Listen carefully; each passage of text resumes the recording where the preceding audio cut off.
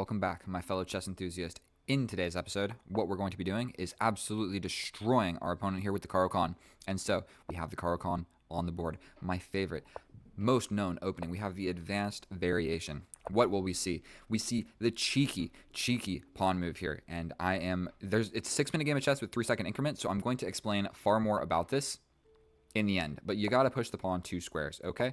You push the pawn 2 squares, you make the pyramid, we go for the pawn push. And that's the most trying move right there. You know what? I don't actually know what to play here. So we're just going to throw in this check. I'm fairly certain that it's going to be okay. Okay. And then, what do we play here? I'm always afraid of this. We pin the knight. That's what we do in this position. We pin the knight. We go for this. That's what we do. I hope. I sure hope I know what I'm talking about. And so... this variation, I don't know everything. But what we're generally trying to do here is bring my knights. That is the game plan. So we're going to bring the knight. If this happens, we're going to wiggle all the way back, maybe to this square. The queen can generally come out to here, but not right now because we don't want to trap my bishop. Okay? So we got to figure out what we're doing with this bishop first. And I think I'm actually... this pin is just dreadful. And so I can step up. If he traps me, I trade. So we're not going to go for it. Oh, did I just walk straight into this? Come on, bro. I need to get better at chess. I literally just walked right into this. Then I step over. Then he attacks. Yikes. Yikes. Ooh. This check is going to be terrifying when he gets my bishop. So I think I might have to play something like this. Not to mention,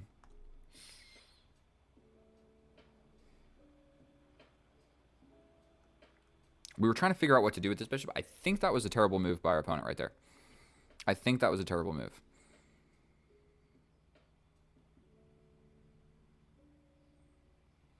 I'm going to take with the bishop because we're covering this.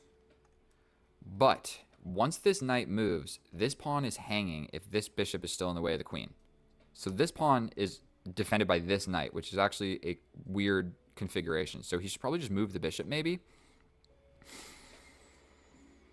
Yeah, moving the bishop would probably make the most amount of sense. Because once I kick this knight, if he jumps in, I'm winning a pawn like this. Okay. Dude is just terrific at chess. What a bummer for us. We have to kick this knight out. We cannot let this knight hang out, harassing my side of the board. So we are literally just going to kick the knight out. And the knight's going to go back. And I think I survived. I'm okay with giving up my bishop. He can jump in. If we take, he has this check. It's about time we castle, don't you say? It's about time we castle. And we're up a pawn. We will move my least active piece, the last piece that I have not moved. So now it is in the action.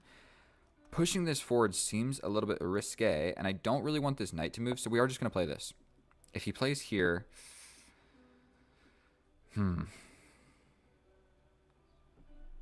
Not really sure what I want to do about that.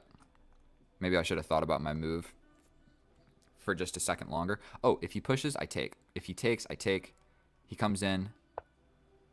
That's scary. Really, without any hesitation, I think we're going to just take this. Right? Now this pawn is hanging, so...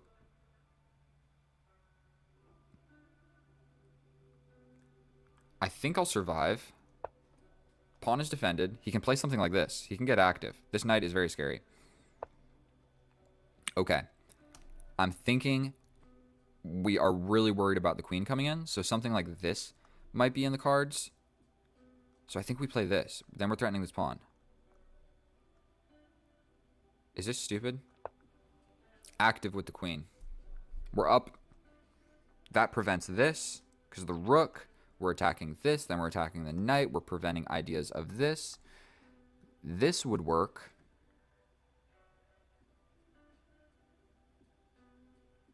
But we can just step back. But then he's got these ideas, which get scary. Okay, so he steps back. What I believe is going to be really beneficial for me. We don't want his knight coming in. But what we're going to do is just aim to trade off the pieces. This is the open file, and I intend to fight over it. And if he does not capture, Then I'm putting my rook on this square. And then if he captures, I got to pass pawn. So quick calculation, that is the game plan. He wants to do the same exact thing as me. I think I jump forward and I'm attacking this pawn. This is a little bit scary as well. Is giving him a passed pawn, like take.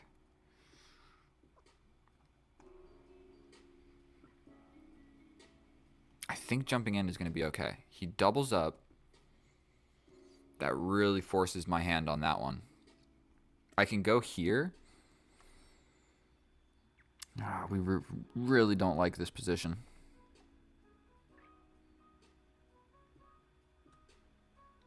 I'm not sure what I'm supposed to do. I think I just give him the passed pawn. This is going to be a headache to deal with. Do I step forward? He steps over. Then I step over.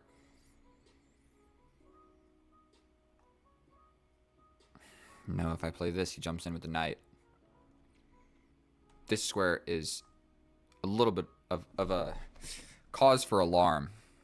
Pushing this hangs this pawn with check. Jumping in attacks this, but then my knight is like far. I can pin the knight, and if he jumps in, I take the queen. So this move might make a fair bit of sense. And I'm not sure. Ooh. Not convinced that was a great move. His knight can definitely get in. And that's just scary for all sorts of different reasons. But I'm up a pawn. If he lets me get up 2 pawns, then I don't care about him having the passed pawn. I'll be able to do something about it. So if he doubles, I take. He comes in, but then I take your pawn. Or I take your pawn in the middle, and that's... No. He would capture back with this pawn. Then it's safe. But then my knight's over here. Take. Then he pushes.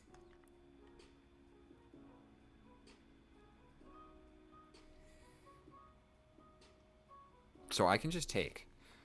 The knight's coming in. I take this pawn. We just trade the queens. I'm up a pawn, right? We take here. The knight comes in. I take this. Then what's this knight trying to do? Jump in like this. Then I take. He takes.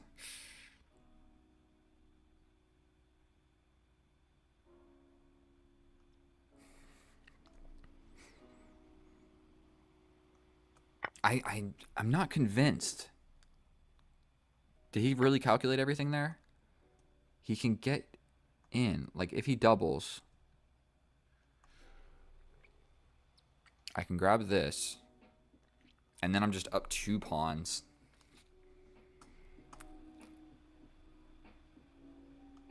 And if he doubles, I can take this. I think I'm just going to go for this, right?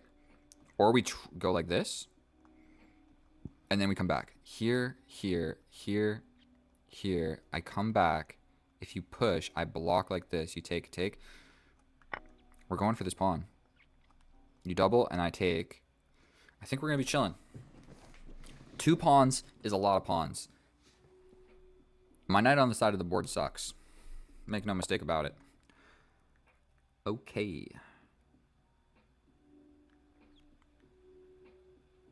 For one, I think I have this first. This is actually kind of scary. So I have to step over here. Then take. So we might want to just get rid of this rook first. Then he has the passed pawn. That's actually really easy to defend. If I play this check and I step up.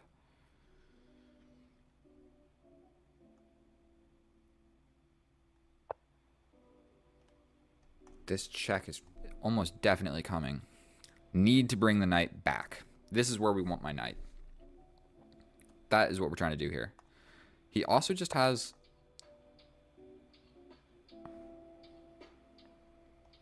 one step closer with the knight. I think that makes a fair bit of sense.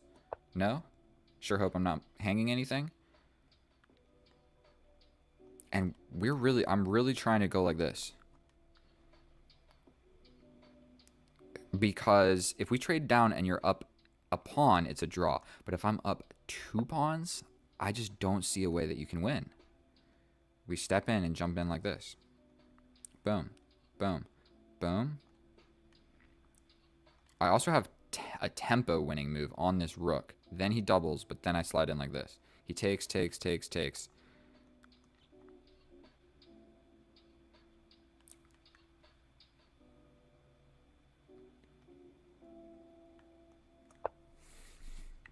"56 seconds. We got 3-second increment. Don't worry. I play a lot of bullet. I got this under control. We are in a rook and pawn endgame where I'm terrified. We don't want him to win this pawn. We jump in, we're attacking this. Like, what are you going to do? Push? I think I just take. And I'm not 100% sure, like, you take. You don't want to give me a passed pawn. But now I'm not convinced. I will just take, and bring the king. And at that point, I know that I'm winning. We take. You get a passed pawn. Potentially, so do I. Okay, so he doesn't want to give me a passed pawn. Do we want to trade that knight? I can question the knight. I can step forward. Step forward. We step forward. The idea is to kick this knight out and make him take.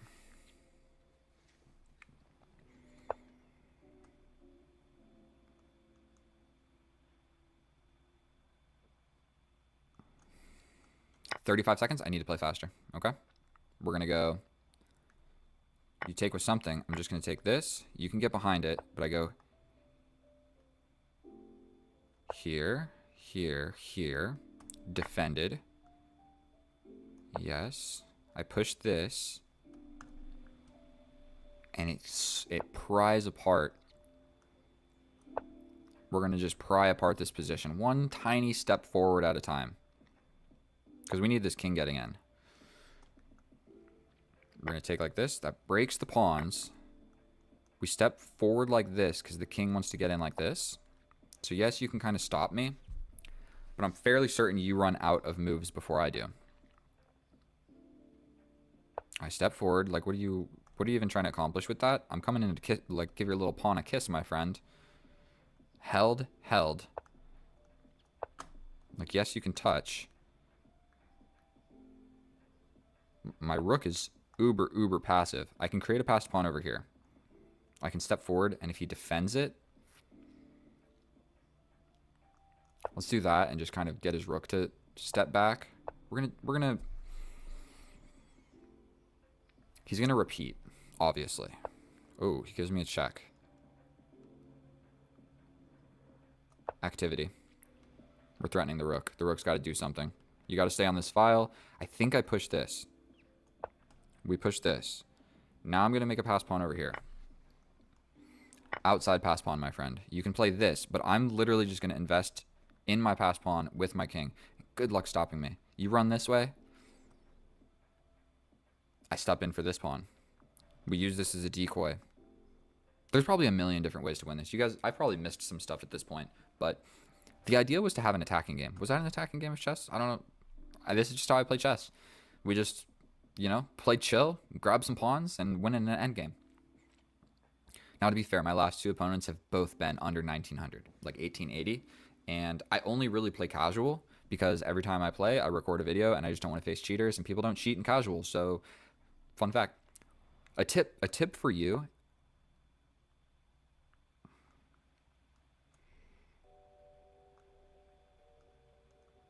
I have this, right? You step up, I step up. That's scary. This rook is annoying. I probably just give up something at some point. I step forward, right? I don't think that's going to work. He can just check me into oblivion. Okay, we're coming back. We're coming back. We will push this pawn one square at a time. This is ridiculous. This is a ridiculous position. I have two outside passed pawns. That took away this. I can sacrifice this, right? At some point I can. And your king can't really come help because I will probably just grab this. It's not so clear. I just don't want to hang anything. I can push this. Let's do another round of shuffling to gain some time. That could be scary. But really what we're doing is we're shuffling these moves. Here. Okay. Now, officially, I cannot repeat the position again.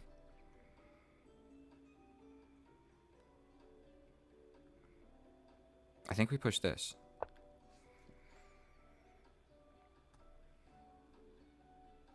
I'm not sure, bro.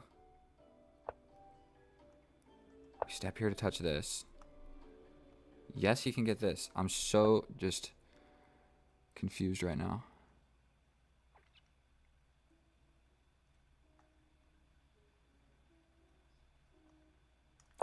What if we just put my... What if we completely change the plan and we bring my king back to block this?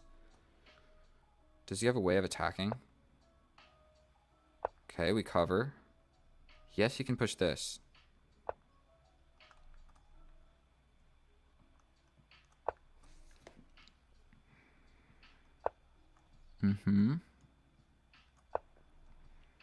He pushes, I take. If he goes here...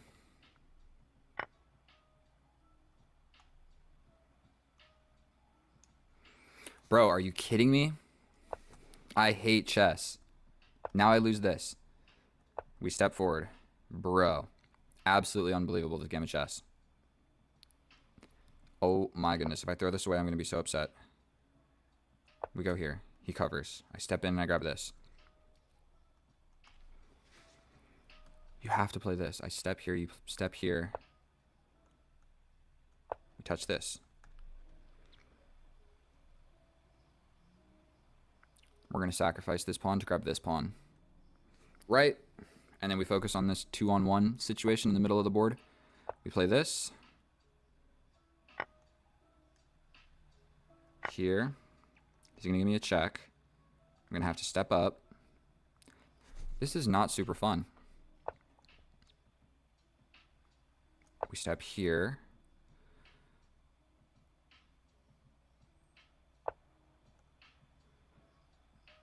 We give a check.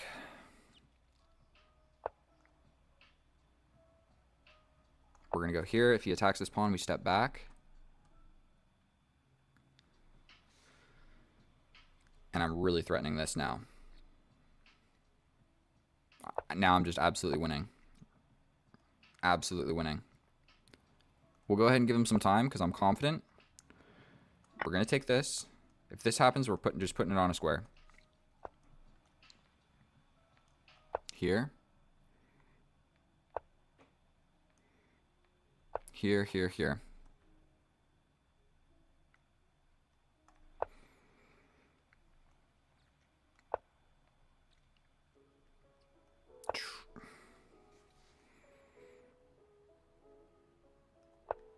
Are you kidding me? He's blockading me, bro.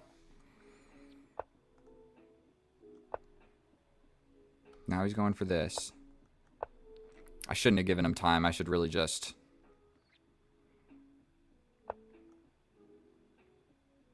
I don't even know what I'm trying to accomplish. He can attack my pawn. This is ridiculous. How long have we been in this endgame?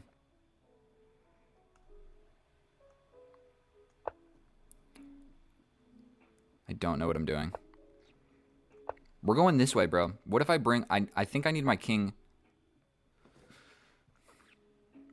You can't take. You can't take, bro. My pawn will run.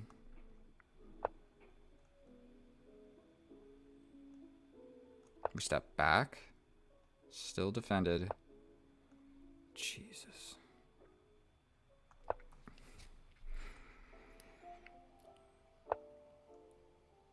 I'm trying to come this way, bro. This is what we want.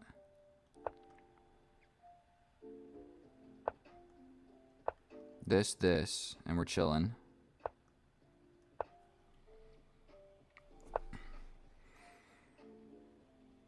We're trying to come up to go here.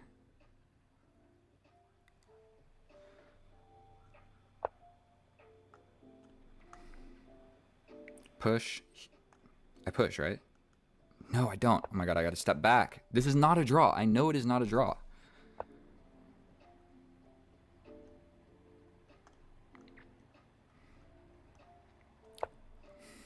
I think I gotta start giving checks. I haven't given a check in a while. Let's try that out. He's gonna hit me with the 50 move nonsense. He loses on time. I'm embarrassed at that endgame. I think, you know, we probably made close to 50 moves at that point where nothing had happened. I did not know how to win that endgame. Trying to bring the king here didn't work. I just kept getting checked into oblivion. I need to figure, like, check, forces him back. I threaten a rook trade. I don't know. I went about that the completely wrong way. Look at all of these moves. We're up.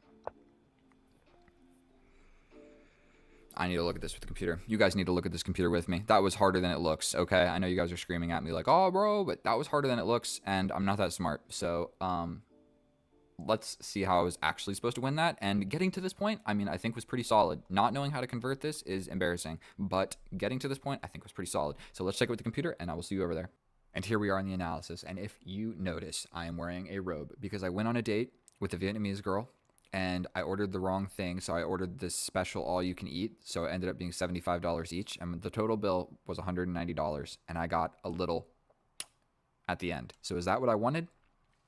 The answer is no. But now I have time to show you the game in its full entirety, okay? So I have analyzed this, and I have recorded 2 different videos trying to explain this and the best parts, and the end game was literally just beyond me. There was a few tactics, and we're going to fly through this opening real quick. We're playing the Caro-Kann advanced variation. When you see this, all you got to know is push the pawn 2 squares. I'm going to show you this real quick. If you don't push the pawn 2 squares, and you push this forward, boom, boom, boom, boom, boom. Your bishop is trapped, okay? You got to give it up for something, and it sucks. Okay. If you play the pawn 1 square, you get boom, boom, boom. You can either go here and get forced back here, or you can go back here all by yourself. Going back all by yourself is better, but we're not going to ever do this because you're going to push the pawn 2 squares. Then he pushes forward, you defend with the queen or bring the knight, and either way he's capturing, and this happens, and you have essentially a really bad position, okay? A really bad position. So all of that can and will happen if you do anything else other than push this pawn 2 squares. So some people say you need to like understand the meanings behind moves in the opening. I don't think it's true. Just push it 2 squares. Everything else that I explained will never happen to you. Push the pawn 2 squares. That's all you got to know. You don't need to know what's going to happen if you pushed it 1 or you don't push it at all. You're never going to find out because I tested it and tried it for you and lost many games to those other variations, and it's not going to happen to you because you watched this video. And so, boom, boom, boom. This is what we're supposed to do. We're supposed to be pinning the knight. It's okay. Now I know the idea. We pin the knight. He captures. I capture back. That check would have been fine. We develop a knight. We develop a knight. And this pawn in the middle of the board is simply hanging. Okay? I can just grab it. This is pinned to the queen, so you're not going to capture back and lose your queen. And the discovery check doesn't work because that square is defended by the knight that took the pawn. It goes boom, boom. Okay? And if he jumps in with the knight, I can attack the queen. You capture back. Then I step all the way back. Okay, whatever. Either way, I'm winning a pawn. Long story short, I'm winning this pawn. This pawn is hanging. Okay? We scoot around. Boom, boom. And I question this knight. And in this situation, he jumps forward. Now, what you don't want to do is trade a bishop for a knight. What you almost always want to do is trade a bishop for a knight and a pawn. Now, if it is a central pawn, specifically this is the most annoying pawn that he has in the position, and we get rid of it. So yes, I lost the light square bishop, but I got a knight and a pawn. And not only that, he doesn't have a dark square bishop. So losing my dark square bishop doesn't even suck that bad, okay? So we are chilling. We're up a pawn. We're making some moves. And right now, this pawn is hanging tactically for the second time. We can take. If he takes here, we take here a deflection to move the queen away from attacking the knight. We take back on the bishop. And if he attacks the knight, there's a lot of different things we can do. But the simplest is like just come back. And we lose the pawn. But we're chilling, okay? I miss it. I trade off equally, and I'm still winning because I'm up that pawn. And so now if you see the evaluation is like -1, that's because I have a pawn. Tactically hanging for the third time, right? Third time, I can take the pawn because this rook was never actually defending that pawn or attacking my knight, because if he ever takes the knight, I'm just going to take your rook with check, and that sucks. So you can't even do it. So tactically, the knight is hanging again. Do I see it? No. Instead, I move my queen closer. He's got this tactic where all this can happen. Neither of us saw it, so we don't really need to talk about it, okay? We step forward, he steps back. Yet again, he moves a defender of this pawn. But lo and behold, it is literally hanging again because now my queen is on this square. So I can take it again if the knight takes. Boom. And I mean, for one, it's going through here. So the best move is to really just step back, but then we just trade off equally. Then I grab the pawn. I could plug the open file, whatever. It's all winning. So was that the fourth time that pawn was hanging? It was the fourth time. 4 times, tactically, this pawn was hanging in the position. 4 times in one game. Each tactic was different, and I missed every single one of them. So that is just not the sign of a strong chess player. So we trade off the queens. We grab a pawn on the side of the board, and then, first tactic for our opponent to find, we step here. Now, the simple idea of this is a good square for my knight, and you trading knights gives me a pass pawn, and me trading knights simply means that you're just losing more because I'm winning. Now, unfortunately, he has this move. Jumping in, defended by the rook, threatening a fork of all my everything. So the best move is to really just step up, but then he just grabs my rook. So by the way, it's just attacking my rook. So if he jumps in, it doesn't matter which way I go, if I go here or if I go here to defend this square from the knight fork. Well, let's just go here. He jumps in with the fork anyway. I take, but that moved my rook up to undefend the other rook. The same tactic that I had on him earlier. Bada boom, bada bing. He missed it. Okay. 5 minutes. All right, let's just skip forward a little bit. We trade some knights, we trade some pawns, and I know in this position I am completely, absolutely winning. So we push this pawn to get my king in. Cool. He doesn't want to take and let my king get in. We're just going to take and separate your pawns. His pawns are now separated. He has 3 pawn islands against my 3 pawn islands, but 2 of my 3 pawn islands are 2 pawns. Okay, we push this forward so I have a square for my king so I can get into the position. If I can get my king here, I'm attacking this pawn. That is the idea. Boom, boom, boom. We get in. Then I figure, let's step forward with my king. Step forward with the king. Then I figure, let's step back with the king. Then I figure, let's step forward with the king. Then I figure, let's push a pawn, because that is the best move, because we're making a pass pawn, and then I have 2 outside pass pawns ready to turn into queens. Should be an easy way, should be an easy road to victory, right? No. The answer is no. Now, what I did here is I did a little bit of time farming. Shuffling the king back and forth. Time farming, it's a real chess term, but it's something you can actually do. And so essentially the idea here is to get checked a few times just so I can gain some time on the increment. So I could have gone all the way up, but I guess I got scared of like my king getting stranded and cut all the way off. So I didn't do that, not this time. But I go up 1 square just to get checked, to step back, to get checked, to then make the move that I was originally normally going to play. Cool. And I gained a little bit of time from doing all of that. Now, in this situation, I do the same exact thing. We step up, we get hit, and instead of stepping back, this is the best move and the move that I want to play in the position, but instead we go boom, boom, boom, boom, boom. And that's a lot of moves that if are played quickly, look, I got 17 seconds, boom, boom, boom, boom, boom, boom, boom, boom. Then I play the original move that I meant to play, but now I have 25 seconds when I make that move instead of 17, okay? Now, we start pushing the pass pawn. Let's just get into this. We're scooting around, and I blunder. I blunder it away to a draw because both of my pawns are undefended on this rank. So I push forward, and my rook isn't actually defending this pawn because he can just take it, and I can't take the rook. The rook's not actually hanging because, well, it is, but then he just makes the queen. So my rook needs to stay on the back rank. I can't go up taking things. So long story short, this happens. He makes a queen, okay? So I have to go back and defend, which I do promptly. And what he needed to realize is to grab this pawn and lose this pawn, and this position is holdable. This position, boom, boom, boom, boom, everything like that is holdable, which is impossible for a 1900 rated chess player to know. So instead, he defends his asset. This pawn is his asset, and I can understand him not wanting to give it up, Plus with 40 seconds, I've got 7 seconds. But now I step forward and I defend my asset. So now you've got an asset and I've got an asset. But at the end of it all, I have 1 extra pawn. Yes. Yes. Okay. So we start pushing the passed pawn. We're doing a shuffle. And literally, I cannot explain to you how stupid I am. In this situation, he literally showed me how the tactic worked. I pushed my pawn forward and he just took it. And I wasn't able to take the rook because he would promote to a queen. This is literally the same tactic. I take the pawn and you can't take the rook because I make a queen. I got confused because it's on the other side of the board and I'm the one doing it and it's not being done to me. But I am so bad at chess. He literally showed me how the tactic worked. I understood it and I saw it. And then I have the position to do it right back to him and I don't. So I don't know how many games of chess I need to play to not make stupid moves like this, but I can straight up just grab this pawn because this rook is not defending it because he needs to stay on the back rank just like my rook was. Instead, I hang the queen. Okay? I'm still doing okay. All right? I'm still up a pawn. So I'm still up a pawn, so I'm still doing okay. So it's a draw, but I'm the one fighting for a dub. Okay? Now, I'm trying to figure out how to position my pieces. We're getting checked, but I grab this pawn. And now, I step forward, I step over, and I challenge you. I'm going to tell you what I did. I took this and I played against Stockfish on the highest level. No, I ran through this exact position with the computer so the computer could show me the best way and the best idea of how to win this position. I did that 2 or 3 times, and then I played the computer 2 or 3 times.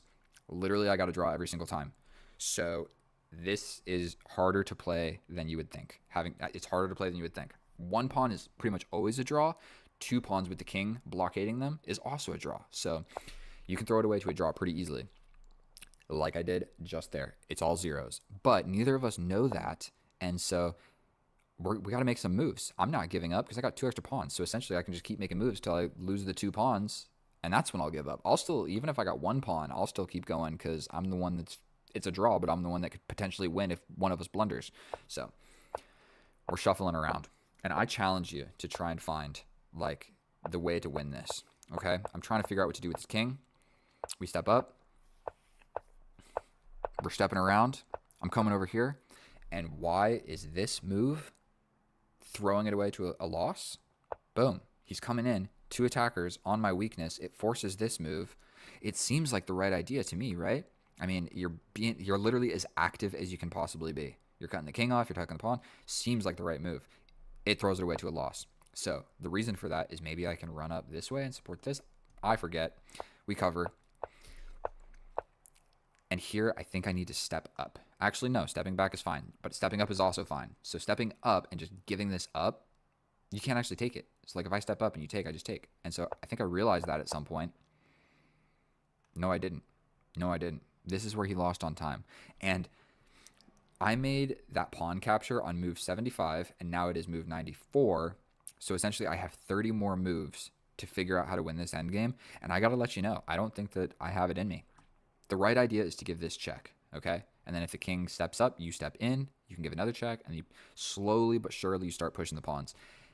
Played perfectly, I think it takes far more than 30 moves because you've got a rook and you can just give a million checks. And definitely a human can throw in some extra checks that aren't actually the best moves, but you can just throw in some checks to waste some time and make more moves to get towards the 50 move rule.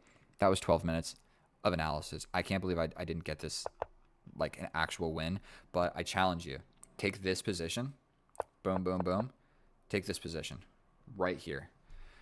White plays this, and then it's your move as black. Play against Stockfish, and if you can win this, I'm proud of you. Kudos to you, because I just couldn't do it, and I even watched how to do it with the computer. And so we could run through it, but I don't want to waste any more of your time. And I think it's too complicated for me to really explain.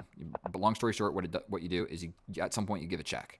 And if the king goes this way, you step in somehow, and you give a check supporting this pawn push in a way where he's not going to take this pawn. It's hard to do. It's hard to do. Please subscribe. I hope that convinced you that I'm the best chess player to watch on YouTube. So thank you so much for watching my video. It's been a pleasure playing for you. And wish me luck in this date. I've been shooting some shots recently. So we'll see what's happening. All right. I'll see you guys next time. Thank you so much, and get out here. Bye.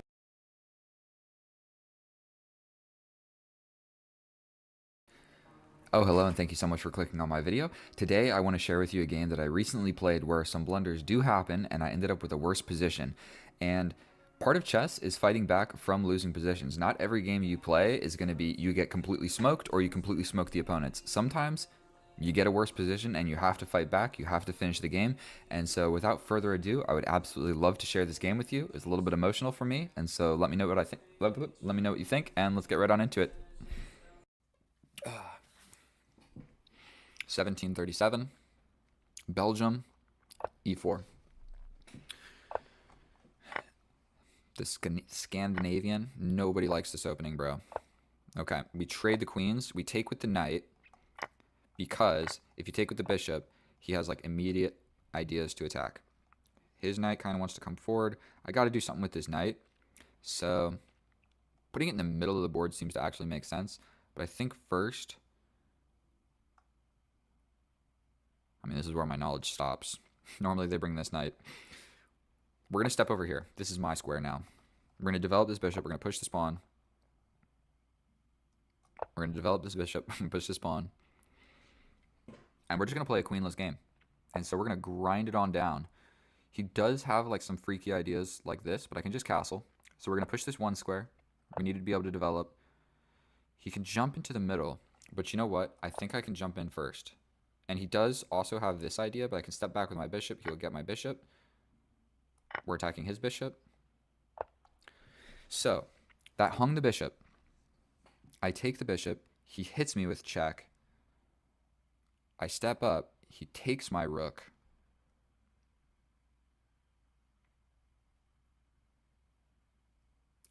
And I'm just pretty sure that he's going to get my rook for these two pieces, which I think is good for me. Right? So, boom, boom. I can even step up this way. If you hit me with a check, I block. You step back. I develop. No. I need to maintain touching this square. Boom, boom, here. You take the rook. I step up. We're doing it.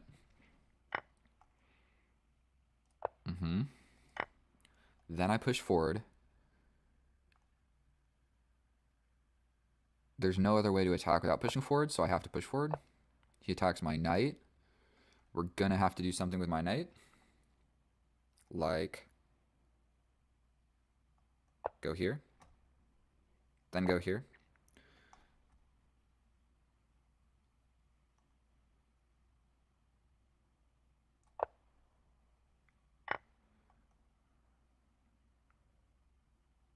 There's a check. There's a check. I'm scared. I can block, but he blocks. 3 minutes against 5. If I step this way,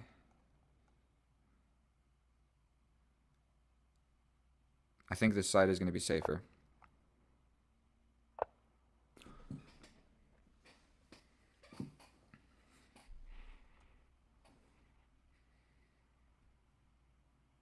I just lost the game.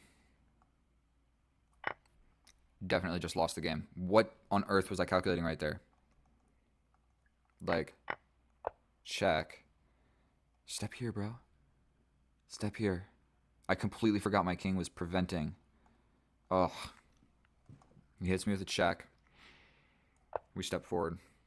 He castles. I lose the game. Even this doesn't work because he just comes over and destroys me. So maybe I gotta like make a move like this.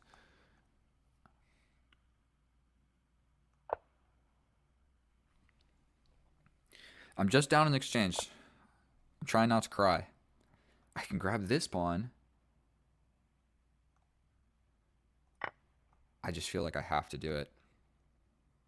He comes over here. Okay. I can also attack this pawn. And he's kind of forced into pushing. Here. We pin it. You go here with check. Ugh, this would work. This would work. But there's check. I go here. No. I want the rook to stay there.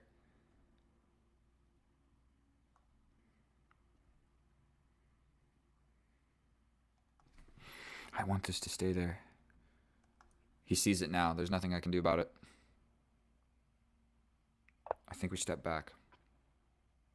Please try and escape this way. You can escape with a check. Then I step up. I really need this. Castling would get out of it.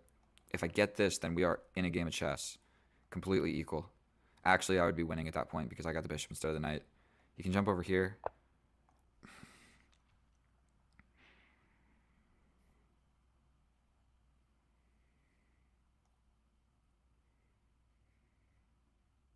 We got to do something with this rook. He hits us with a check. We step forward. He doubles the rooks. Yep, we step forward. My king is going to have to aid in the attack.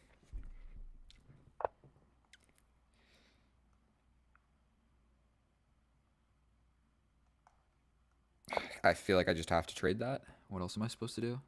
He can double and infiltrate.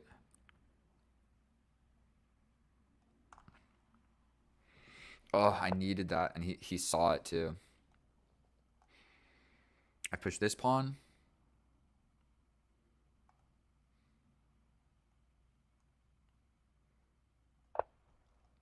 He can pretty much force me to trade the rook, and if I lose the rook, I'm in a lot of trouble. There is like an 80% chance. And one thing you might not know about chess is the way that when you're looking at it with Stockfish and it says like you have a +3 advantage. That's basically like a percent of what's the probability that you win in this position. Essentially, is kind of one way to look at it. And so it's like if you have a +9, it's like you are very likely to win. Okay. We attack. You come in. I could just attack here. That's a really like committal move. But this one actually might do some stuff. We attack. You step back. I push. You jump in.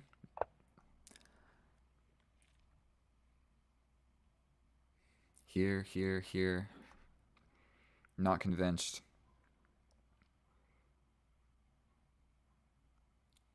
Here with a check. Here. Here. Oh, that's not going to work.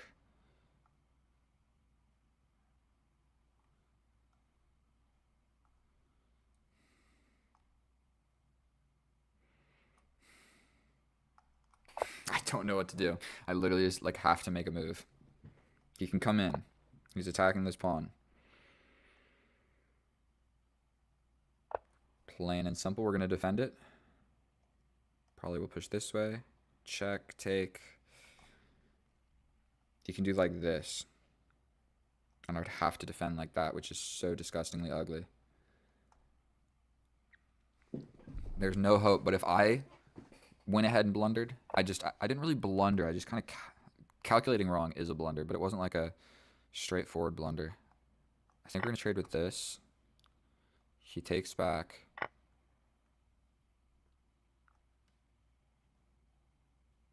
We push. He can launch check, and then even his pawns are doing a little bit of attacking.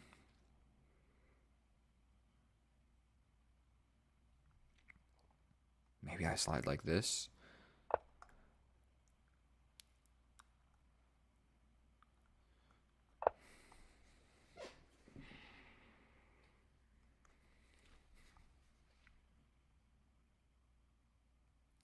Do I dare go for something like this? 3 minutes against 47 seconds. There's just no way. I have a losing position. I have less time to think about my moves. I'm not trying to be pessimistic, but sometimes you got to be realistic. We attack this dude.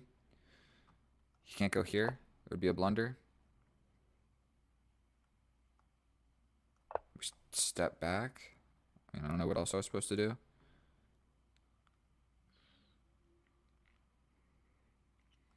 Pin.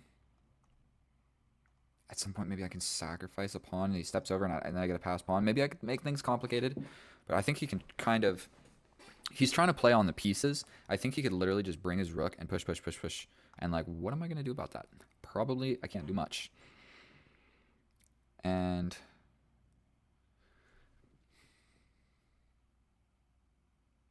like, I can have, like, a tempo winning move on this rook. Like, if I attack the rook would have to go here. I can then attack the rook again. The rook would go somewhere. I can hit him with this check. So here, does that make sense? That's what I see immediately. Check. Check. Block with the rook. I hit you with a check. If you take, I win the rook. If you step up, I hit you with check. Oh, you can run this way. Here, here, here. Really can't be trading rooks in a situation like this. I'm going to be honest with you. Here, here, push. King comes here. I don't think I'm going to be able to save it. Step like this. 13 seconds. Oh my god. I only have 3 seconds each move. This pawn is weak now. I need to push it. I'm so scared. I can grab this pawn. This bishop sucks. Now he's gated out by this guy. Maybe I go like this. Defended by this. Here. Here. Pushing this seems... I think we're just going to take. Not even going to calculate anything. We step forward. We're attacking the knight. The knight comes here. This is defended. I'm ready to defend. This guy's under attack. Attacking this pawn.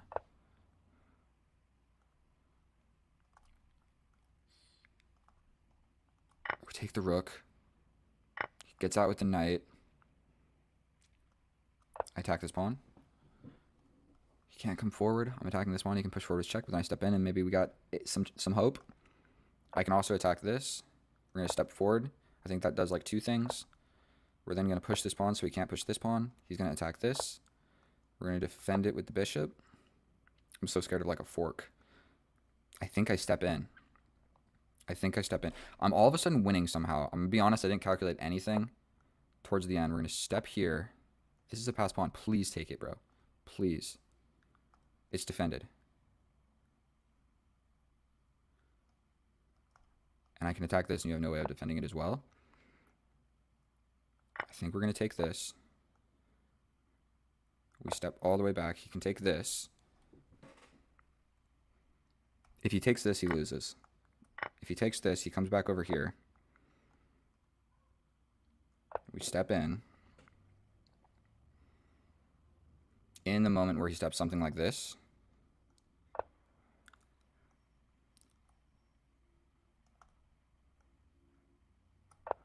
he's going to get this.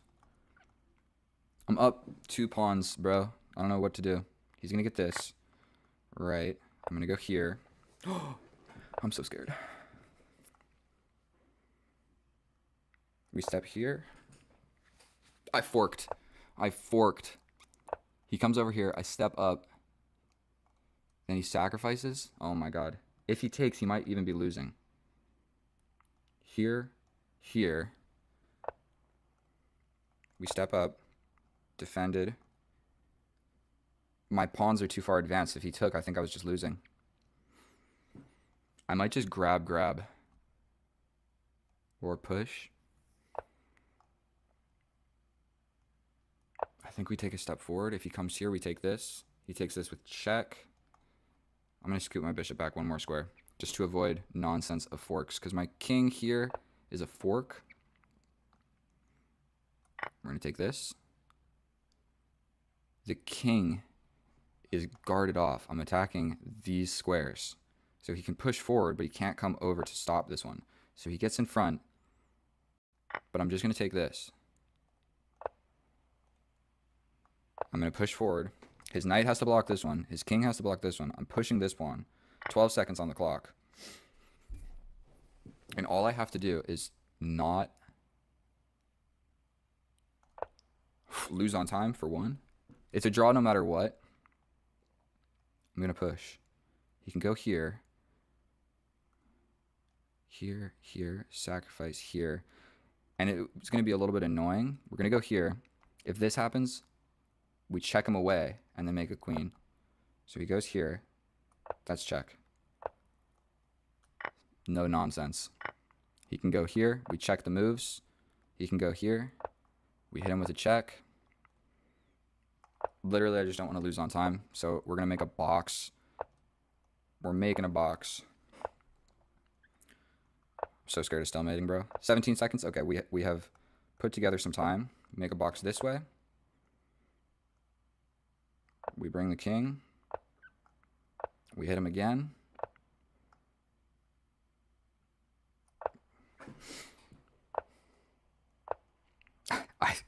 I'm so frazzled from that game that I don't know how to checkmate with a king and a queen. So we're just doing it like this, okay? Go to the corner. He's locked in these two squares. I bring the king.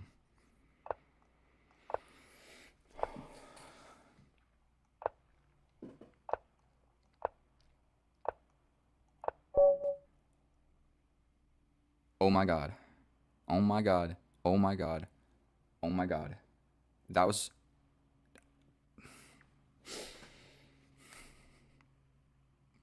What on earth was that game? I don't even know what to think. That was so epic. I can't believe I won that. I don't think I deserved that. Maybe the end game, I did deserve that, but that took some gosh darn know-how in this position. That was one of my most favorite games of chess because I was so lost. Huge blunder here. Take. Obviously, it opens up this file. He wants his knight to go here. I get checked. Why did I step away? This is the square that needs to be covered. I literally stepped away and let go of this square. The knight gets out, and I'm just so lost here. We step forward a little bit, and I literally am just wiggling, praying for something. This knight kind of disconnected. Then he sacrificed down the exchange. He didn't need to do that because it's not like he was winning by that much. He was just up in exchange, and now he trades down in exchange. And so essentially, you know what? We're going to end this part of the video. We're going to look at the analysis. So let's go to the analysis, and then I'm going to actually look at this game a little bit more in depth. Okay? So I'll see you over there. Oh boy, was that a doozy. And if you've made it this far in the video, then I'm literally like emotional right now. Like if you saw, I just got quiet. I couldn't even checkmate with the king and the queen because it was like I was in such a losing position for such a long time. And then it just all of a sudden, he traded back the exchange in an end game, and oh my god. So there were a couple ideas that I missed. So the main blunder, everything that I did made sense. So here, you're actually supposed to take with the bishop. I always thought you took with the knight because you don't want to get hit with this. And then your bishop gets attacked. And then this is attacked. So that's kind of what I saw from a distance, is you want to avoid that. Because then my bishop is... So you can actually take with whatever, and the computer says anything is fine. No matter what move you play, you're fine. We get this. And this is a blunder because it literally just hangs this. And you're basically trading the bishop and the knight for my rook. And so, and a pawn, potentially 2 pawns. So it's not actually terrible. I'm supposed to defend by pushing 2, but everything is fine. We're still good. It's an equal position. We're now attacking the knight. He trades, we trade, and he hits us with this check. And he could have even castled into this check. So that would have just been cool for our opponent to like castle and check and then operation save the knight. The whole reason my king is here, like, do you remember? I did all of this calculation, and I was like, oh, what about blah, blah, blah, blah, blah. I was like, oh yeah, I got to go here to defend the escaping square. So I put my king there. I literally like said that and thought that, putting my king here. Then a few moves later, my king has to move, and I'm like, huh, maybe I should just stop touching the most important square. The whole reason my king is on this square getting checked. Didn't think about it. I could have even blocked the bishop, and my king stays planted firm. So if we look at the computer, I'm simply down in exchange. So it's a -1, but I got a pawn. We're scooting around, and I grab another pawn. So now all of a sudden, the material difference is only 1 point of material difference. If you can see it at the very top, I know it's like cut off small over here. It's not that big of a difference. So we're scooting around. We get hit with checks. I don't need to show you everything here. We're getting some mistakes.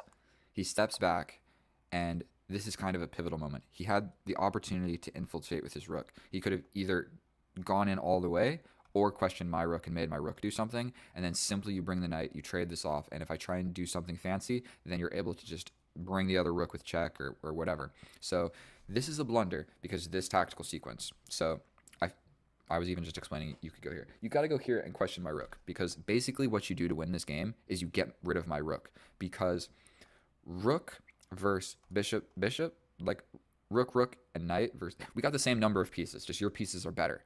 And so if you trade off the best one in this situation, I'm toast, okay? Because then it's no good. Then you got a rook and a knight versus a bishop, and that loses like always. If it's like rook rook versus bishop rook, it's not that losing. You can save yourself sometimes. So this tactical sequence, I attack. If you directly go here, you get pinned, and if you go all the way back, then I hit you with a check, and I force the king back to then get this pin. So there's a tactical sequence that I just missed, and so that would have been hard to find. I like then hit him with the check, and then hit him with the pin. Didn't see it. Didn't see it. So we slide forward with the check. Now my bishops are actually really active, and I'm winning. And what the heck is going on here?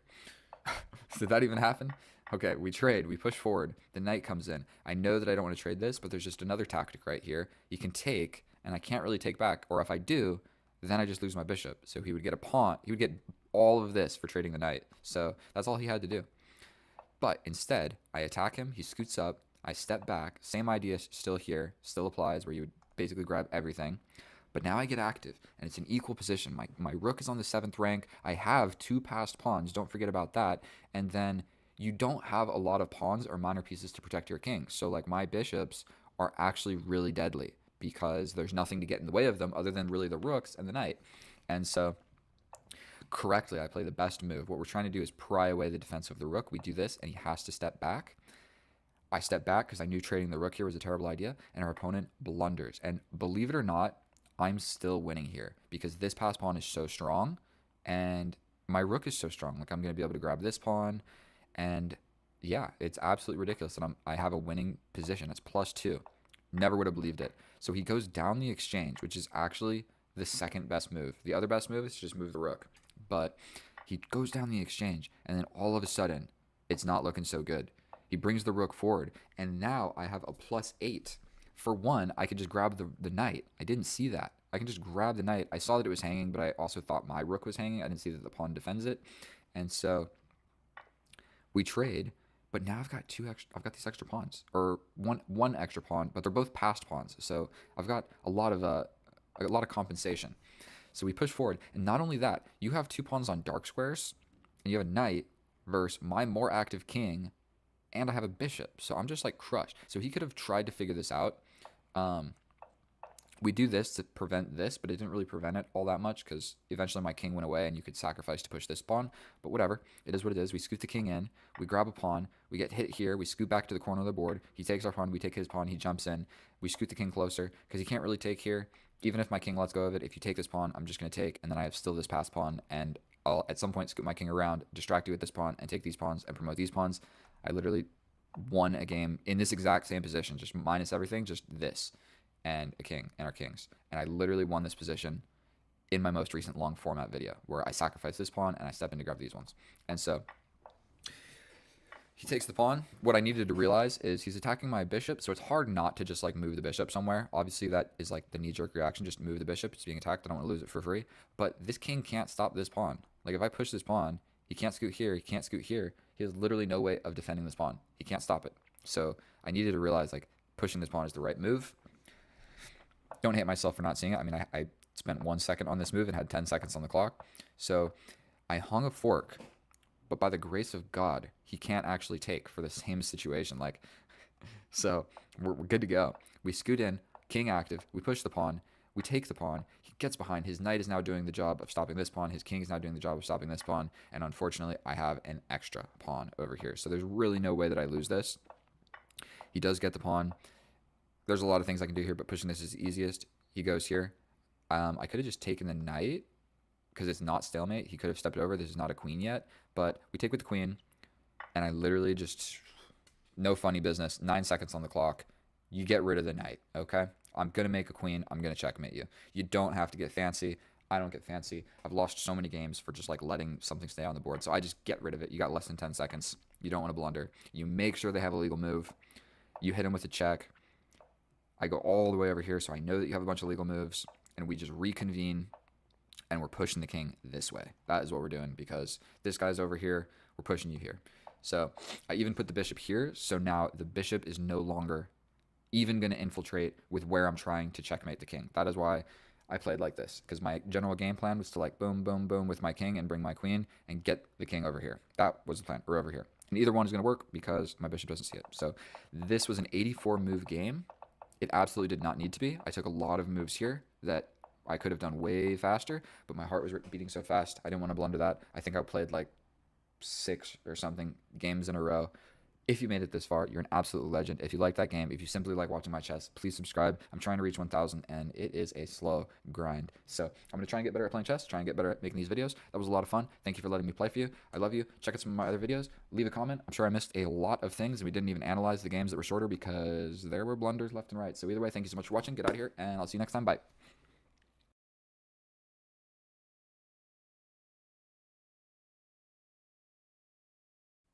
Hello, my fellow chess friends. We are back at it again with another epic and educational day of chess. Today we're on Lichess instead of chess.com because it's my strong favorite. Today we're facing a 1901. I am 1912. I have 10 points of elo on our opponent here. First, you're not going to be able to see this. Maybe you will. Angola never played somebody from there. We check. He is terrible at bullet. He is quite good at blitz, and he is slightly worse than me in rapid. So, going forward with that information, we are going to try and get it into a low time situation.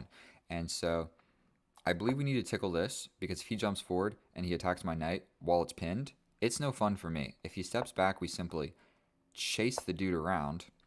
This is not necessarily a structure that you should love, but we're going to jump forward, defend this pawn. Should I have... Was the whole point of pushing these pawns so that I could get the bishop, and now he has a little place for his bishop to get away to? Quite possibly. That was a minor inaccuracy on my part. I think I should have chased the bishop. But you know what? It's never a bad idea to just develop your pieces. So he wants my bishop. I have the opportunity to kind of like scoot forward, and this pawn push will open this diagonal, which my bishop would most likely get on with my queen. And so pushing this pawn also takes away his retreating square. So we're going to slide back. If he chases us yet again, we scoot back again. Okay, so he's going to pin us. I mean, I'm going to pretty much need to develop this bishop anyway, so I'm able to castle. So we might as well just break the pin. And the goal here is to maintain a more or less equal position. So he wants to just chase my bishop around. Be my guest. Be my guest. Not sure if, you know, he's got a weird pawn structure over here. We're definitely going to take back this way to open up the rook on this H file and somewhat, you know, move our pawns towards the center because, you know, you don't want to capture like this. Doesn't make any sense. I mean, castling this way seems to be out of the question. Castling this way takes my rook off the file. So I'm not super opposed to not castling at all, potentially. And I mean, this knight's not doing a whole lot. Is there any sacrificial ideas? I mean, he would just take here, and I would take, and then he would take. Then I get in with my queen. But you could probably quite easily just like bring your queen or bring your rook. So I don't think any of that is going to work in my favor. We might slide here. We might do this. We're eyeing this little infiltration square into the position. And, I mean, okay, so he defends it with the king. Probably a very reasonable move by our opponent right there. Now, what is the plan forward? Could I potentially go for a pawn break? Should I just castle? It's hard to say. We're not going to spend a million years on this. These are like my two genius ideas. I can also attack this bishop, but then he kind of just reroutes to attacking my king, and I don't love all of that. I can also like step back. And this pawn push doesn't make any sense.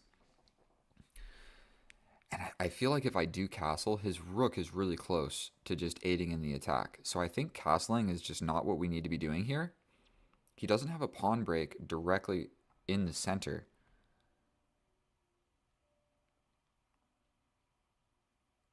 So when in doubt,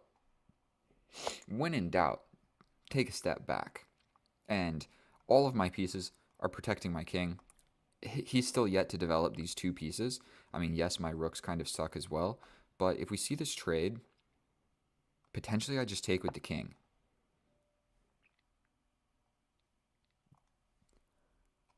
We're going to just do this. He can grab this pawn, but then I get out with my rook. Then I get out with my bishop. So we're going to slide here because this pawn is pinned.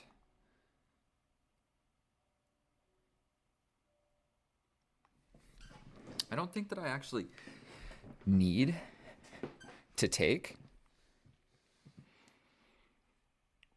Like, I could just let him come towards me.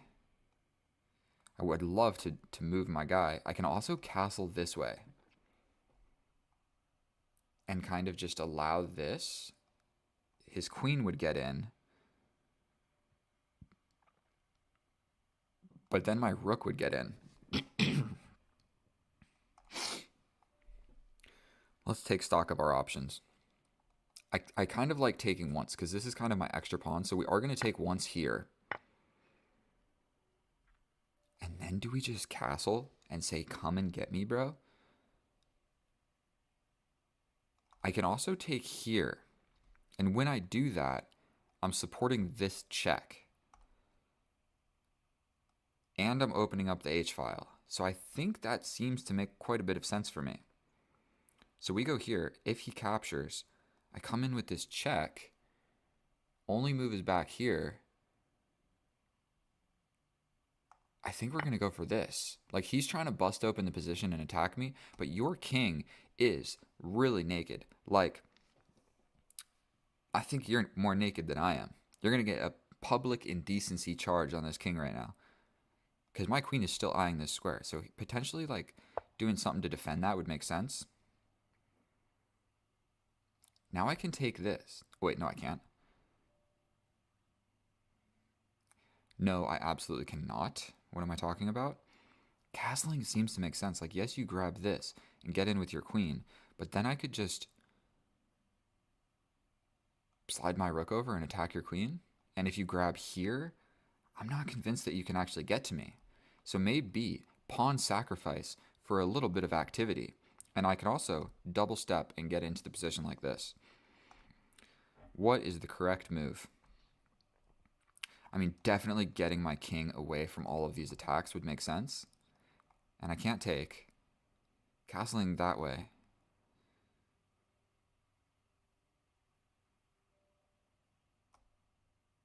Let's just do it. I'm completely up material. Completely up material right now. Potentially I would lose a pawn there. And I think I can still take. Correct? Because you can't take back because then I'm getting in. And like I explained, I don't think that's going to be super great for you.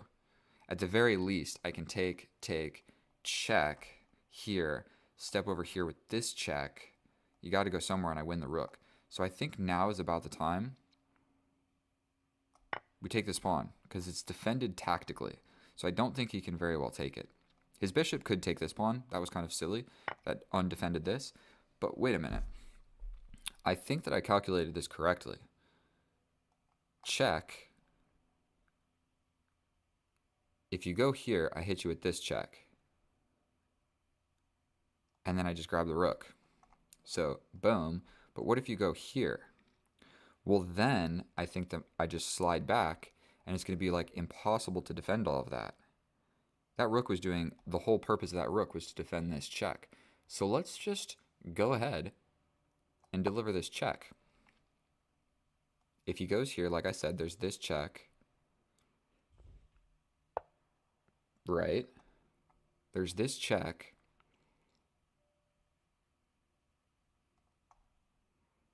Check. I'm attacking the rook. You can't really block it if you can't step here. So check here. And then I think we're good to go. So let's just give this check. Only move or block with the queen. But blocking with the queen isn't going to work because I'm just going to hit you with this check. And I'm just going to shred apart this dude's position. Like his two major pieces. You know, this is a loose piece. You got to be careful when you go gobbling pawns. Okay, so I can just grab the rook for free. I can potentially give a check first. Then he comes back. So I could give this check. I'm going to take a little bit of time just trying to figure out what's better, because I would love to shimmy around the king and be able to get maximum destruction out of my queen right here. So if I go here, if he does this, I just take with check. So that's not going to happen. So I could go here. If he steps anywhere on this file, I can hit him with this check, which is essentially checkmate. So I think that this is slightly more accurate.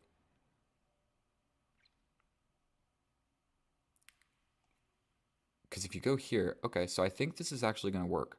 What am I talking about? The queen is there. Okay, I spent like way too long on that position right there. I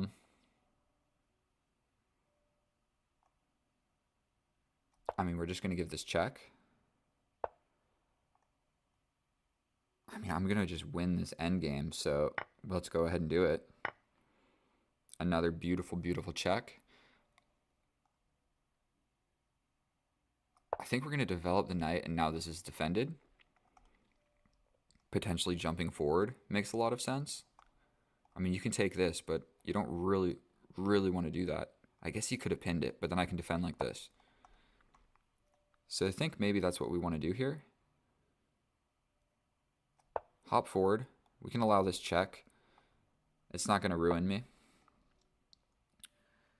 I think stepping forward onto a dark square, just so there's no nonsense with this guy. And potentially we just jump forward. Okay, so we're just going to trade that off. Absolutely, that's a good move. I can then throw my knight into the center of the board. Kaboom. If you take, you just are in an absolutely crushed endgame. Nothing you can do. You can attack this pawn. I can just defend. We'll defend that.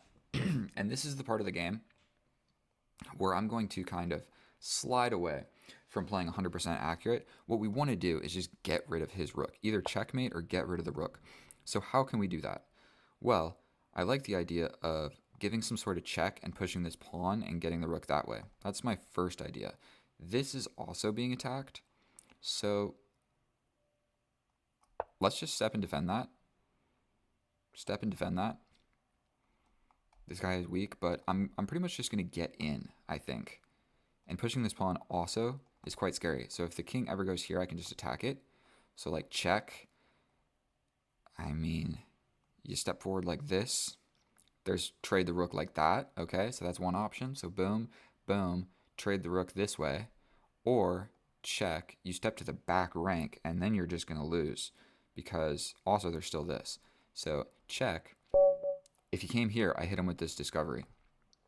He wants to rematch, but I just don't think that I've got it in me. And so I think run through this without... I think this was a little bit of a mistake here. I mean, maybe it's not. Developing a piece is never a bad idea. I should have gone for this. So what I'm going to start doing at the end of my videos is like guess the accuracy, and we're going to see how close I actually can get. Because also maybe some of that didn't make a lot of sense. This is all good. That retreating knight move didn't make a lot of sense. He just didn't recapture the piece. So this was just a huge blunder on our opponent's part. Like, you needed to recapture. I literally took your bishop, and unless you're doing something very intelligent, you need to just take the piece back. So you got to think about that. He lost the bishop. He did not capture back, and then we're good to go. And he even could have tried to throw this in right now, but then I slide back and defend this pawn being pinned from the queen. So I would be able to take the bishop. So he could like win a pawn, but then I would still get out. It would have been better than doing absolutely nothing, because now that's defended and he didn't get my bishop. Okay, so either way, I think that I played like 89% accurate. That's what I feel. I think in the opening I missed some stuff, and in the end game, who knows, 89%. Let's go to the analysis. I'll see you over there. And all right, here we are in the analysis. And oh boy, am I good at guessing my accuracy, because I was pretty gosh darn close. So our opponent, 2 inaccuracies, 2 blunders, 81% accurate. We look at the graph and see that there was never a moment that I was in any trouble. 91% accurate. I said 89, so 2% off. 2 inaccuracies, 1 blunder, and I was able to basically identify my blunder of the position by myself because I knew it was like not a good move. And so the reason it was not a good move is because I had a ridiculous sacrificial idea that I was never going to see ever in my life. And so we start with the Caro-Kann, exchange variation, got a bada boom, bada bing. We chase the bishop around, and then this is kind of what I was saying. Defending here is a great move. So any way that you're defending this pawn generally makes sense. The best move is to pin the knight. Whatever, we develop a piece. We develop a piece. We defend the pawn in the center. And I was kind of questioning, was chasing this guy really the best idea? And it wasn't, because developing your pieces is better than making two moves to win this piece on the side of the board. We scoot forward. This does open the diagonal. I don't know if it was actually super important in the game later, but it does open the diagonal. So we scoot back, break the pin. It's a mistake, but hardly. The difference is 0.1. And so we scoot back. He takes, we take, but now we've got the open H file, and that is not good for our opponent. He pushes forward. I bring my queen out here because I want to like be able to infiltrate. He defends with the king, and this is where I missed. I spent 1 minute on my blunder of the game, but it's the type of blunder where if I would have seen this sacrifice, I'm winning even more. If I go back, it's just an equal position. So what I didn't see was this. If he takes, then I'm going to take here, and he cannot take back, because if he does take back, that opens the H file, and my queen arrives. And you better believe all I need is the queen and the rook, and I'm going to just destroy this king. And so I didn't see that this bishop was undefended tactically. And so he did see that. And so later on, I make my blunder. Probably what he should have done is just trade this off, because this bishop is basically in peril. He should have defended it or whatever. So he did not defend the bishop, and he did not trade off the bishop, and so now this move still stands. I took it. I thought he needed to just take back, but I didn't see that that opens up the H file with this absolutely brutal attack. And I'm not going to go into the lines, but if that happens, I win. Not only that, if he takes, I can just simply win the queen like this. And so, let alone checkmate, but I'm absolutely going to win. So here, I realized that this pawn was pinned by the queen. I got a little bit scared about it, and I scooted back. This is somewhat of an inaccuracy because I don't need to be worried about that. I can simply just take, and then my attack is still going to arrive. We scoot back, don't hate it. We take once, correct move. Take with the bishop, not the best move. I could have taken with the rook, but whatever. We take with the bishop because I like the idea of being able to move the bishop and have a discovery if the king ever goes this way. He scoots forward, and this is another blunder of the game because I missed this crazy sacrificial idea where it's a clearance sacrifice. I'm getting the bishop off of the H file, and if you take with the king, I simply win the queen like this. If you take with the queen, same deal. I can also just win the queen like this. I can even come in and probably do more damage, but I would have just played this and win the queen. If you take, if you take with the rook, I don't even know which ones I explained. If you take with the rook, then I'm coming in with this checkmate, where this is the only move. I come in with this check, you come in, and I sandwich your king like this. Did I see all of that? Would I have seen all that? Probably not. It's hard to find all of these checkmating ideas, definitely when there's 3 different options to take the bishop. So no matter what you take with, it's gonna be bad. And so didn't see it. Don't hate myself for that. We castle. He brings the knight. Okay, don't hate that move. But this was defended tactically, and so this rook was defending my queen from arriving here, and he takes here, and it's just, he's cooked. And I even was contemplating this. What was I thinking about for so long? I gave this check, he scooted over here, and I was literally considering this check, but his queen would have just taken me. And so sometimes in chess, if there is, you calculate one option and you realize it doesn't work. I mean, there's a free rook on the board, like just take it. He comes here, I go ahead and I pin the knight to the queen. He comes over here, and this is another inaccuracy because there's a better way to checkmate the king. Like I can scoot the bishop forward and bring the rook to kick him out or whatever. Don't be complicated. You know, I've got 2 minutes on the clock. Trade the queens. I'm going to win the game. Absolutely, I'm going to win the game. Nothing to worry about. He gives me this check. I step forward onto the light square so that doesn't happen again. He lets me just trade off a piece. We trade off the piece. I jump forward into position. Never in a million years do you want to take this. For one, you don't want to trade a bishop for a knight for no clear reason. For two, it gives me a pass pawn. For three, then you have one rook versus two rooks and a bishop. And so you just did not want to do that. You potentially could flag me. Like, I have 1 minute and 50 seconds. So if you just keep the pieces on the board and like just let the game go on, maybe I get low on time, I blunder some stuff, you get a pass pawn, and all of a sudden you're not losing anymore. So don't do this. Like, if you're in a losing position and you still have some stuff, you can maybe like whittle them down on the clock with 1 minute and 50 seconds. It's kind of a lot. He comes in here. I step over to defend the pawn. If you let the computer run long enough, it actually thinks it's an okay move. Um, but you don't need to. I'm not worried about this pawn. Like, I can just come in and win the game. So I step over. You know what I mean? I didn't want to allow it. Who cares? And then I believe in this position, our opponent resigned. And you basically have to, because my next move is infiltrating the position. If you scoot forward like this, I have this discovery idea. Oh, no, I don't. You would just take the bishop, and then I lost the bishop for no reason. So that's what I'm saying. Don't resign. Maybe people make moves like that, and it's not so bad. And either way, either way, that was a good game. I'm surprised at how accurately I was able to guess my accuracy. Um, Thank you so much for watching. If you feel like it, subscribe. I'm going to make more videos. Sorry I haven't posted one for like a week. I was making a bunch of shorts and stuff and snowboarding. So, all right, thank you so much. You guys are the best. I love you, and I'll see you next time. Oh, hello. We are back at it again with another epic and educational day of chess. I have done some off-camera grinding. How can I show you this? We're going to scoot it over. There's my chess channel. Check it out. We got some videos that are coming right up. And then, can we see my ratings? Where are they at? We got 2100 bullet. Greatly inflated. That is not accurate. Blitz, also 2000. Greatly inflated. I'm going to have to do some more playing and lose some rating. But right now, we're focusing on the rapid, where I'm 1700. And what we need to do is absolutely smoke some of our opponents and climb up the rating ladder. And so the other ones, I have just fared very well against everybody that I've faced. So my bullet games, crushing people. My blitz games, flagging people, let's be honest here, from losing positions. That's how I've been getting it done. But we got the rating up. So today we are facing a 1660. Doesn't say where he's from. Dude doesn't play bullet. E4. I hope that wasn't too long of an intro. Me flexing my inflated elo.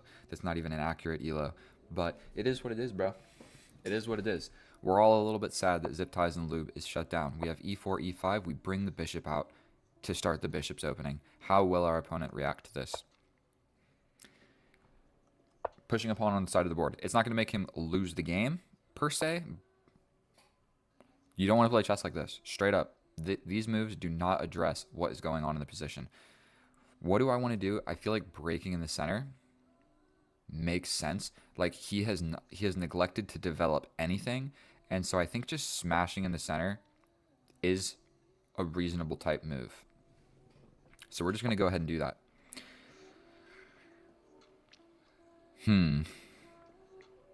I might even have a sacrifice where I jump in.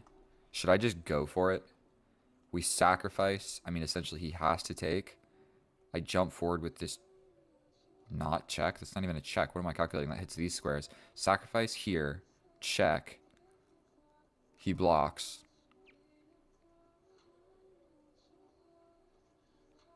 We hit him with this check. He blocks like this. I don't think it's worth it. It's not going to work out. And I'm not going to waste all of your guys' time thinking and pondering about a sacrifice that does not make any sense. So we do have +5. So essentially, I will not lose this game on time. I will lose this game or win this game by making a blunder. And so he goes ahead and he brings the queen out. I think what we're going to do is we're going to draw the queen into the center of the board, because we can take, and then the knight jumps out. And this is defended. So I think we're going to just take. Essentially, he has to take back. I mean, he could try to do something else. But now we throw the knight forward. This is defended. He has no checks.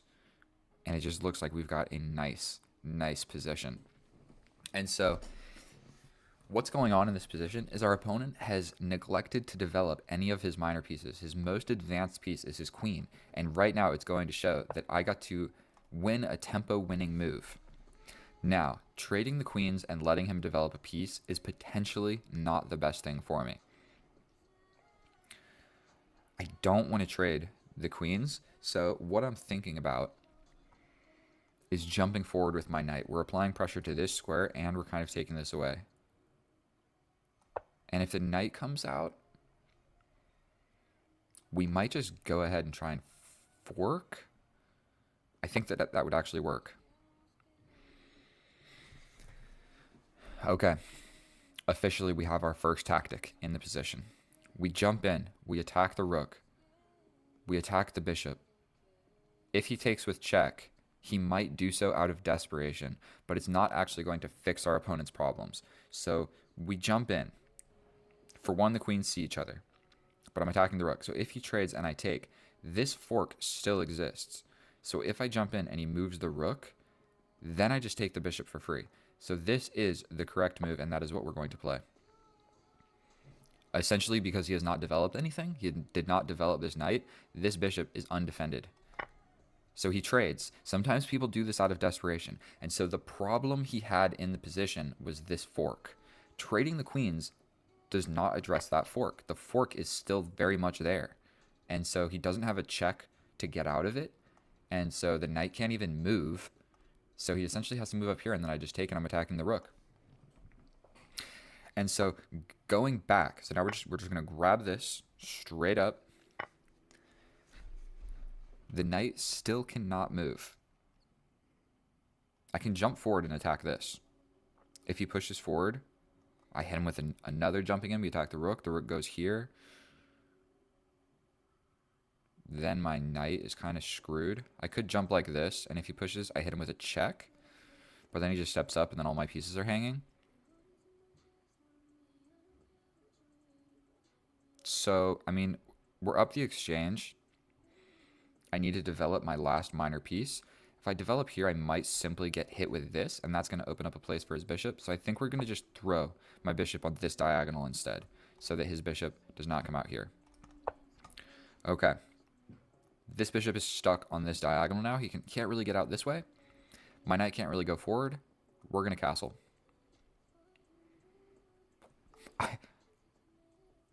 I can't castle. Well, it definitely looked like I was going to be able to. So I'm going to have to do something with my king. Moving up seems a little bit crazy. Because I'm winning, I could probably just castle by hand and do like a little this maneuver. I don't know if that's actually a great idea. I can also come forward and try and get my knight on this beautiful square. But I think we're going to just step forward. We're going to just go ahead and step forward. And so now I know that the position is like a +2, a +3 position, most likely. My bishop is better than his bishop. This knight is better than this knight. This bishop is about equal to this bishop. And then either one of my rooks is better than this rook. So I'm just completely dominating. I believe that I can just pin that. Right? I mean, he doesn't have a check. So I think we're going to just jump in and pin this. If it moves, we just simply trade off the bishops. And my beautiful pawn is preventing this knight from going to any good squares. And still, this knight is not even in the game. And this bishop is not even in the game. I should be figuring out how to move my pieces forward, to tell you the truth. Cool. So we trade this off. He can hit me with a check, threaten this pawn, or not. And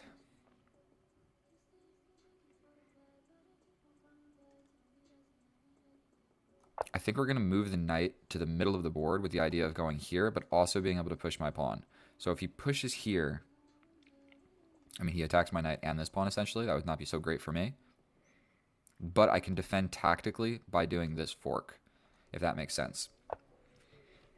Okay, so he wants to trap my bishop.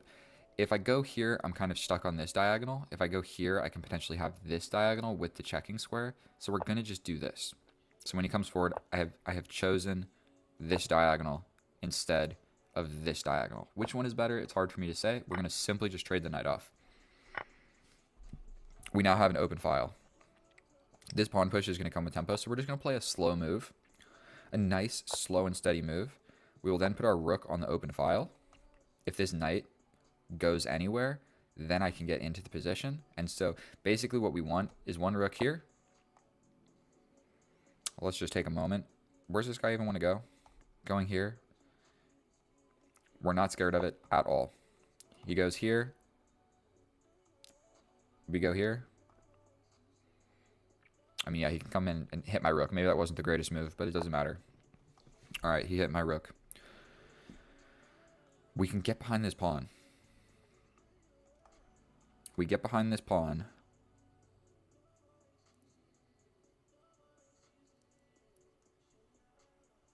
My rook gets a little bit screwed over there. So we're just all the way back. All the way back. Sorry for jumping the gun and putting my rook there. What we want is like my rook sliding over here and the other rook infiltrating, or just simply stacking the rooks like so and then forcing the trade of this rook. That's basically what we want.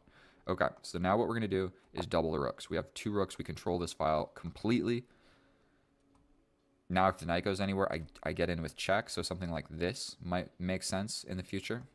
Like just clarifying what's going on with this pawn structure. This knight is undefended, but it's actually kind of a nuisance for me in my position.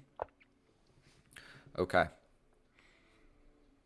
It's time we do something about the pawns. The way we win this is essentially rush on into an endgame and just win, because I'm the one with 2 rooks. So essentially if we trade 1 rook in one of these pieces, we're good to go.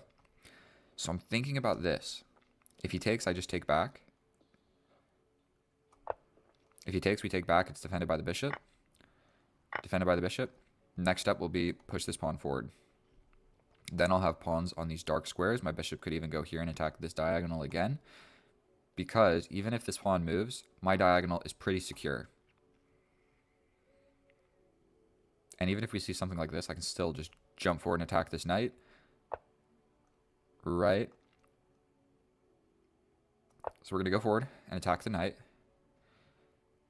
I mean, if he goes back here, he has no future ever. If he goes back here, he blocks the bishop, and we just hit him with check, and then he comes in, and I can hit him with maybe another check or something. I don't know. I also have this check available.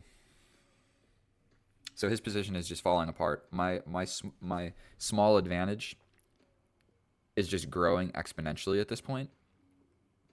And we just need to make smart moves and keep playing forward. So what we're going to do is just pin that knight. The knight is now pinned. And also, his bishop sucks so bad. Okay, so the king steps over, but we're still going to hit him with this check. He's going to have to step here. So we're going to do a little calculation. Here, here, here, here, here, and then he comes back and we trade the rooks. So this is what we're going to do. Quick calculation. It's actually easy to calculate most of this because it's really forcing. We give this check. King only has 1 move. Boom. Then we go ahead and take this. He essentially only has 1 move to take. Then we have this check. Again, he could come forward, but then we just grab the bishop for free. So he's not going to do that. He's going to bring the rook back, and we're going to trade everything off. And then he's only left with this bishop. So we give him the check. He has to step back. He steps back. We capture this piece. Follow along with me here. We capture this piece. He takes. We step in with check. Okay. We step in with check. If he doesn't block with the rook, we grab this for free. We can also just checkmate. What do you guys want me to do? Should I just checkmate him, or should we simplify this into keep going? Should we keep going? Let's, I mean, this is checkmate in 1. But let's just go ahead and win the bishop. Because why not? We're still going to win the game. And so what we're going for now is check and bring the other rook. Then we have 2 rooks on this rank. And essentially we're just going to gobble everything. And there's nothing he can do about it. He could even resign at this point. But yeah, mate in 1 was a little too easy, I believe. We can also step in like this. He's going to step here. Then we come in and attack that pawn. Or he resigns. Yeah, so I could have just given him the mate in 1. Good chess lesson. So let's check this with the computer. I'm not convinced that I played 100% accurate, because I never have ever in my life ever. But I think that was fairly accurate because it was basically just simplifying down. And so we're going to go check it with the computer, and I will see you over there. And here we are on the analysis. And playing this game actually gave me an idea. I've been playing like 15 and 1600s, and it's been like pretty even until the end game where they make a mistake and then I'm able to win. But this game was a little bit different. I feel like I just steamrolled our opponent because he made some weak moves in the beginning and I was able to punish it. And so it was pretty obvious for me, but maybe it can be a little bit more instructive to people that are newer at chess and they don't understand why playing pawns on the side of the board are generally like, these are just not good moves. It doesn't address the center, and it gives me a huge lead in development. Furthermore, so the correct way is I'm supposed to just get super active, just bring the queen out with a threat of checkmate. He has to react to it, but whatever. We smash open in the center, and then yet again he's pushing pawns, which just doesn't address anything. Now, to further worsen his position, for one, this diagonal is open. For two, this pawn structure is not safe. And then for three, he brings the queen out, but I can simply take. Then when he takes back, he was supposed to just completely let me take this pawn and win it back later. But when his queen comes and takes in the center, I get to develop yet another piece. And so now I have three of my minor pieces, like getting ready to attack, and the only piece he has developed is the queen. And that's a terrible, terrible way to play chess, because basically you can't trade the queen for anything but the queen. And so if it gets attacked by something, you simply have to move it, and it's a tempo winning move. So he goes here. I don't want to trade queens, so I go ahead and I throw my knight in the middle of the board. Then, to get my knight to move, he makes yet another weakness. And when you push a bunch of pawns on light squares, you have to think what's going on.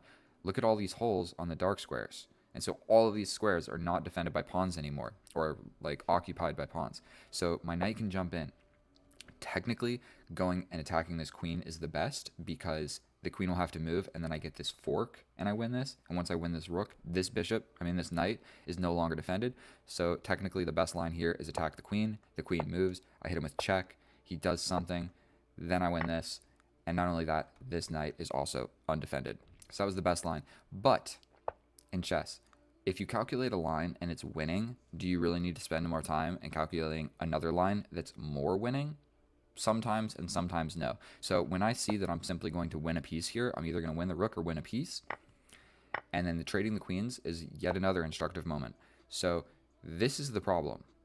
This is the issue. Trading the queens and making me not be able to castle, it doesn't, like, yes, it solves your problem temporarily for, like, yes, I have to react and take the queen back, but it didn't fix the underlying issue of this. So sometimes people do this, but a more accurate move would be just accepting that this is going to happen and I don't know, trying to trap my knight somehow like this. And so this didn't fix his issue at all. Now it's just the same position, but we don't have queens anymore, and I can't castle, and I forgot about that. So he goes ahead and he puts a bishop here. We take this, and then these pieces, because his stupid pawn structure, none of his pieces can participate in the game. So we develop a bishop. Technically, I'm supposed to just go for this because he has no real good way of defending it. He'd have to push the pawn, and then whatever. So we go ahead. We scoot the king up to the middle. We pin this because basically if it moves, we trade off his bishop, and we're already winning. So trading an even trade is a winning trade for me. Then this is a blunder. My blunder of the game. I'm still winning after it, but he can hit me forward. I jump through, and then he just traps my bishop. And so I can take this with check. He goes here. I take this. He'll probably take this one. We step back. I'm still winning, but it's not so great. And this pawn is still defended tactically because of this fork. Okay? So he can't actually take this pawn, or I'll just fork him and then win the bishop there. And so that's my blunder of the game. That's my big blunder of the game. But it's all right. We scoot forward. Bishop's now on this diagonal. Trade off pieces evenly. Okay? Now we've got an open file in the middle of the board to play with. I'm the one with two rooks. So we're going to solidify my pawn structure to further, just whatever you want to call it. This bishop sucks already because of the pawns, but even if this pawn moves, this bishop still sucks because of my pawns. And so he castles rook to the open file. I jump in, and technically this is the best move because it forces his knight essentially to go to this square, which isn't that great. I'm supposed to just slide back and play on the 7th rank because he can't really get my rook out from this situation. So scooting all the way back is a minor inaccuracy, but I'm still winning. So you don't have to make the best move. You just got to make moves that aren't blundering your position. So here, this is quite easy to calculate. This is defended. I scoot forward. It's a vacating square for my bishop wants to be on this square in this diagonal. The knight has to move somewhere. We pin that. He can no longer move the knight. It's pinned to the king. Then all of this calculation that I did right here is perfect, and you should be able to do this by yourself quite easily because everything is a forcing move. So we jump in. He essentially only has one move. Then we take this. He essentially only has one move to take back. Then we give this check. And essentially he only has one move again, or he's just going to lose the bishop, or try and move the king and get hit with checkmate. So he has more than one move, but the other moves are completely lose. So you don't really have to count those as moves that your opponent is going to do. You know what I mean? Like, What are the resourceful moves that your opponent has is what you need to calculate, not what are the moves that blunders a queen. You don't have to calculate those, or you're just going to get the queen. So he blunders mate in 1. I took the bishop just to further be instructive in this game, but essentially what was going to happen is he was going to come in, I was going to take, he was going to come here, and then potentially we just scoot forward and we got a rook versus a bishop, and his bishop sucks. And the only way he's pushing this pawn is to completely give up that pawn for activity. So he's completely lost after this position. Boom, boom, boom. Let's turn on the computer. It's probably like, yeah, a +5 for me. +5 for me. And not only that, I can just go to this open file. And if he comes in, then I just get real in. And if he goes here, I can get behind this. I can win this pawn. Thank you so much for watching that video. If that was too easy of a game and I just completely smoked the opponent, and you would have as well, well, sorry for that. We'll slowly climb the rating ladder. I believe that I'm like 1770 now. And so thank you so much for watching. It's been a pleasure playing for you. I hope you learned something. If you haven't subscribed, please subscribe. Watch all of my videos. Share them with all your friends. And that's what we're doing here. All right. Thank you so much. I'll see you guys next time. Okay. And it changes a little bit, like if you're attacking with your queen first. And so like if you see I am attacking with my queen first. So if I take and then he takes, okay, this is not a great example. Say I had to take with my queen first. It's not great because he could take with a rook. And then even if I take, he doesn't have to take back with his queen. If that explains. So we're still down a pawn. But we are going ahead and wiggling into this position.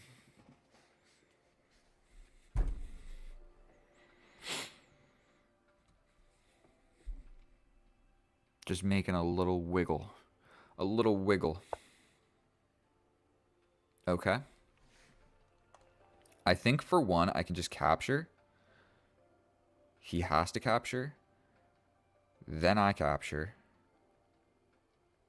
So I think we're going to be chilling. We're not going to be winning or anything, but we will get the pawn back. Is that what I want to do? And then we're in an end game where I'll probably be able to apply pressure to his dark pawns before he can get his knight over here to apply pressure to me. So boom, boom, boom. Let's just do it. Let's hop on into an end game, bro. What type of end game skills you got? I mean, we're going to do this. These guys defend each other. My bishop is ready to step back. He can't play this. I'll simply take. He can't slide in immediately to attack my pawn. I can reposition my queen to attack the rook. And all of a sudden, I like my position simply because if we trade these things off, I will have the bishop. Like if we get rid of these queens, oof. Now the idea, do I go here and walk into a pin, or do I take with the rook? I take with the rook, because if I take like this, he simply plays this, and that's no fun for me. We take like this, and we are immediately applying pressure to this pawn. He can push, but then I slide behind this one, and if he takes, I take, and we will be attacking this at the end of the day.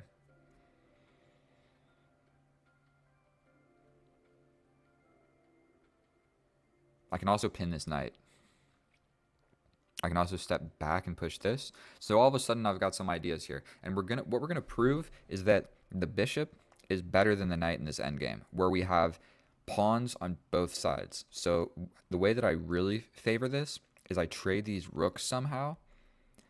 We get our king centralized, but then we start trying to make passed pawns on both sides, which isn't gonna be really super easy because we're totally equal. But also because he has 1 minute and 56 seconds that I think I'm going to be able to hang it out. Okay, so he's giving up this pawn for activity. So I'm going to step back, allow this check. I'll step up. If he goes behind this, I grab this with defending. Okay, so that idea, I'm not 100% sure that it works. I can also just push forward and solidify the bishop. Is that what I want to do here?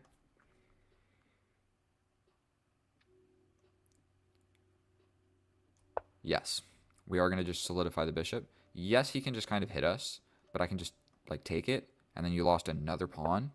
Okay, so he slides back over like so. But now I might start bringing the king. I can also force this. So I'm kind of liking the idea. here, here, bork to pieces. We're stepping over. Should I spend more time? Okay. So I can also completely slide in like so. But then he attacks us. So what I'm thinking is here, here, here. You'd have to do something. I think this just wins.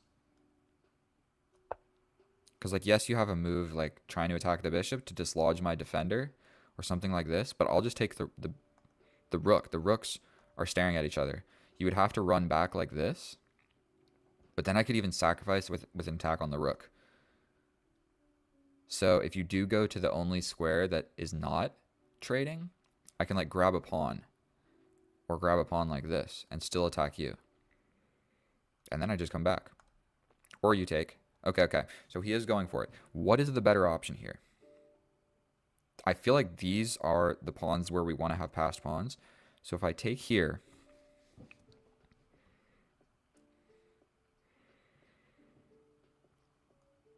if he takes my rook, I just take his rook. He jumps in, or he jumps in. Either or, I think that I'm chilling, and I can even fork him if we do something like this. So I like the idea of this. If I take, and he tries to, like, run away, we just apply pressure. So I think that this discovery is going to work.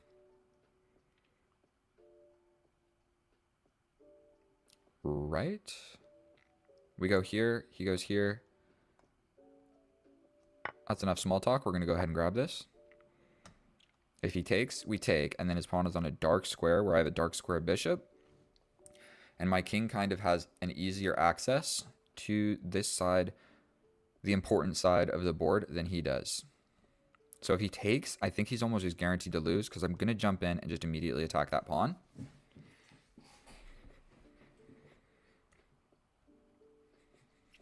And if he tries something else... Okay. Okay.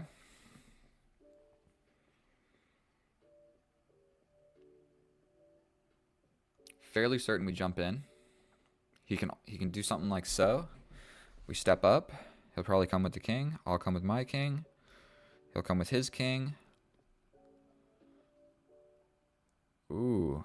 I actually get trapped in that line. Here, here.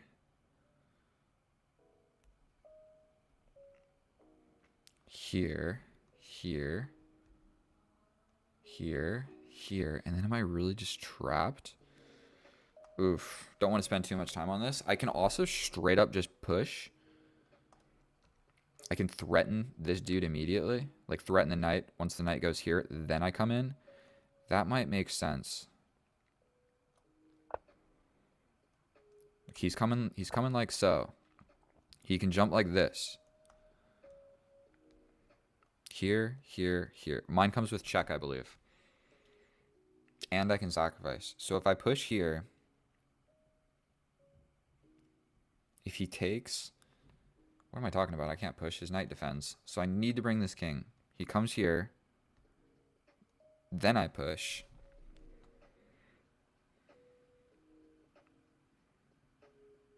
If he takes here, I take here. He takes here. What am I doing? We slide here to support this pawn push.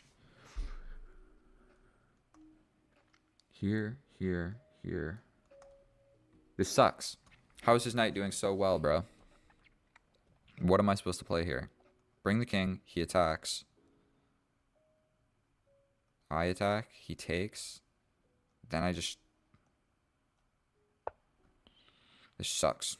He can immediately jump in and attack my pawn. Then I attack his pawn. But then he's defending it with his knight over here. Right? I think we step in, right? Here.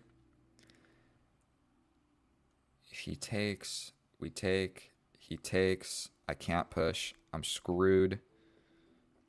I can go here. I don't know. Here, here, here. It's not going to work. Here, here, here, He can jump back and attack this. Bro, is his knight really just going to mop me up? This is unbelievable. Because I can't push. Oh my god. We're just attacking this. I think I'm going to just straight up get mopped up. He can just step around like so. Like boom. So now he's attacking this. If I step here, we're doing it. Now it's time to bring his king.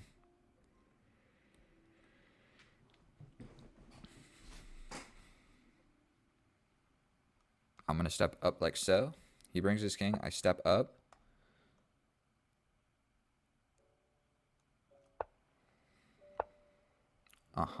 If he comes here, I just step in. Here, here, here, here, here, here.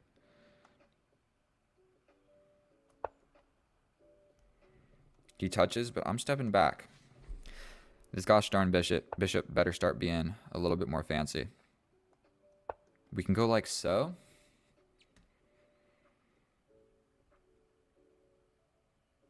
And what do we do if he just wants to shuffle?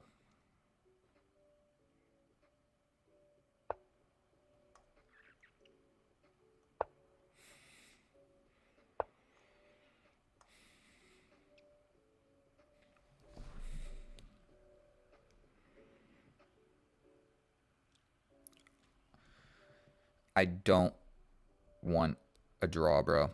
What if I go here? Check here.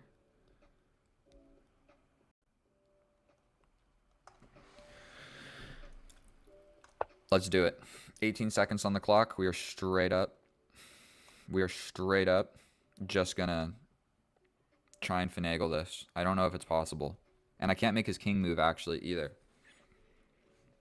But I don't want to draw. Not against a 15-36. Are you kidding me? We're playing into an endgame. Someone's blundering. And it's not me. I'm winning this gosh darn game for you guys. 35 seconds. We're going to see what it takes. Can I touch this guy and just get him not active?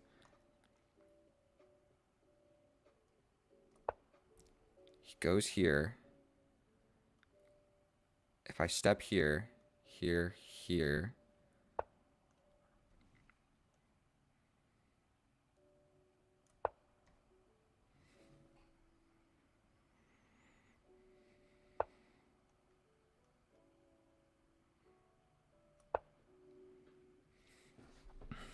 He can absolutely play this.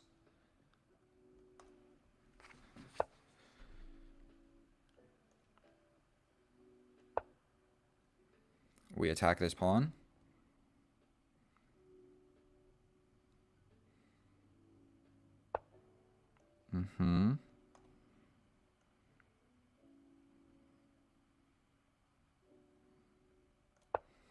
He steps up.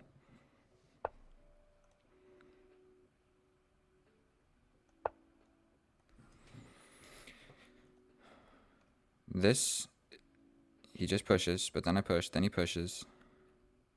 Then I lock it down.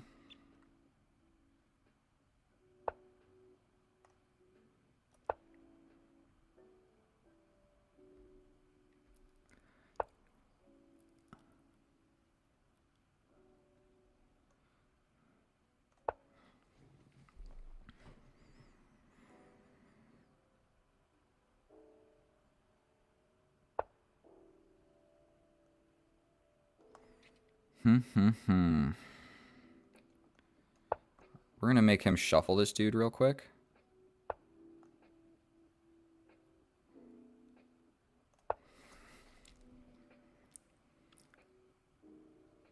He jumps here. What if I step up? I think we're going for it.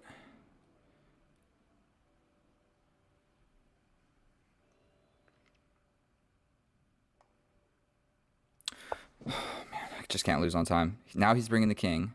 That's no fun. The knight is doing a great job of defending this. Bro, I'm stepping forward. I'm over it. You can go here. But I touch you. Here, here, here, here. I might wiggle into the position, bro. 1 second. Check. Here. I could just take as well. take here.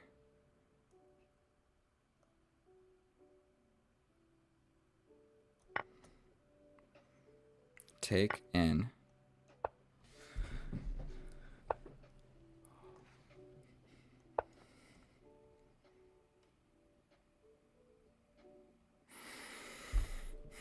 Let's go, bro. Let's go. Let go. Let go. Go ahead and give him some time. We step forward. We push the pawn.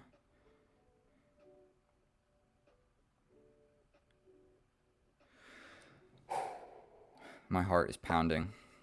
We're going to bring the king. All we got to make sure to not do is stalemate this dude.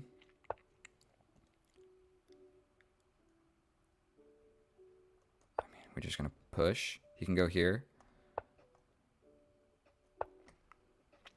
I don't know my king and pawn endgames the way that I should.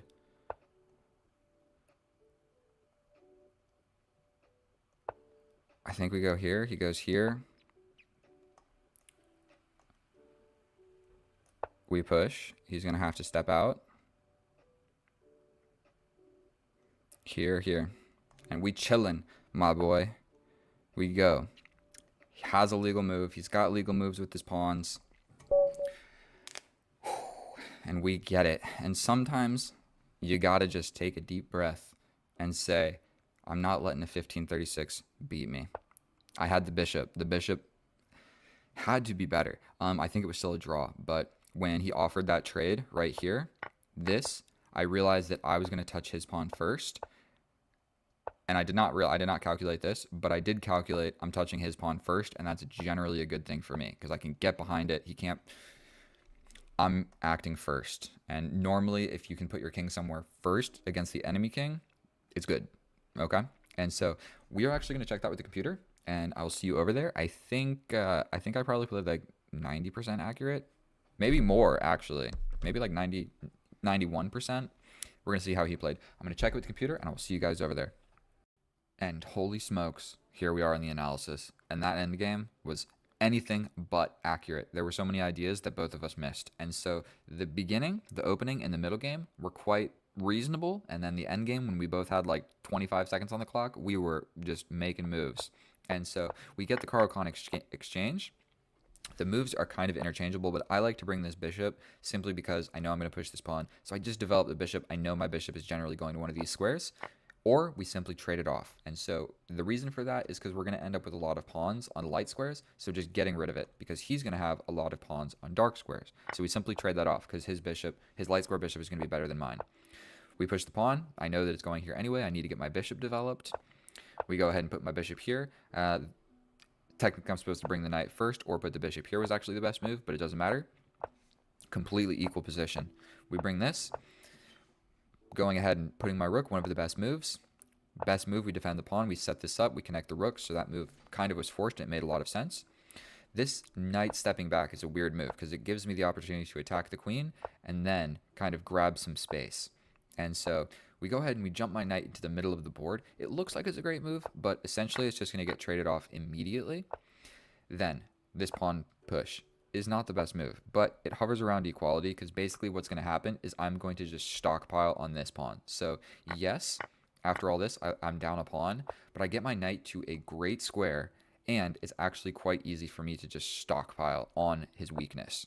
And so we go ahead, we trade the bishop for the knight. The computer says that's an inaccuracy or completely a mistake, but the reason that I won this game was because I got rid of that dark square bishop with my knight. So the computer doesn't like it, but from a human standpoint, it left me with the only dark square bishop on the board, and I knew that if we got into an endgame where we have outside pass pawns or whatever, we're making pass pawns on the opposite sides of the board, the bishop is going to be better. So my game plan changed here to, okay, let's figure out how we can win this pawn and then trade off the major pieces and just get left with the bishop versus the knight, and I figured I'd be able to win.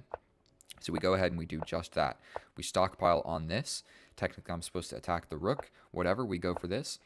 We trade, trade, trade, trade, trade. Now, we got rid of a lot of pieces right there. And we are essentially in an end game where I have the bishop and he has the knight. the rooks are equal, and we're going to trade them off at some point. We push forward. My bishop is now just at a beautiful square in the middle of the board. We step over, and I do find all these tactics right here, where if the knight came in, we would force the trade like this. Now, he steps back, and I said, eeny, meeny, miny, mo, which pawn do we grab? The reason I grabbed this one is because I figured I was going to have a 2-on-1 where my bishop is defending the promotion square. That is straight up what I figured. However, taking here is better, because when he takes back, I take, and I'm very quick to attack this pawn. So he wants to go like this so that he can come here to defend his pawns. However, I can simply pin you, you go wherever, and then I just take. Then he takes, and it has massively simplified the position where I have a 3-on-2. So essentially, what I can do is I'm going to win this endgame every single time, because what we're going to do is make a pass pawn over here, use it as a decoy, push, push, push, make his king come over here and grab it, and at the opportune time, I'm going to be one step ahead of him to grab these pawns and push here. And so long story short, if we can get a position where we get rid of all of these pawns, just get rid of all of these pawns, and just imagine his king here and my king here, I step over, he steps over, I step over, he steps over. I'm over here first. I grab, I push. So it's super easy. I picked eeny, meeny, miny, mo here. And then the other option is if I take, he takes, and I take. If he tries to play something like this, well, now I'm just basically going to win your pawn. Like, you have to bring your knight over here to defend like this, and now we still have the 3-on-2 situation where we're going to do the same exact thing, create an outside pass pawn, bring my king. And once I get my king here, I'm going to win this, you trade, and you lose. The way that I did it was simply not right, which was hard for me to calculate all that. I grabbed the wrong pawn. I'm still totally winning. We get the rook. The rooks are off the board. I attack the knight jumps in.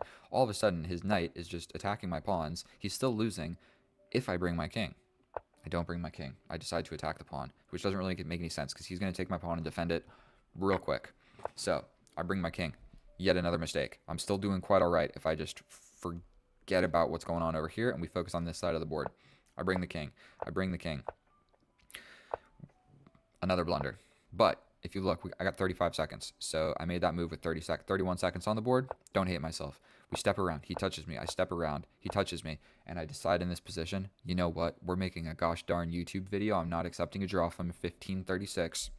Bishop in the corner.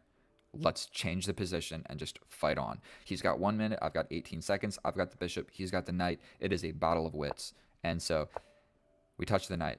If he would have jumped into the middle, all of a sudden, that knight became real powerful. My bishop is actually not doing a whole lot over here, and this was his opportunity to get the knight out without me simply trading it off.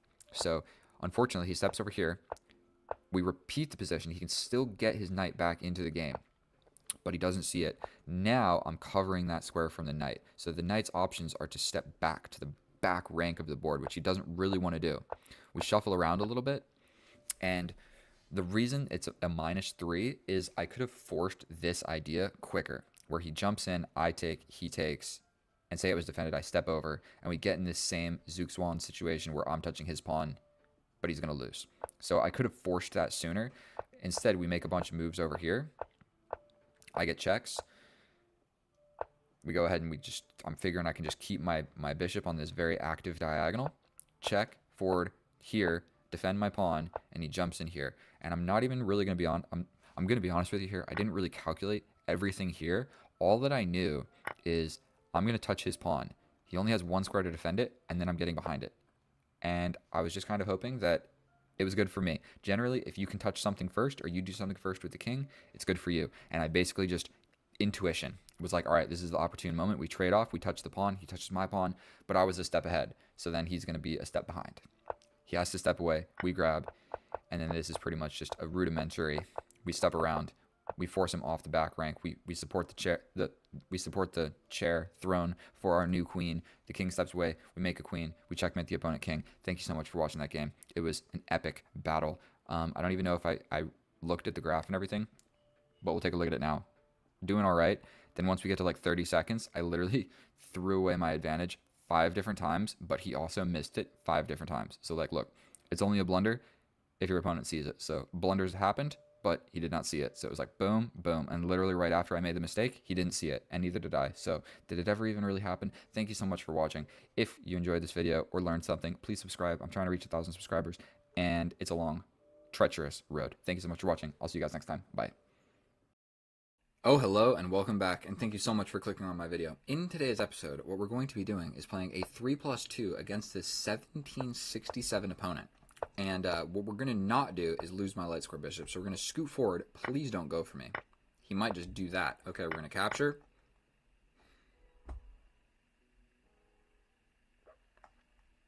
Step back. I want to preserve my bishop pair, and what we're gonna do is the opening. Like, how many moves are we into the opening? And I already don't know what's going on. Like, boom. How many times have I seen this position? I don't know. Not that many. We could check after the game, but it's actually ridiculous how much people study openings, and it's like, you know, I feel like the amount of openings you would have to study to memorize and stuff, like. Understand the general ideas. We're tickling this because the pin is scary and my bishop's outside of the pawn chain, and I don't have another knight to break the pin. So we're just going to chase this guy around the board.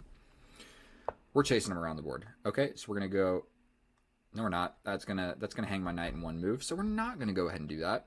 I think I'm scared, so...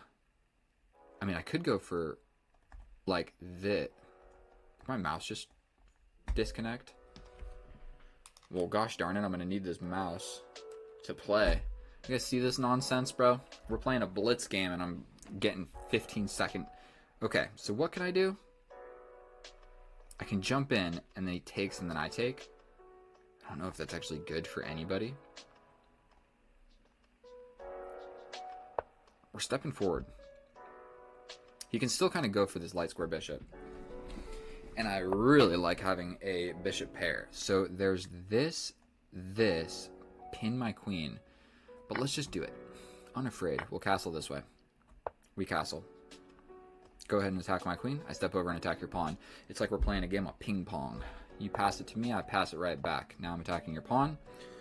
This bishop is doing a tremendous job defending the position over here. This is a safe and happy king. That is just about as safe and happy as a king gets. My king... in between jobs king is what he's looking like. So I can grab that, correct? There's this fork, so he just defended that tactically. So instead of getting complicated, we're just going to trade that. Then we're going to step over. This is defended. We got a lot of action going on with these queens right now, make no mistake about it. And this guy's kind of pinned. Okay. I can step forward and go for this. Now he's probably going to be a little inclined. I don't think there's anything fancy here. Bro, you better calm down. I can push this. No, I can't. Okay, what am I supposed to do? Oh, Jiminy Cricket. I think we got to go for this. But then he pushes here. But then I'm going to push again. Okay? I have too many games of chess I've lost by trading. So we're going to step back. I like maintaining this beautiful diagonal over here. Okay.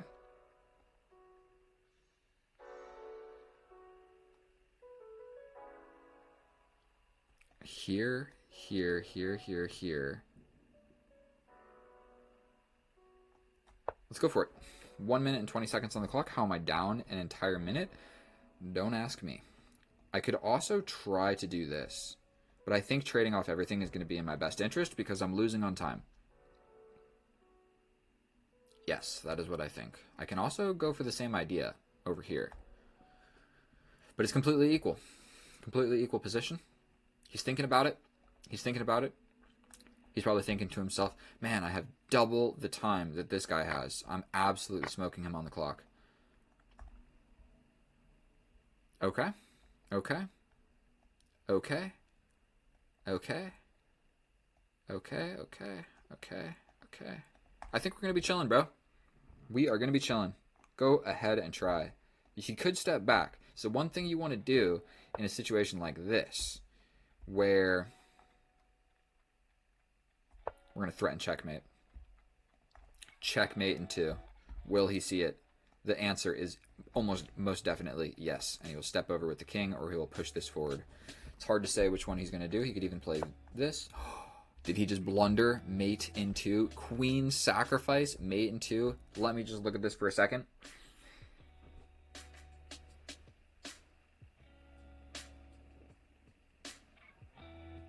Do you think he noticed? I'm still flabbergasted. I'm unsure that this is actually going to win. Is there like some crazy way he's going to get out of this? You got me just absolutely shook. How many times do I get to sacrifice the queen for checkmate? I know this is the most common queen sacrifice out of every single queen sacrifice that there ever was, but you don't get to do it very often. So, very proud of myself for that one. We got it. 5 minutes and 50 seconds on the board. We'll call that a video. Thank you so much for watching. You guys are the best. Like, comment, subscribe, tell all your friends about me. Kip's the best chess YouTuber you've ever seen in your life. He's so good at 1900 level chess.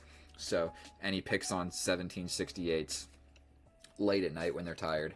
So thank you so much for watching my video. I'll see you guys in another one, or I'll never see you again. It is what it is. Thank you so much for being here and having this moment with me and hanging out with me tonight. All right. I hope you guys have a wonderful night, day. I hope you get a beautiful girlfriend. I hope you hope that for me as well. And I'll see you in the next one. Bye. Oh, hello and welcome back, my fellow chess enthusiast. In today's episode, what I intend to do is show you how to play chess ultra super duper accurately. And so I've been, in my recent videos, I've been trying to do some like attacking chess or playing on the clock. What I want to challenge myself with this one is I want to have just a super accurate game. And so it'll be hard to beat because I've definitely played games that are like 98% accurate. And we're just waiting on our opponent. We're playing the Sicilian. So let's just hop right on into it. Get situated, ladies and gentlemen. We're going to be playing the open Sicilian. Are we going to see the pawn push? Gonna go ahead and develop my knight. I believe this is called the Alekhine Sicilian. The drawback of this is I have nowhere to put my bishop, and if this pawn push comes in, my knight can't jump here, applying pressure like so. So I would have to step back one of these ways. I think what I'm supposed to do is actually develop my dark square bishop first. Then c4 and castle opposite. I think that's like the actual like best main line is what's going on here. Something like this, if you followed all of that. Now, is it interchangeable? I don't want to lose 1% because I picked the wrong move. I think we scoot forward with the queen because for whatever reason we're not sure which square is best for the bishop. Now that he has made this move, signifying that he's going to be castling this way, what do I do? If I develop here, I'm looking at least I'm looking at the king through all of these pawns, which might be more useful in the endgame.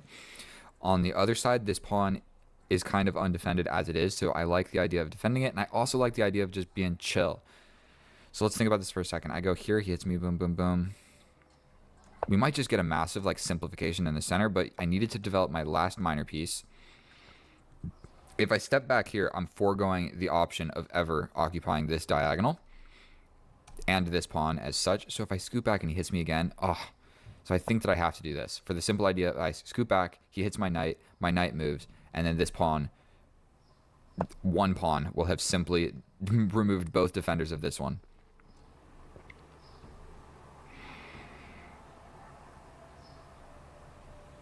I think we go here and we go for the pawn push. If I go here, it blocks the pawn push. Going here is kind of the opposite side of the board that walks into this. And I'm probably going to want my knight on this side of the board. So I think this move actually makes more sense.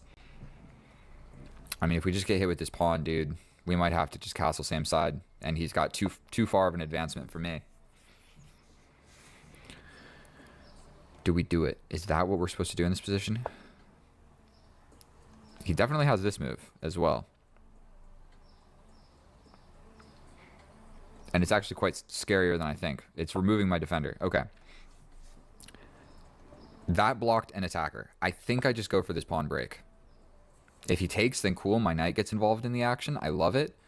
I mean, if I take, it just opens up kind of the position. And then in the end... Okay. If I push, he might just go for this. But then I take. Like, boom. Boom, boom, boom, boom, boom. Queen in the action. Develop with tempo on the queen. Trading just brings the knight. I don't actually need to do anything. I can go for this. What if I just launch this first? Let's just... I'm not sure if that was the most accurate move. But you know what? H4 on the board. That is the type of chess I like to play. And maybe bring in a rook and then just going for this, bro. This is literally what I talked about in the beginning. Like the general setup. I mean, I moved some stuff around a little bit differently. But castling opposite and getting your pieces developed in a little cube in the middle of the board. So it's actually kind of scary if I step over. If he pushes forward, I mean, I jump in, he takes, I take. That pawn is all of a sudden just a weakness where this is coming in. Pushing forward walks directly into this, which is really scary. But stepping over, then my knight literally has no way to move back. So if I step over and this comes in, I have to jump forward and then take. Middle of the board. No, he might just push again.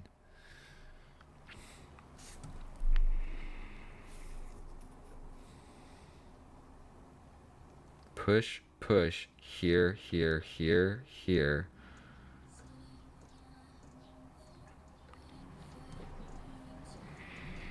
What if I just ignore it? Does that make any sense? I just completely ignore that this is going to happen? I feel like I'm supposed to address that issue. But my knight can step back. We take and he takes back. What do I do? Oh boy, sinking in the clock. Stepping over. I jump forward. I don't know what the right move was. Chess is hard. Absolutely hate it. The idea is I'm going to be able to move my rook, then my knight can step back to here, and I will be enabling this. Okay, so that gave me enough time.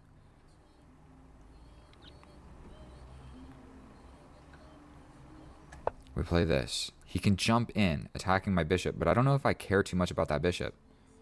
This is defended by here. And once the knight is here attacking this, the pawn can't push forward to attack my knight, and I'm pretty ready for this idea. Okay, so he wants this. Boom. Boom.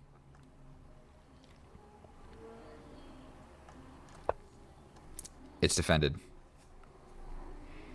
This doesn't come with an immediate threat. The forking threat is definitely an idea on the board. I have 1 minute and 58 seconds. What am I doing? Trying to play super accurate, and I'm not even sure if it's all that accurate. I want to play this. Yeah. We just take. He takes. I take. Take. Here, here, here, here, here. I think we're just going to go for it.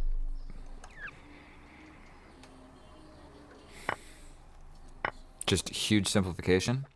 This bishop seeing my rook is also something that is just in the cards.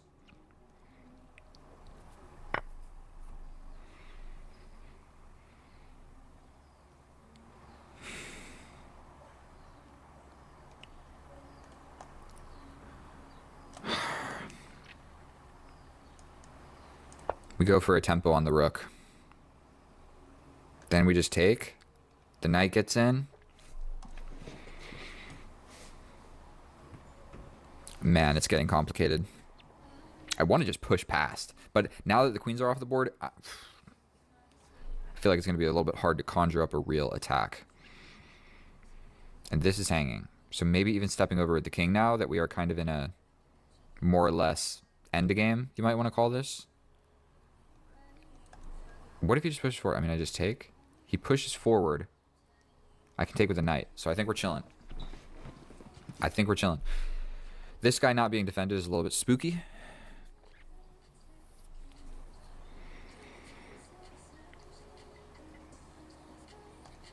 We jump in with the knight. Does this win me anything? We push forward. We push forward. Now the knight moving is something that we need to be a little bit worried about. I think this is just an active square. No, that was I wanted to move this rook. Yikes. Now that any knight move is going to reveal this attack. I can get in the way of it, but then this is undefended. Oh, man.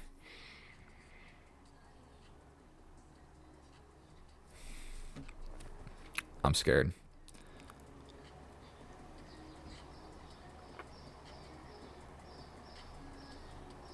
I take with this.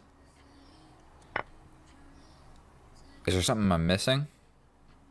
I need to move this rook pretty much anywhere.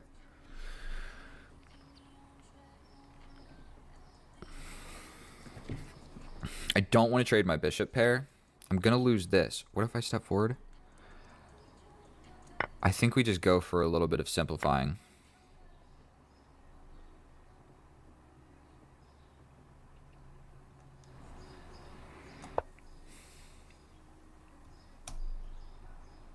I'm getting scared. He's got the bishop pair. I'm up a pawn, but he's got a bishop pair. And these 3 pawns never made it. They never made it to actually do any damage. But now I'm up a pawn. Would love to trade my knight for this dark square bishop. So that is basically what we do. We got to look at this position and say he's got the bishop pair. I still got 1 bishop. So really, I need to trade my knight for this dark square bishop if I'm going to trade things equally. If I trade into some sort of opposite color, like if I take the light square bishop with my knight, I think that just makes some big problems for me. This doesn't work. Man, this dark square bishop is going to be an absolute headache. I think I'm going to give him a little tickle because I don't know what else to do. But my position is pretty steady. Okay, he gets all the way out of there.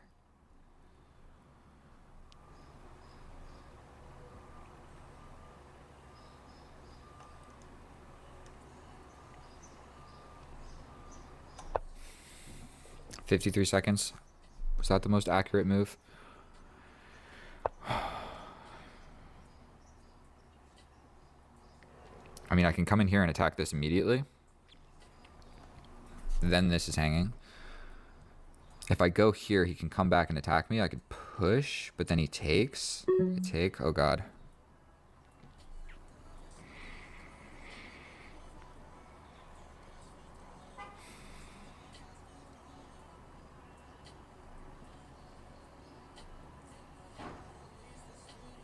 I don't know what to play, bro. Coming over here. God darn it. Man, I would pay some money to just trade off some of these pieces. Cool. I'm pushing a pawn forward.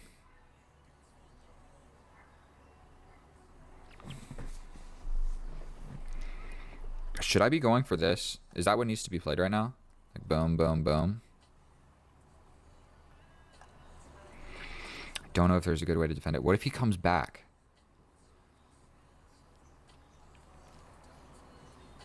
He can push here.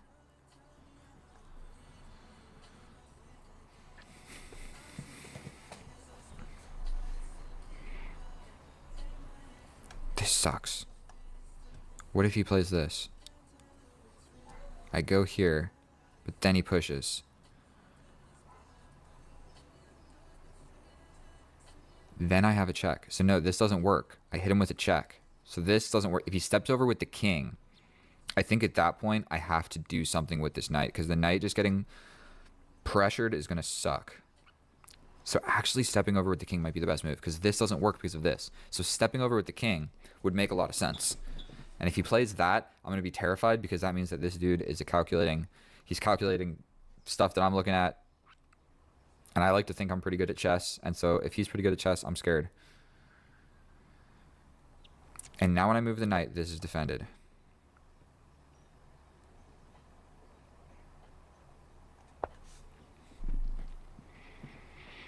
Comes over here like this.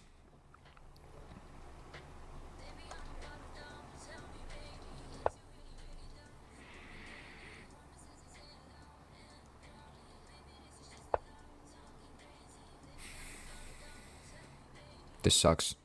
17 seconds. 5-second increment, though. I think we'll survive.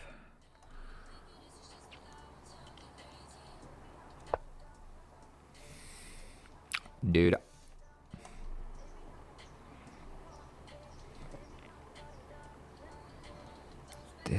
This.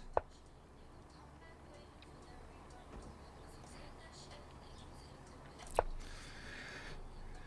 I hanging something? I'm so scared. I'm gonna just take this.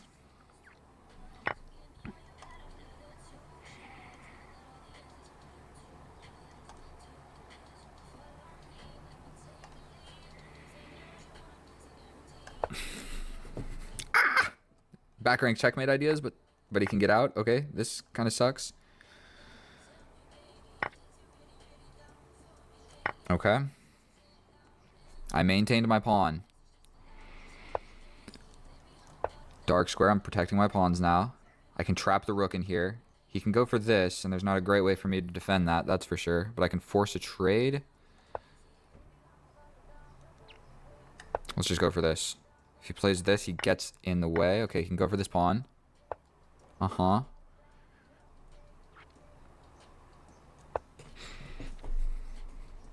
I think I needed to be just pushing this. I can also... Go for it, bro. Back rank checkmate ideas. We're getting fancy. And it's completely equal. Oh my god.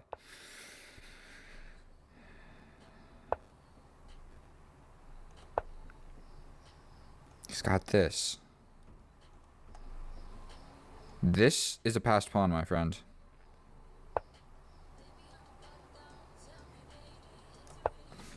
$35 seconds. 5-second increment is huge.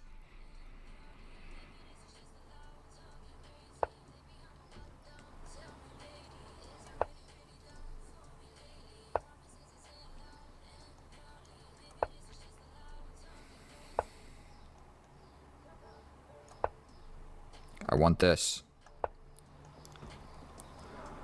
Here. Here, and then I can start pushing. I think I use this to support. He's got to pass pawn. What if he just pushes it? And I got to take? Ah, this is tense. Completely equal, but I have a pass pawn. He has a pass pawn too, but I think mine is scarier. So he has to step back, but then I push. If he hits me with a check, I take the pawn.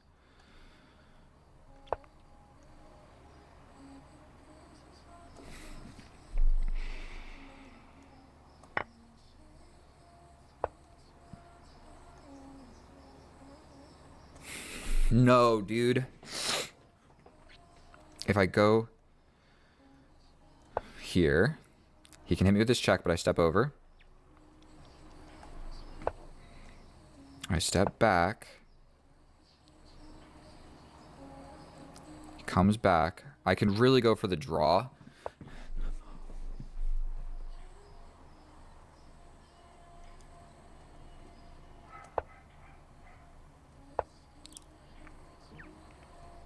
Here, I think it's a draw. If I go here, he steps in, it's just my rook. I come here, he touches my rook again, and I can't defend it. So I have to just go for this. He can just come in and trade.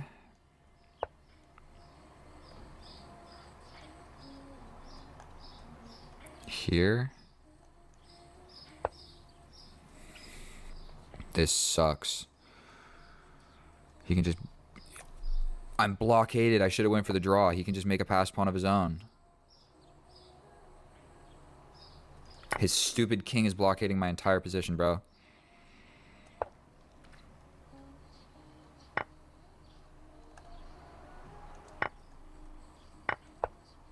This sucks.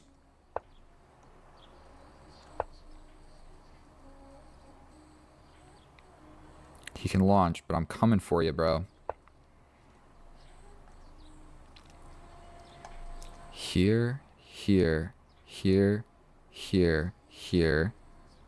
If you take, he can go for this one. But he's got enough time.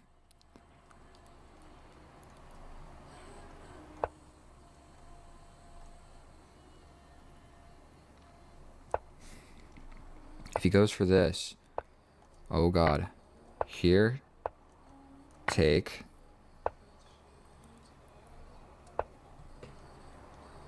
Does he make... He's too far, right? We're safe. And that was a waste of a king move. Oh my goodness. Absolutely, that was a draw. Absolutely. I think even... Don't listen to me, I'm not that good at chess. I think... I mean, I'm obviously winning. I lose my pawn. I mean, I like it. But okay. Back in this position.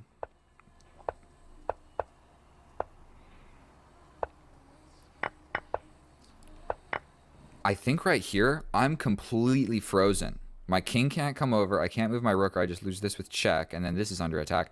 I think he just needed to start pushing this pawn, and he's completely winning. There might have been a draw, and then I think here, when we in this position, I think after this check, I think he could have just, like after this, he could have just stayed on these two files. Coming in, I don't know. Let's check with the computer and see how accurate it was.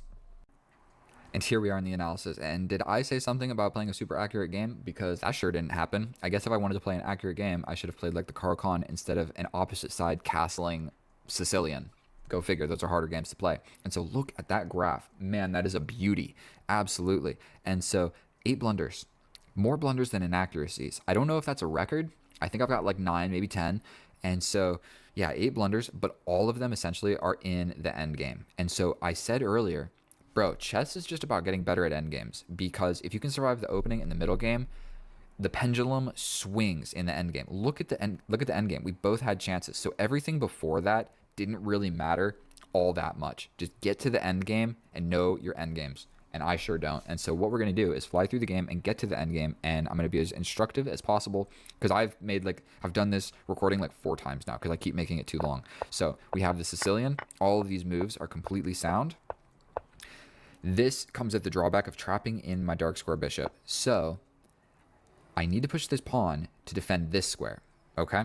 So this bishop move is an inaccuracy, but only for the reason that his knight can get in and just get my bishop. Okay? Because I can't scoot forward, I walk into this fork. So that's why developing my bishop to like a natural square is a bad idea, is he can just win this because I trapped it in by the queen. Okay? So we develop. He doesn't see it. We step back here instead of going here because I want to maintain more defenders on this pawn. We step back. I go here to get the idea of if you capture, my knight gets over here, and I like that. My knight here seems like a good idea. And we castle opposite. And we got a game of chess on our hands. And so I c4. Let's go. We're making pawn breaks. You haven't even castled yet. I'm feeling confident. h4, feeling confident. I got c4. I got h4. I'm ready to just boom, launch through with all my pawns, okay? Instead, he brings his queen out here, and that's terrifying because this is just terrifying. There's no way around it. That is a terrifying queen move. And so in this position, I spent 1.5 minutes deciding what is better, scoot the king over or push the pawn. I decided wrong, but they're both the same, okay? This, you don't have the computer, it's equal, and this, it's equal. So spending a minute and a half on deciding which move is more equal when they're both like basically completely equal wasn't a good usage of time, but it was a scary position, so spending a minute and a half there made sense. And now we're launching pawns. I got 4 pawns on the 4th rank ready to do some home invasion on this guy. And so we capture. Now the reason this is a blunder is he can bring the knight. If I try and kick the knight out, he's quick to jump in. If I take, his bishop gets in. Now the knight is not hanging because checkmate is looming if this file ever opens up. And then just look at this position. I'm completely losing. His bishops are in, his knight's in, his queen's in, his bishop's in, his rook's in. And his king is actually quite safe. So these 3 pawns, just the 3 musketeers, did not make it. And when you think about it, you really got to launch with like 1 or 2 pawns, because 1, 2, 3, 4, 5, 6, 7, 8, 9. It'll take 9 moves to get these. I could have done that faster. To get my pawns there. What is going on here? That shit, I swear, that never happened. We trade off into equality, okay? I take the pawn. He's supposed to sacrifice the pawn for the attack. He doesn't. He takes. I take. He takes. I take. He takes. I attack the rook. Complete equality. If anything, I'm slightly losing, okay? So just trading off even sometimes really does a lot. Now, he goes for this tactic where he wants my bishop to move to win my bishop for free, okay? Unfortunately, it's defended by my knight and my rook. Now, if I took with the rook, then he has discovery ideas of attacking both rooks on this long, crazy diagonal because he's got that bishop over there. But I can just take with the knight. So you're just down a pawn, bro. And then we step forward. I capture because I don't really want him to take here, take here, take here. Then I got real problems, so I have to take. It's the best move, but at the cost of giving my opponent the bishop pair. So I am up a pawn, this pawn right here, but he's got the bishop pair, so those can be annoying to deal with. And so we're doing some shuffling, not really sure what to play here. He attacks the pawn, I push the pawn.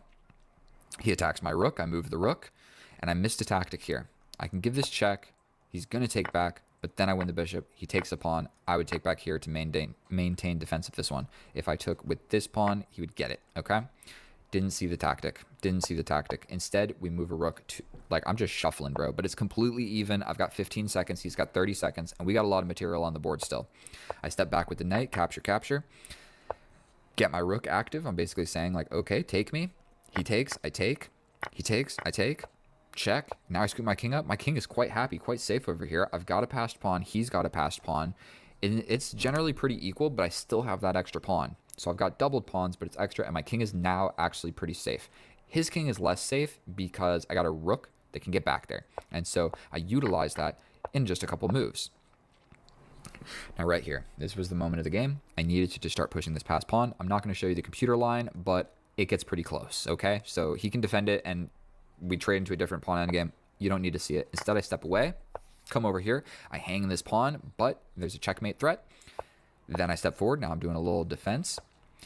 I push the passed pawn, bring the king. Now in this position, he attacks my pawn on its starting square. I have literally not even pushed this pawn. So instead of pushing it forward away from the attack, I brought the king. Where are we going? He attacks the pawn. I can just move it forward. Generally, that's what you should do in an endgame. If we're trying to get these pawns to the promised land, that's what we need to be pushing the pawns, not stepping the king over to hold the pawn on its starting square because it was attacked. So I suck at chess. I had 30 seconds, though. Finally, we get the right idea. I start pushing my asset, okay? His rook comes back, and now the idea is different. We bring the king. If he gets behind, we touch the rook. If the rook moves, we get behind it then and only then. Doesn't happen. He could have gotten over with his king and blockaded with the king, okay? So it's completely equal. Now it's back to winning. He can bring the king. Instead of bringing the king closer to this problem, he brought the king to the middle of the board, which didn't help a lot. Grabbing this isn't going to help you a lot when you're worried about this and my king coming in. I get the right idea. I attack the rook. The whole reason I did that was to support this pawn push. But in a split-second decision, I said, what's better, pushing my asset or just going up a pawn? I thought going up a pawn. Unfortunately, it goes into this position where we shuffle around, and there's nothing really that I can do in this position but step away from my pawn, let him grab it. And to make matters worse, I take his rook and get his king more active. Now I am completely losing. What I should have done is step over. And if you take, it's even, bro. Your king didn't move a muscle. He didn't move at all. And now we're equally active, and it's still a draw. We're going to turn the computer on because here is some stuff that I need to show you. -5. Equal. Launch the passed pawn. Equal. -7. -14. -30. 96. -96. That's as high as it goes. I step over with the king. Now, he needs to push this pawn to threaten this square because he is afraid of my king getting in here and defending and attacking. So that's all he had to realize. This pawn is not going anywhere. Okay? And if you do this, I'm too slow to get in. I'd literally have to play all of those moves just to get this pawn. And in all of that time, you can just take this and take this. I'm losing. He steps over here, which gives me time because now I can get in. Okay? If he would have just stayed here, for one, I'm in Zooks. So all I can do is push this passed pawn.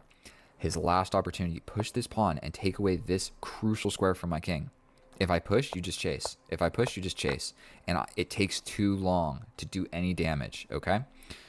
Instead, he goes for my pawn. Then I get in. Now I'm in. I capture. This is the blunder because obviously you want to at least touch my pawn. It's a draw if you touch my pawn because, like, I step past, but then you push. Then I push, then you push, then I push, then you push, then I push, then you push. Then I get a queen and you get a queen, and it's a draw. We trade the queens, okay? Bop, bop, bop, bop. Instead of doing that, he steps up. And now in this position, this is so hard to explain. But stepping up is better because it wastes a type of move, okay? The winning line here, instead of playing the winning move, I step over. You step off the file so you can promote the pawn. But then he just pushes, push, push, push, push. They both turn into queens and it's a draw. The difference is I step up here. If he steps over, I push. If he jumps in, I'm ready to catch you. Now you have to worry about my pawn getting away from your king, and your pawn is not going to get away from my king. So if you come up, I push. If you come up, I support it. Yours isn't as close as mine, and everything changed because you had to play a king move. Also, if you launch, I step back. If you step over to touch my pawn, I push. Like, is that what I explained?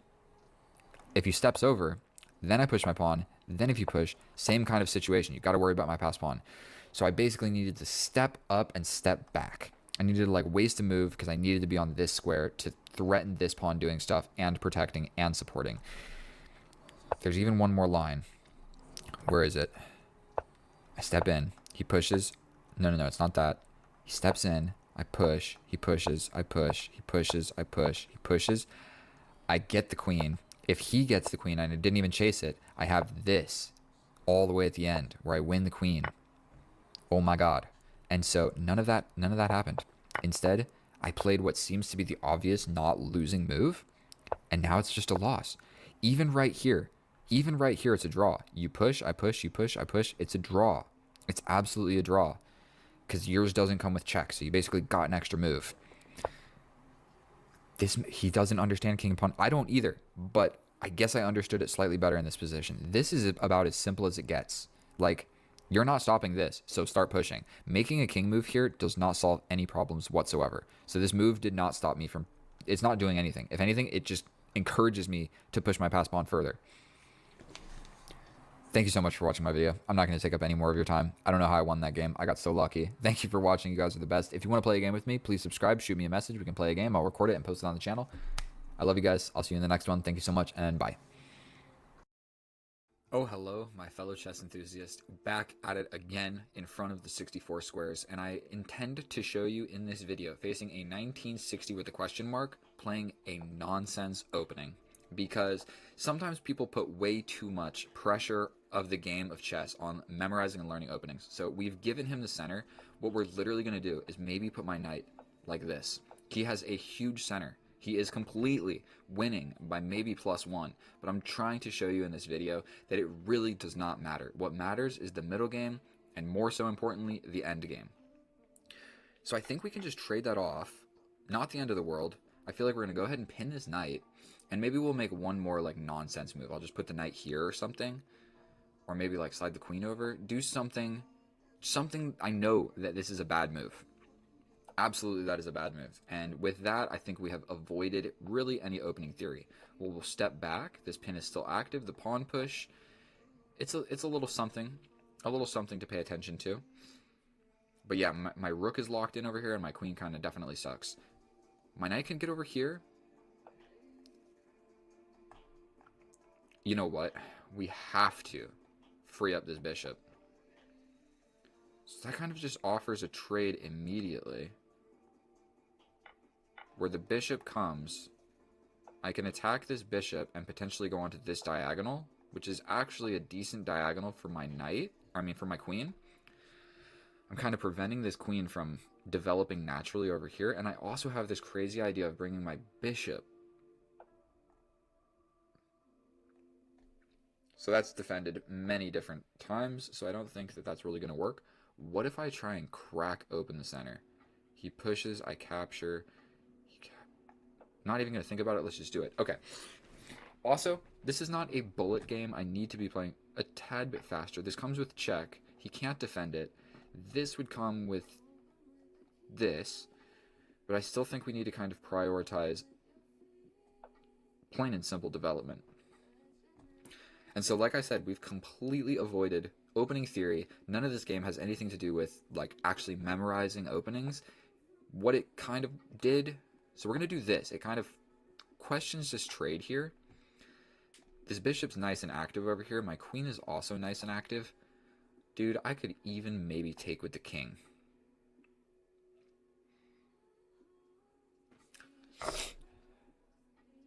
I'm actually thinking about... The knight is pinned. Taking with the king, I could bring a rook. We're doing it. we're doing it. And so, okay, he steps away from the pin. Very reasonable. I think I like the idea of just attacking the queen, putting my rook on this open file. This diagonal is protected. This will put a pawn in the middle, and that pawn is kind of a weakness.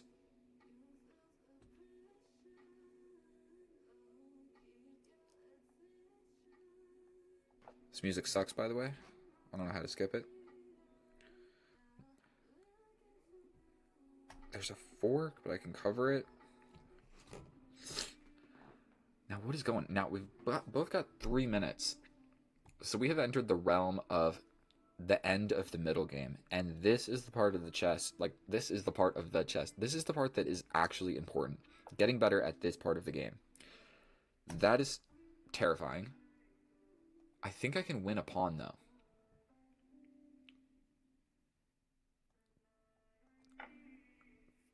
This is covered. This doesn't work. This also doesn't work. This grabs here. If he decides to step in, I can get this check first.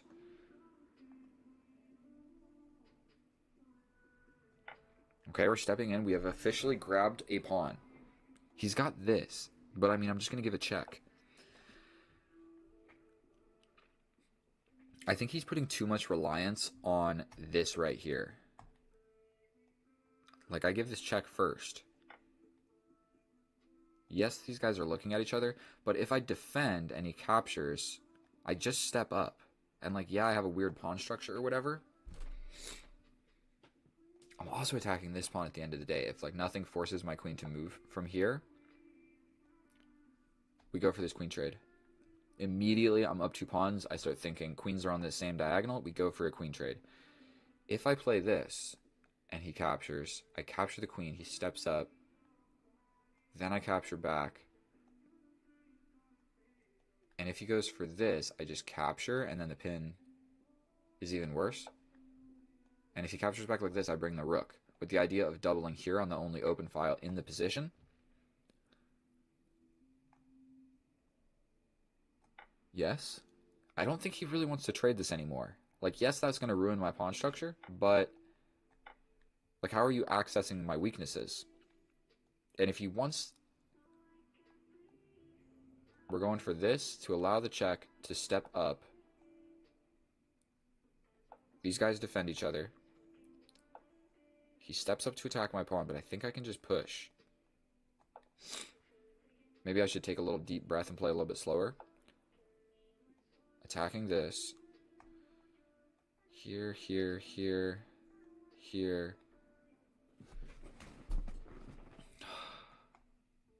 So you can do 2 things when a pawn is being attacked. You can push the pawn or you can defend the pawn.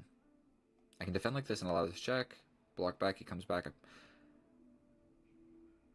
I think at the end of the day, I'm going to just have to play this. And I hung my pawn. Terrific. But this forces a rook trade. Oh my god, I hang both of my pawns. So this is the part of chess that I was telling you about. You got to get better at, and I did not get better at it. Now he just comes and attacks more stuff.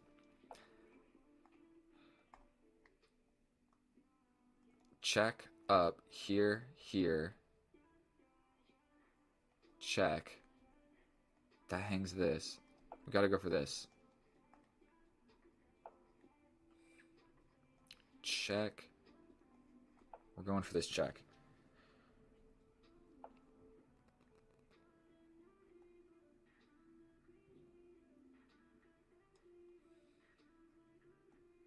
We're giving this check.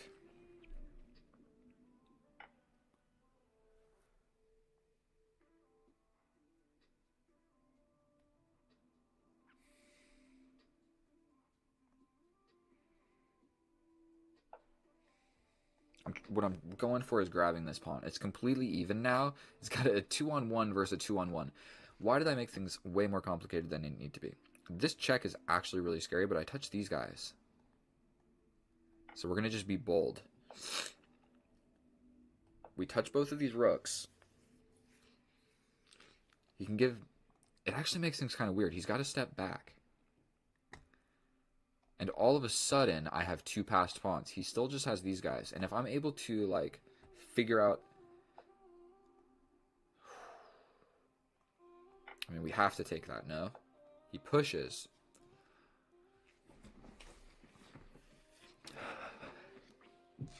Ay, ay, ay. Check. He comes closer. Here, here. This, this, this.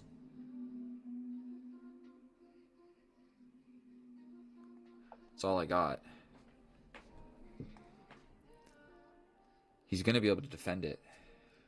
But I am attacking both of these rooks. That is something to just pay attention to. We go here.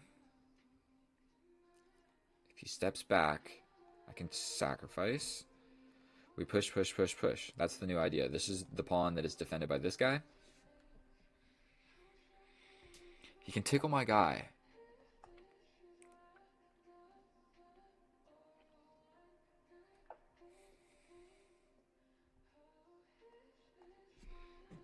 We gotta turn this music off. This is way too hectic of an endgame. How did things get so complicated so quickly? If he steps back, I just take.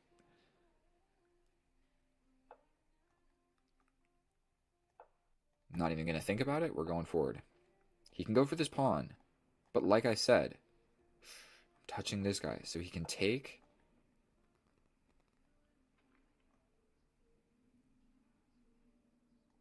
We're pushing.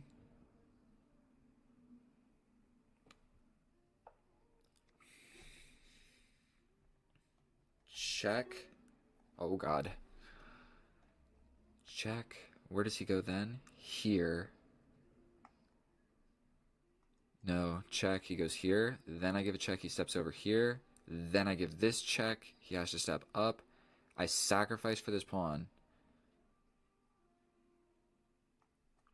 I think it works.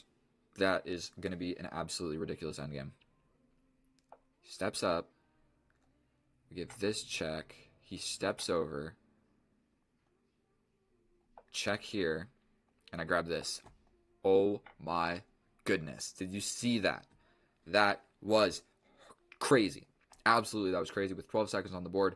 Unbelievable. And I'm pretty sure even if he left this rook over here, it gets hard. It gets hard to stop these guys. I just need one more push. Like if I could find the time to make one pawn push, 2 pawns on the 6th rank defended. Like right now, this is not going to make it. But if the 2 pawns are on the 6th rank, 1 rook, no matter where it is on the board, cannot stop them. And that's just something you need to know. Oh my goodness, that was an exhilarating game of chess. Let's check it with the computer, see how accurate that was. What did I say in the beginning of this video? Bro, we played the most nonsense opening that you could imagine. Got into a winning endgame that I screwed up by losing 2 pawns, and then had to make a crazy tactical thing. The opening didn't matter at all, and that is the most important thing that you can learn from this video, is like getting better at chess is not memorizing openings. Opening theory or like opening principles are good. Opening theory, learn some of it, but don't like spend all of your, just focus tactics, endgame, and that's what you need to get better at. So we have more or less a weird opening. None of these moves made a whole lot of sense. We capture, capture. This move made sense. I like it a lot. We're going for this diagonal castle. These pawns are a little bit weak. Capturing back like this is also decent. The knight gets involved. We step forward. And it's showing that taking with the bishop is actually the best move. I guess they're equal. 0.8 and 0.7, if you can see that over there. So they're pretty much equal. We then bring a rook. Capture. No. Now I capture to win this pawn. And he put too much reliance on this whole idea of getting in like this, removing the defender of this like very scary checkmate. But you don't have to freak out. Also, I could have got in with check. Oh, that's good. There's just that. I went for a queen trade. That's what I saw first. Okay, so the check would have been better. Trade, trade. Trade, trade. Double up the rooks. Here we go. He's attacking my pawns.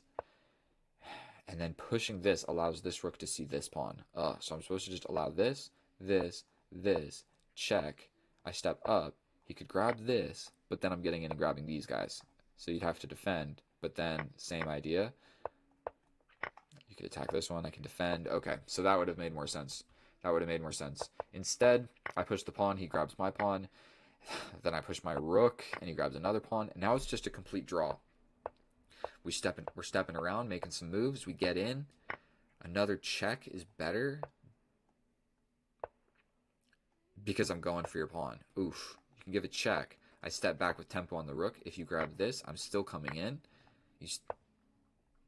We had to grab with this one. Oh, now when the king moves, we're grabbing this rook. Oof. Okay. Instead, I make a blunder and I grab a pawn on the side of the board. He grabs a pawn. I grab a pawn. He pushes his pawn. I grab another pawn. I'm touching both of the rooks. King fork, baby. Capture. And then here, white is slightly losing. For one, I can just grab here, and if he takes back, I take this rook. That's not that hard to see. The whole reason of doing this is so that these rooks have to stay guarding each other. That was the whole idea of doing this. Like, it wasn't just to look cool. And so, okay, could have just taken the pawn, for sure. Then here, still same idea. I could have just taken, so it's not playing the most accurate. We step back, and he's going for this... Whoa, what did I just do there? We're going for this shielding technique, but it doesn't work because I am the greatest chess player who has ever lived. Check here, check here, check here, grab the rook while it's defended. Even if he steps up and I grab here, we're still winning. This is what I actually calculated, because he has to waste a move grabbing the rook. Like, when I grab that pawn, he has to waste a move grabbing it.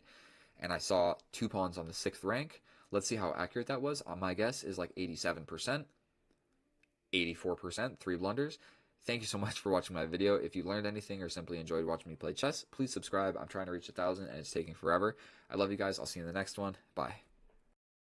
Oh, hello, my fellow chess enthusiasts. We are back at it again with another epic and educational day of chess. Today we are facing the Ready, I believe that is called, against King 27. And it looks like he is a little bit lower rated in all categories. And so one thing that is back by popular demand is what chess opening to play and how to play chess openings. So when you play the black pieces, bro, I play c6 every single time. If I'm rated like 19, 2000, 1700, whatever you want to call it,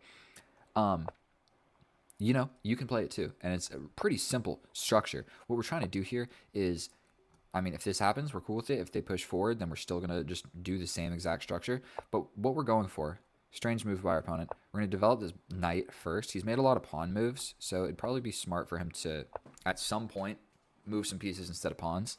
But, so he's locked it down. We're going to get a little bit of a sandwiched position, but we're going to develop the knight so that his knight can't jump in here. And this indestructible pawn structure is so much fun to play. So I think we can just push, correct? And if he takes, we take. Am I calculating something just horrendous? I mean, he can play this, but then we just take and we're chilling. And we got the open file. So this move probably makes sense. We're going to just take back. The rook, he has to take. So we're going to take back over here. If he takes like this, we come over here. If the knight comes in, we pin this guy with the idea of this maybe, or something like that. And so we're doing a casual game, for one, because I feel like in rated games, people cheat a lot. Maybe I'm the only one, but I want to show you something else. Check out this mouse pad. That's right. Chess mouse pad. Where's the mouse? I need that to make my moves. Okay, so we're going to just take. My bishop is locked in jail, which is no fun. We don't really want this guy being able to jump forward, so I think we should maybe invest. Well, I mean, we're going to need a castle, so that's probably more important than pinning his knight, which isn't even pinned yet, because this pawn hasn't moved, so that's what I was talking about. I was going to do this pin. This pawn hasn't even moved yet, so we need to be worried. We need to be slightly worried about this pawn. We need to be a little bit aware of we do have this check, but we're ready to castle. We are ready to castle. So he does want to play this. I think we can just take and we're chilling. But first we're going to just tickle this guy. We're going to give him a little tickle. If he takes, then it's probably just a bad move for him. If he steps back, what we're worried about is castling. Then the knight comes in, and then this guy all of a sudden becomes real undefended. So should we just get crazy? What if I slide all the way over with my queen? No, because then he can get the open file. Don't love that. What if I jump forward and he takes and I step up with my king? So like this, this, this, this, this. I actually quite like that. We jump forward. He's essentially, this is hanging. So he's probably going to, if he takes this, I can take this first, attacking the queen. Then he attacks this. Then I win this. So I think we're going to do it. I think we're going to do it. I might not get to castle, but in this structure, I'm not sure. Like, I'm just not convinced how important that actually is. Like, these guys see each other. These guys see each other. So if he takes here, I think I grab this first. He's got to do something with the queen. I could even Desperado. But then he would get his bishop to this square, so we're just not going to do that. So if he takes, and we take, and he takes, I step forward, and we're chilling. So we're going to go like this. Now, this would be a very reasonable move. I also have this check. He could step forward with the queen. Then I just take. He'd probably step back like this. Let's not be fancy. We don't got to be fancy here.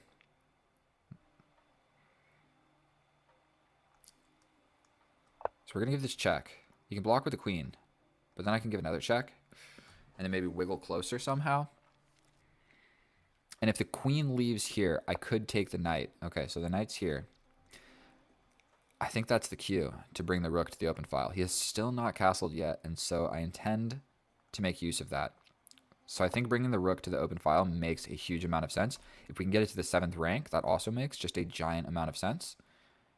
And he's got to do something with his bishop, so he's probably got to play like here. But in that time, I might push on this. Very reasonable move. We got to do something. Check. Take with the queen. I come in with this check. He can step up, and then it just doesn't work. Noticing this is a little bit important. So I think we're just going to slide all the way back with the bishop. Was there a tactic there?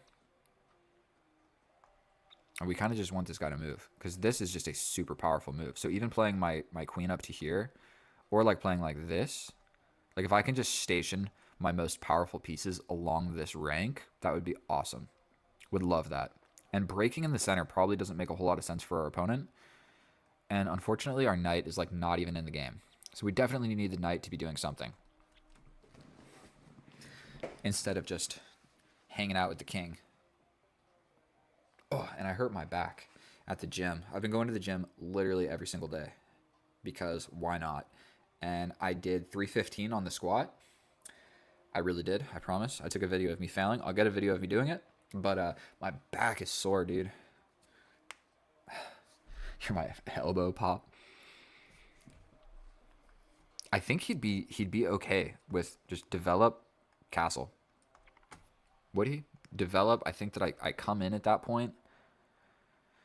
And if he castles, then this knight is just drastically weak. And if this knight decides to go anywhere, essentially, this becomes an idea. So he could jump here. But right now he's pinned. So actually, I feel like his position is really difficult to play. I don't even know what's the correct move.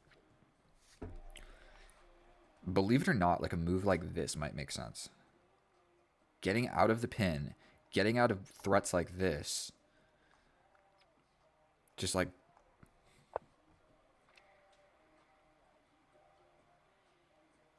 What we don't need to take is the first thing. Like take. I mean, I guess we can win a pawn doing that. We take, and if he takes back, I just take. It's not the most beautiful thing, but I can win this pawn. I just win this pawn. Then what does he want to do? He's got no check with his queen. He can't take. It's pinned to the king. Then I could come back here and have some pressure here, but I really liked this infiltration idea. This knight is pinned like more than one way. Not only is he pinned to the king, he's also pinned, like say he could move, then this move arrives. So he needs to stay guarding this square. That's what I'm saying. That move makes a huge amount of sense. I really think that move was smart. Now I'm thinking about pinning the knight like this.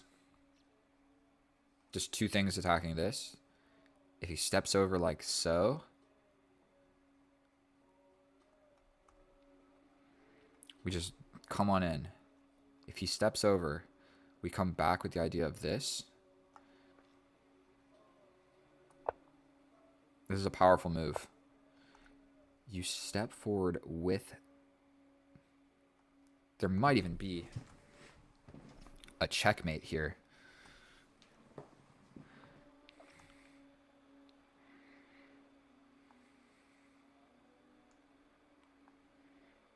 I can lock it down like this. What if I give this check? You take. I take attacking the queen. Boom, boom, check. Does that make any sense? Here. You take. I hit you with a check with the knight. At the very least, I grab this. So that's a risky type move to play. But I might be able to grab this pawn in one of the lines. Check. Here. Take. Also threatening this. I really hope I'm not calculating something horrendous. I can also bring my knight. So when he takes this, I jump forward with the knight. Ah, no, I don't, because he defends this. So we have to play this first. We're attacking the queen, and we're attacking this. He still has no check on us, so I think we're chilling. And now we're just up a pawn, but we're really threatening this, is the separation tactic. The queen is doing a job of defending the king. And look at where the king is at. Look at the state of this king. He's in the middle of the board. And so you better believe, and this rook hasn't even got to participate.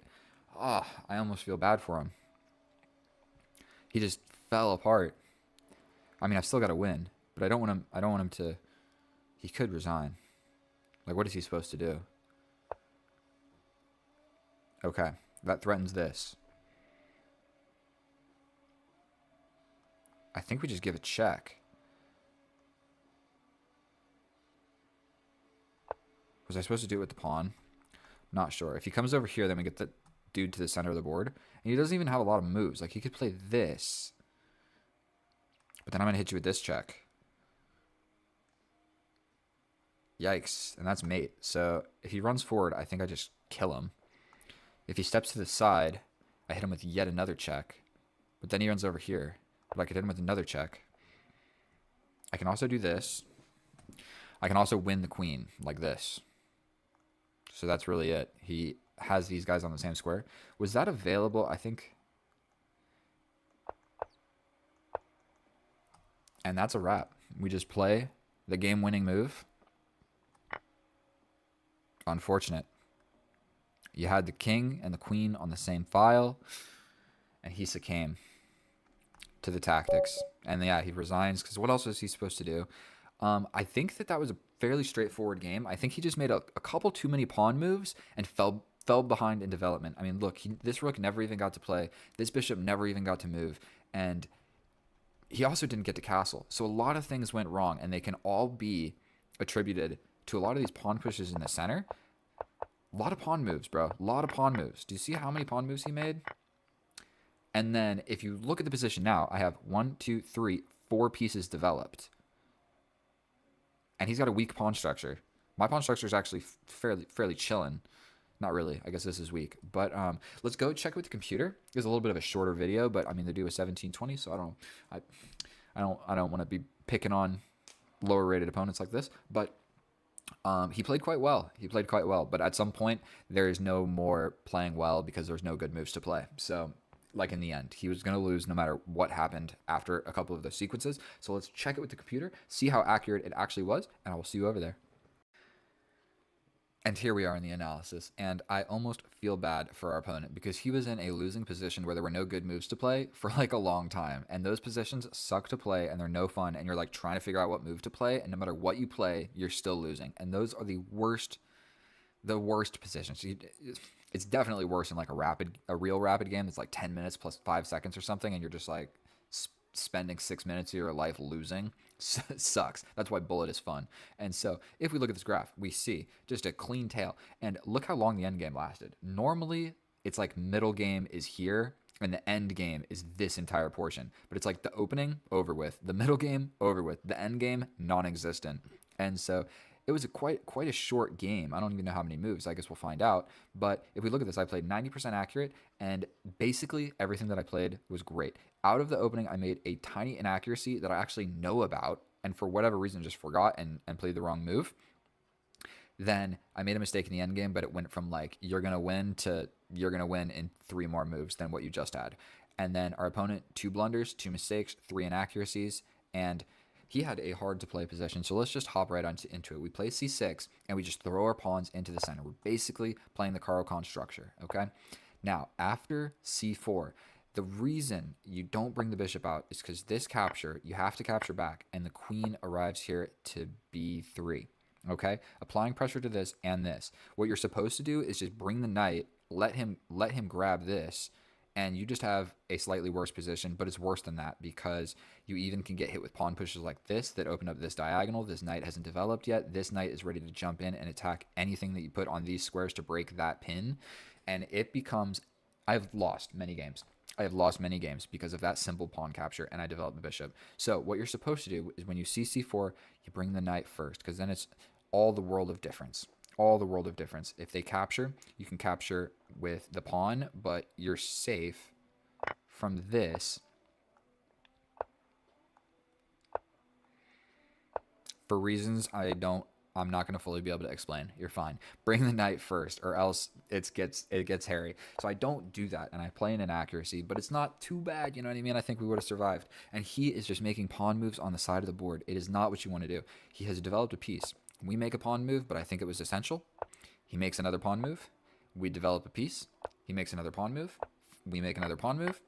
And trading this off essentially just developed my queen. So if we clarify what's going on here, so we just capture, then we develop the bishop. He then goes for this. But if we just go back to this position and we take a look, we see I have a developed bishop, develop. My queen is essentially developed. I'm ready to castle. Now look at our opponent's position. Not developed, not developed, not developed, not developed, not ready to castle. Yikes. That is not what you want to see. So it says minus 0.3, but he has been making not the smartest and wisest decisions out of the opening. So technically I'm supposed to just castle and be brave, but the reason I was worried about that is I didn't want the knight to come in and then I have to take, and then if this happens, if I move the knight, this is kind of hanging once I castle because nothing is defending this bishop. So I took out the bishop first. Don't hate it. But the reason that's not great is the bishop can just go back here and break this. This is the weak diagonal. So when he plays this, it's a huge blunder because this knight is on the weak diagonal, and now your bishop can no longer go to this square to break the pin. So I didn't see how powerful just coming forward and pinning that pinned piece was, because essentially I could just do that. You got to do something to defend it. If you defend it with the queen, you're just getting hit with check immediately. If you defend like this, I'm still just coming forward, and there's no way to defend this. So if you move this knight, I can for one just take, and then these are hanging. If you move the bishop, I just take this. I could even take with the queen and force this. There was just no way to defend this knight. And so the reason that I missed that is because normally you're attacking pinned pieces with ferocity with the bishops. You're not doing it so much with the queens. Like, this idea is pretty easy to find with any piece, I guess, but normally you're doing it with a bishop, so I wasn't looking at like pin and attacking the pinned piece coming from a queen. Okay, I missed it. Don't hate it. We jump forward, and essentially what this is doing is trading off his developed pieces. Now I still have developed pieces. If you see, my queen's developed, and he's got one developed piece. So I'm still winning on development because we traded off 2 of my developed pieces for 2 of his developed pieces, but I still got more developed pieces. Okay? Not to mention, that developed my rook as well. So like, I didn't castle, but it did the same purpose. All that matters is the rook being able to get to this open file. So he goes ahead and pushes. I step forward with this check. Now, the reason it's not so great is he can kind of just like get in the way with his queen. And if I give this check, he can get in the way with the queen. And if I give this check, get in the way with the queen. And he can just like trade the queens at some point where I'm going to have to take, and he steps back, and then he's attacking my bishop, and I would have to step back. And it's actually more or less an equal-ish position, because if he's capable of trading off the queens, he's not going to get checkmated anymore. And so I know that blocking with the knight was the worst decision, because now my rook is coming. Then, for whatever reason, I assumed because this was being attacked that this move would not work. I guess it's a complicated move. You know, this is under threat. This is here. The knight is pinned, and then there's some things you need to calculate. Like, what if I play this and he just takes, and I take? I don't know. Whatever. I didn't see it. You know what? So I step back. But you know what? We still got the option there. We step back, and he tries to get rid of it, but it doesn't even make any sense because I can just take that pawn because the knight is still pinned. So it's just no good. And so at this point, he realizes, oh no, this is a threat. He realized it more than I even did. because I still was worried about the knight somehow doing it. So he's stepping out of this to avoid this pin and to avoid the rook coming in and pinning the queen to the king. A lot of pins going on in this position. See what happens when you don't develop your pieces in castle? You just get, everything just gets pinned. So now my rook is on the 7th rank, and so is your king. So it's just a bad position for our opponent. The king steps forward, and it seems like an equal trade. It seems like what's going on. I guess what was he supposed to do? Block like this and just let the bishop, let's just let the bishop die? You're supposed to just allow this? I mean, that's what I'm saying. That's what I'm saying. What if you step back like this? Then I'm coming in with ideas like this. And if you block, then I'm going to attack you like this. Oof, it gets rough. So that's what I'm saying.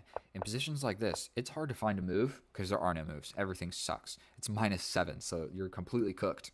And that's crazy. -7, but we have the same material essentially. Like, I guess I'm up a pawn. But -9 for the position of the king. His king is the most advanced piece. And so this looks like, when my queen arrives here, it looks like, okay, this is an equal trade, but it's just not. Because your king is going into the middle of the board, and then when I take your knight, I'm attacking everything. So it looks like, okay, if you grab my knight, I grab your bishop. That's what it looks like. But that's not really the case. Yes, that happens. But then your king is literally on e4 in the middle of the board. You're supposed to put pawns on e4, not kings. Not in this type of position. This is a middle game position, and it happens. And so we go ahead and just take here first. And then if you look at the position, it's suggesting push pawns on the side of the board, throw away a piece essentially, to just, there's nothing that you can do. So he develops the queen, and unfortunately, this is coming. So the idea here is make the king move away from touching this pawn. And there's a couple different ways you can do that. I mean, he can't even move here. He can't even move here. So all you got to do is touch the king. So I play this. And like I said, if he plays this, he's just getting checkmated. Okay? If he plays this, then that is what happened. Then I just take the pawn. Then you're just losing the queen. This is going to happen. The king steps back. There's a lot of different things I can do. He comes here. Oh boy. I hit you with another check. You run in the corner, you're getting checkmated like this. If you run this way, probably I would start pushing some pawns. I'd probably push this pawn and try and like wiggle the king out somehow and checkmate him. I feel terrible for our opponent. If you enjoyed watching that video, I hope that it was long enough. The game was like 10 minutes, and analysis was like 10 minutes. So what can be learned from this? The main two things, okay? If you're playing the c6 opening, if you're playing the c6 opening and you see c4, develop the knight first, then bring the bishop. It's complicated why that is better, but you play that, okay? Let's just look into it. If they capture. If the queen comes out, then you develop. Oh, it's not that complicated. It's not that complicated. This is not hanging. That is why. That is the entire difference. If you develop the bishop, then this gets attacked with queen b3. It attacks this pawn with tempo. That's the simple explanation. So if you play the bishop when he captures, when the queen comes out, this is immediately threatened. Immediately this is threatened. And if you come up, then you're just getting hit. And you come over here, then it's getting spicy. So that is why. That is why. You see c4, do this. Then in the beginning, don't push a pawn on the side of the board. Develop a piece, okay?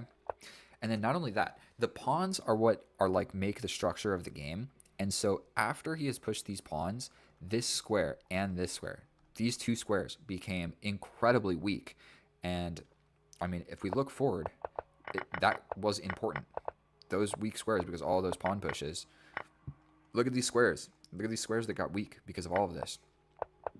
And so there we go. One other thing, tactics. Just play the most powerful forcing move first. Just because you attack my bishop doesn't mean I have to move it. I can attack your queen. And so it was complicated because it looks, there's the pin going on. I wasn't sure. You know what I mean? I had 4 minutes. I have no excuse why I missed that. So either way, if you learned anything or you simply enjoyed watching my chess videos, thank you for watching them. Please subscribe if you haven't, or don't. It's okay. Some people just watch and don't subscribe. But, leave a comment and let me know, or else I'll never know you were here. So thank you guys so much for watching. That was the best. I love you guys. I'll see you in the next one. Get out of here. Bye.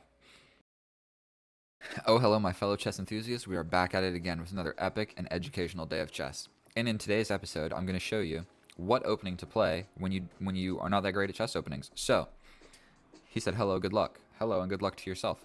So we start with c6 no matter what, because there's a chance we go into the Caro-Kann.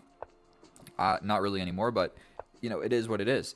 And so what we're generally going to do here is play just a super safe and easy to play opening, where the general idea is put my pawns, I think it's called the Slav defense. I'm not even 100% sure. I am so bad at the names of the openings. But we're going to lock my bishop outside of the pawn chain. If you see, I've got a beautiful structure of pawns. Now, he could have just simply gone for my light square bishop. Trading this off is such a good idea for me because literally, like I explained, we put so many pawns on light squares, so my dark square bishop is good and my light square bishop sucks. So we have the opportunity to trade it off into complete equality. And so this pawn push, it does work. He can also take here and try and have ideas of this. But now I think we're just going to go ahead and bring the knight. And so this pawn push, the general idea for it is if they capture, we take back with the bishop and we get to develop just for free, essentially. And we have a place to put our knight. This is the natural development square for our knight. So just like this knight, this is the natural development square for this knight. So it's hard to say, am I supposed to play this first or play this first or push forward or capture? It's hard to say. I mean, if we capture, he just comes in with this. If he captures with the pawn, it ruins this pawn structure slightly. I'm not sure if that's like good or bad for either of us, but we're going to just go for it. And if he attacks with the bishop, we're going to just develop our bishop. So easy to play. All of these opening principles are so easy to play. So if he takes with the bishop, we're just essentially going to try and rush into an endgame. And so the best chess opening that you can play is keep an equal position, trade everything off, get into an endgame, and that's where you'll win the game. Unless you're trying to get like some crazy tactics. So essentially what we're going to do here is, we're going to develop the bishop. If he takes here, we take. Then this is still defended. If he slides back, we're going to ruin his pawn structure. He gets a little bit of an open file right here. We're going to take this opportunity to trade. He's going to capture back with something. Most likely this pawn would make more sense. Okay, or you play like this. And he can castle this way. I can also castle this way. As it stands, I'm not really sure what is better. Something to note is this pawn is under a little bit of attack. So castling this way, it just becomes really scary. So what I'm going to do is I'm going to just take a step forward. I mean, this is defended twice, so no reason to panic. But I'm going to develop my queen. Now I have the possibility of castling this way.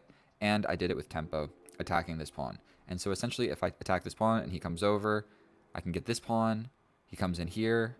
I can hit him with a check. He has to step up or bring the rook back or something. It's not really always advisable to go pawn grabbing with your queen. So like this pretty much would, man, I'm bad at these arrows. If I capture here, it just walks directly into this. And then I got to step aside. And then he gets into my position. And his rook being here, because at that point he can just castle. And then attack my queen, like, I don't know. And then bring the rook. And then I got real problems. Real problems. But if he castles kingside, if he goes for the castle right now. Oh, my necklace is all messed up. Excellent move. Excellent move. If he wants to get into my position, he'll be attacking a lot of different things. I think we're just going to push this forward so that this isn't scary anymore. His knight can get in. Oh, yes, that's true.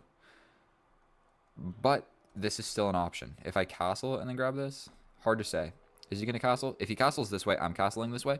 And what we're trying to do is just play simple chess. I don't think this entire game of chess I've played anything complicated. Like just pawns on light squares, bishop outside of the pawn chain, trade off the light square bishop because all of the pawns are on light squares. Go for a pawn break so I have a place to put my knight. Develop a piece. Trade. Develop a piece. Trade. Trade. So far, these are very easy moves. Castling this way just seems really scary because he's got these open files or semi-open files looking at my pawns.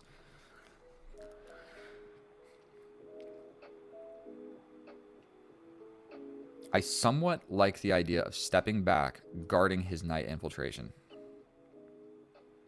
And then just same side castling. Because I don't think my attack is all that great. Is it? I think we're going to just go with simple chess. We're going to step back. What you need to be worried about, yes, I can jump into his position. Actually, this comes with an immediate threat. It stops this, and it threatens this. That's probably the most reasonable move that we can play here. I'm not sure if that was a complicated move, but it does the same job of stepping back. That was the whole idea, was to guard this square from this knight jumping in, because once this knight jumps in, then I don't know, I just don't love it. But now I'm threatening this. And he can defend it. Now, how does he defend it? He defends it like this. But then I maybe bring my rook and I do castle this way.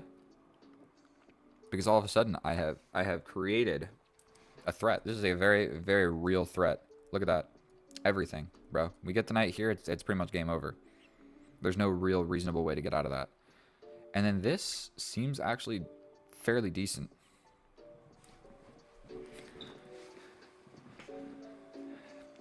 And so we're just playing simple chess. Simple chess. So far, nothing super complicated. None of these moves. Oh, sorry, my back. My back hurts. I don't know if I already mentioned this. I went to the gym yesterday and I did 275 for squat. And the time before that, I did 315 for my first time ever. And now my back hurts. That's how you know you're getting old. Okay.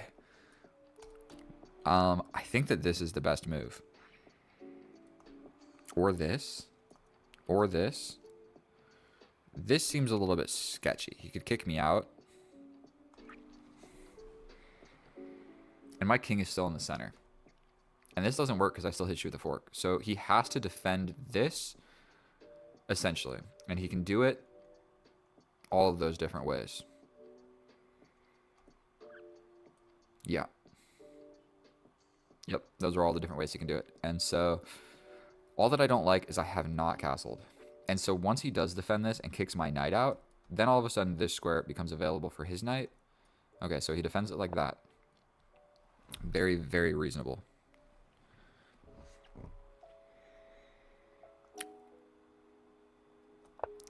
Simple chess. You castled, I castled. Now we've got the kings on the same side of the board. So his little 4-on-3 pawn structure, I don't know how you want to even classify this. I've got 2 pawns. That is just a strange move. That is just a strange move. It still has the forking ideas. But I like the idea of bringing my rooks like this. But he's going for the... Ah, okay. It makes sense now. He's doing that so he can push this pawn so this one is defended. I guess I can slide over. I mean, that kind of would allow this. But I could step over. If this happens, then I get in. Because this cuts off the queen from seeing it. So this move actually maybe makes sense. One of these two moves. I suppose this one because I'm going to want my knight to go there. If something doesn't work out beautifully.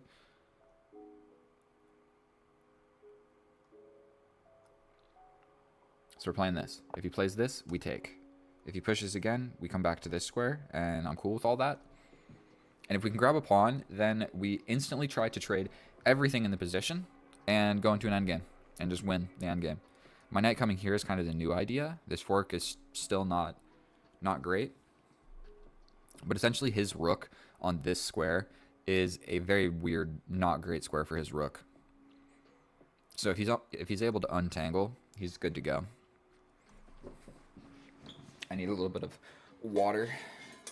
This is your daily water break. Drink some water. Look how big this thing is. It's not a joke. And I put creatine in this thing. You want to trade off.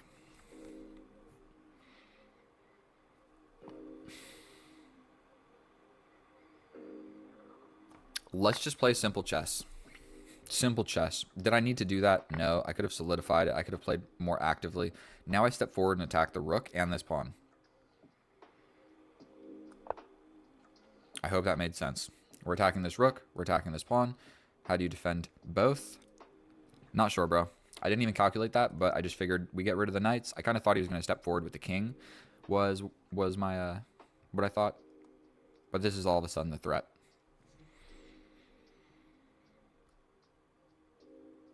And so what's probably going to happen is he does something with the rook. Probably this idea would become the next best thing. But once I grab this pawn, bro. Once I grab that pawn, like I said, we grab a pawn and we trade everything off and we just win in the end game. And so we're also pressuring him a little bit on time. So I really like this. He had to waste a move Now this rook is defended, but we're going to grab this pawn. If he tries to do something fancy, we're going to go into an endgame. If he steps forward, we get out of it with a check. If he... Okay, so he attacks this. This is under threat. Pushing this forward makes this pawn on the open file weak, so we're not going to do that. This is my least active piece. Like, this rook is kind of ready to participate. So we're going to just defend with this over here. And he can kind of, like, come forward with an idea like this. So pushing this pawn is probably going to make sense, because when the king moves and this happens, I'm going to have to move my queen, and I don't want to lose this pawn. Also with the idea of his rook getting into my 7th rank. Okay, so that is exactly what he's going for. We're going to give a check. So he moves. What if I just push forward? I can get out like this. So we push forward first.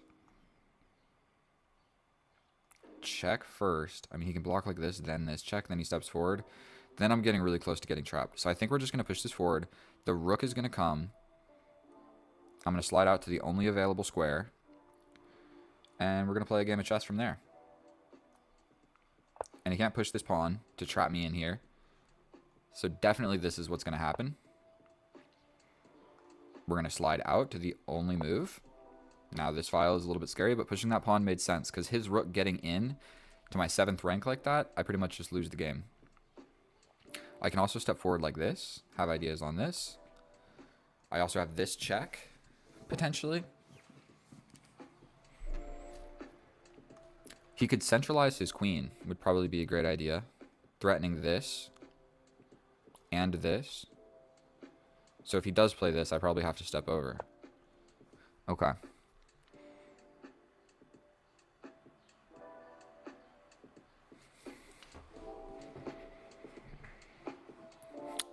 What to play, what to play.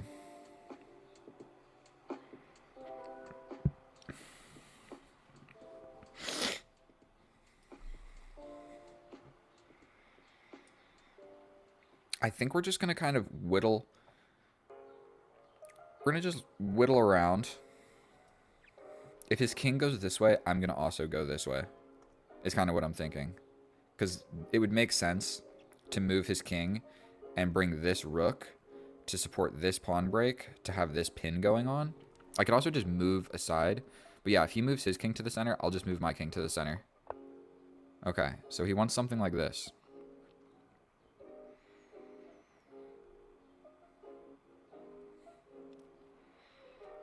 And again, like I said, we kind of just need to make some moves.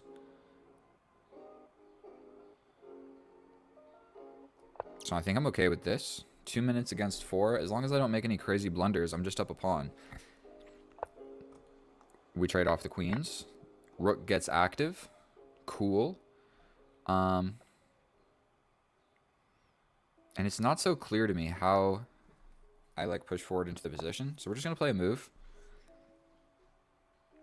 Probably this is going to be his idea, but I step forward with my king, bring my rook, and then push.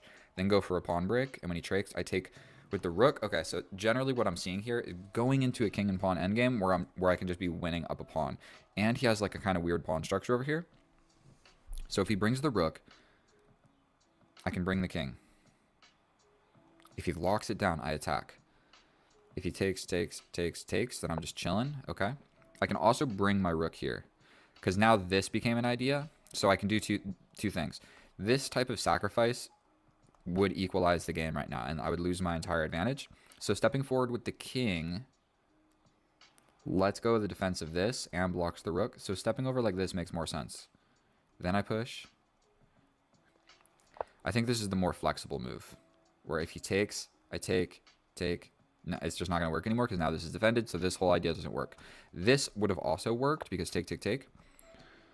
So if I go in, take, and I think we're just chilling. We push forward.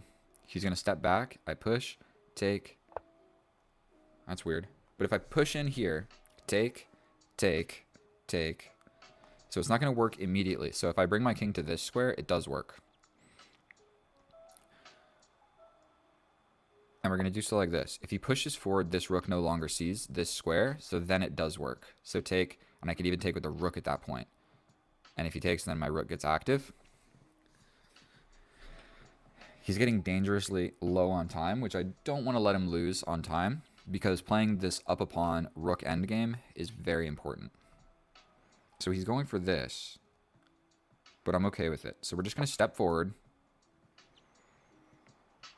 If he goes for this, we just take, rook gets in. If I go for this, then take. Ooh, scary. But okay, so now this works, right? I've got enough things looking at it. Here.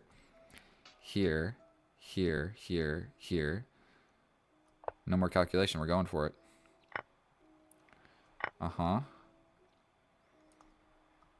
And now this is the moment of truth. My king is touching this square. If he doesn't take, I push forward with check, and then my extra pawn becomes a passed pawn. So we're going to do this. We take. If he takes, we take, and then my king is in the center. So potentially this has, we have the potential to trade off everything in the position. He can run away and keep the rook on the board. That's the best move. That was the worst move. I'm very close to just coming in. I think we just go ahead and play a pawn move. You got to be careful here. These pawns suck. So what if I go like this?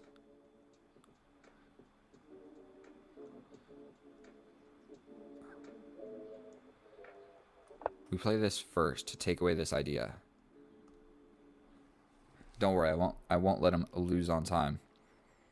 But I do want him to play quickly. 2. Okay, he played a move.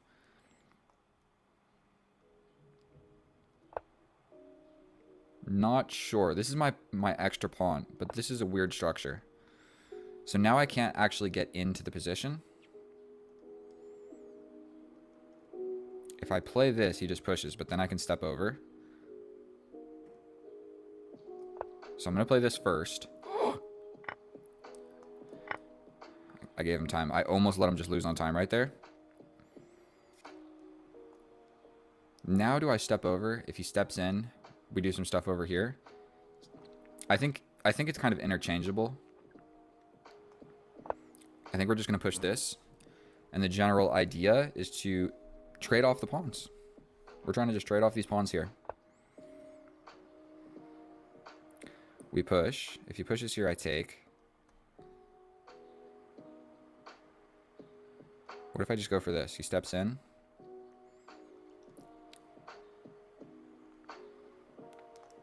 I think we go for this.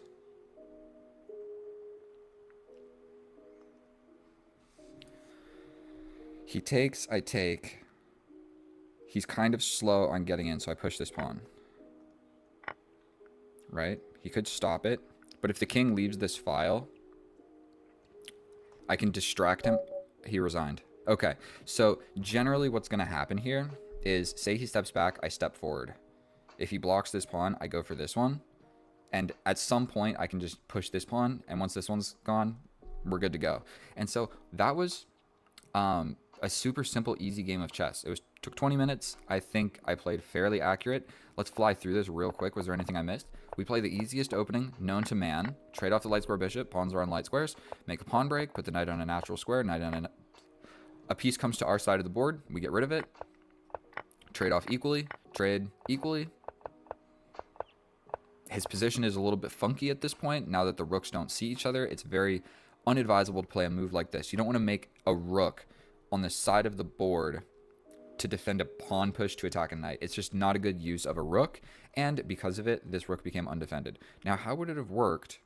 Yeah, if I would have just taken here and he stepped forward with the king, that is kind of what I thought was going to happen, then this whole idea didn't work. And so he took with the queen. I didn't like that move because I felt like getting the king off the back rank just made more sense. I didn't even see the whole tactic of this, but whatever. We grabbed a pawn, and then we just slowly started advancing things. And so we completely dedicated ourselves to this pawn push. We brought the king, so now we have a pawn, 2 rooks, and a king looking at this square. And basically, this offers the trade of those rooks. He could have stayed in the game by just sliding all the way back. That is what he should have done. And so it's still, I'm slightly winning. But once he trades here, then I'm up a pawn with a ruined pawn structure. So I'm still winning even if he plays this. But when he captures, he's guaranteed to lose. If you keep a rook on the board, you've got checks, you've got different ideas, you can very easily go up some pawns. But once he trades off, and this is the position, he's screwed. There's nothing that he can do. And so let's check it with the computer and see how accurate that actually was. I hope that that was a simple, easy to digest way to play chess. And so we're going to check out the computer. I'll see you over there. And here we are in the analysis, and oh boy, I played a very accurate game. And so it was all just came from playing simple, easy to find moves. Nothing crazy, no crazy tactics, nothing like that. And we just get up a pawn and we're good to go. And so if we look at the graph, we can see this was generally just a slow conversion. There was one tactic that I missed where I was going to lose a pawn. So he had an opportunity to go up a pawn as well. But then once I go up this pawn, we just traded things off equally. Here it says that I threw it away to a draw, but I'm going to be straight up with you. It wasn't a draw. It sometimes says that when it's like a king and one rook or whatever, and I have an extra pawn. It's still a draw, but I'm going to let you know that like 90% of the time, neither of us are going to be able to play perfectly, and it ends up in a draw. So one mistake will be made, and it's no longer a draw. So it will say that sometimes. But if it's rooks and pawns, or like even like a knight and pawns or something, it's hard to play it 100% accurate, so it's actually a draw from both of our ends. And so the easiest chess opening known to man, we put the pawns on light squares, we develop the bishop, we close the pawn chain, we're good to go. All of these moves incredibly simple. We trade this off because we put all of the pawns on light squares. All right, I've explained that like 4 times. I'm not going to explain it again, but we have pawns on light squares. We trade off the light square bishop, okay? Then we push this. It's not the greatest move, but whatever. We have a place to put our knight. Not there, but there. Okay, we developed the knight. That's why we pushed the pawn. Then we develop this knight. We take, and I step forward attacking this. Now, the reason that it doesn't work is I step in. If he takes, if I take with the queen, he can take here, and I can't take back this pawn. Because if I do, he hits me with this, and then I'm losing. So I would lose the bishop. So essentially, if all of that happened and he captures this pawn, I just can't take it. I just have to step back, and he's up a pawn. And so that was his opportunity to see all of that, and he didn't. So we trade this off equally. Maybe I should show the best moves. We trade in the middle. We get active with our queen. We're attacking something. Even if I had the opportunity to grab this pawn, I don't think I was going to do it because it's just too risky. We then push this forward, best move. I'm supposed to castle this way and just be brave, but I don't. I jump my knight into the middle of the board. Probably a strong second for the best moves. Okay, now it is the best move. It's just directly threatening something. He defends like he has to, and now his rook is kind of passive, and this rook is kind of silly as well. And so we castle this way. He pushes his rook here. It's one of the best moves, but from a human standpoint, it's weird to use your rook to defend this pawn so that you can push this pawn. It's just a strange setup. This rook is not very well defended. This rook is not very well defended. The whole setup, like all of this is trying to deal with one knight. Okay, so that sucks. He literally has 13 points of material over here fighting against my 3. So that sucks. So he steps back and I take. And if he would have just taken with the king, it's completely equal. But if he takes with the king, it's equal. If he takes with the queen, he loses a pawn. And so I would have just played this because we're going into an endgame, and so at this point, you probably want to start bringing your king to the middle of the board and just like, whatever. The king is doing nothing over here, and you probably want it out of the way so that the rooks can come over behind your pawns, okay? He takes like this, and how long did this take? It took me 6 seconds to find this move. Now, did I calculate that? No, but I figured this is an equal trade, whatever. And that he takes with the wrong piece, and there we go. We have a tactic. We attack 2 things at once. He's got to do something about it. We grab the pawn. He gets active, plain and simple. We defend our weakness that's being attacked. He steps forward. Now, I could have played a multitude of different moves, and they are all still -1 for the opponent. So I push this pawn first, allowing this attack to step out, but now this is defended by the other pawn. Putting his queen in the middle of the board was guaranteed the best move because I can't really push this, so this is undefended. I'd have to step back over and defend this. That would have been the best move. He's still losing, but it would have been the best move. We then defend this. Why is she trading off pieces, bro? Something that you don't want to do. You're down a pawn. Don't trade off your most powerful piece. Try to keep it on the board. If anything, trade off the rooks and keep the queens, because then you're more likely to get a draw. Like a queen down a pawn, you're good to go. But like a rook down a pawn, it's harder to play. The queen is harder to play, so it's harder to play by both, so it's less likely to be a draw. The rooks are a little bit easier to play, so it's more likely to be a draw, but it's still probably not going to be a draw. So we play all these moves. We step forward. My whole idea is just put everything in my position to make this pawn push a possibility, so we trade some stuff off. So we make it happen. Now, it says I'm throwing it away to a draw because take, and he has this pawn push, where I push this forward with check, the king blocks, then I have to do this. And it's still a draw. They're saying that it's a draw, but I'm letting you know right now, probably not.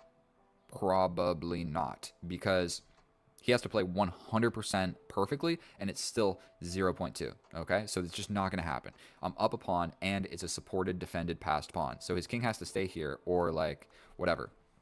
So the computer says all of that was not a great idea. The reason that I'm playing this is because everything that happened is what happened. Because I'm not playing against a computer, I'm playing against a human, and I know how humans are going to play, and I can anticipate what's going to happen. So we take, boom, boom, and this is the moment of truth. You keep the rook on the board. Trading the rooks means that he loses the game. Plain and simple. You trade the rooks, you lose the game. Now you have a ruined pawn structure against my okay pawn structure. Against this is equal, but I have an extra pawn. So we're in a king and pawn endgame where I'm up a pawn and you have a bad pawn structure and you're losing. Every time you're losing. If you run away, you're still probably losing, but you have a better chance at not losing. That's all there is to it. Like, you keep the rook on the board. So all that happens, he trades off. We're in this position. Now, this is something instructive here. The reason we're pushing here and playing a5 is to stop his advancements of this, okay? So imagine if I play this. Then he gets to play this, locking down my whole position. I can't push this anymore, he just takes. So his one pawn is stopping my two pawns. It's called a deep freeze, and that sucks. So we don't want this to happen.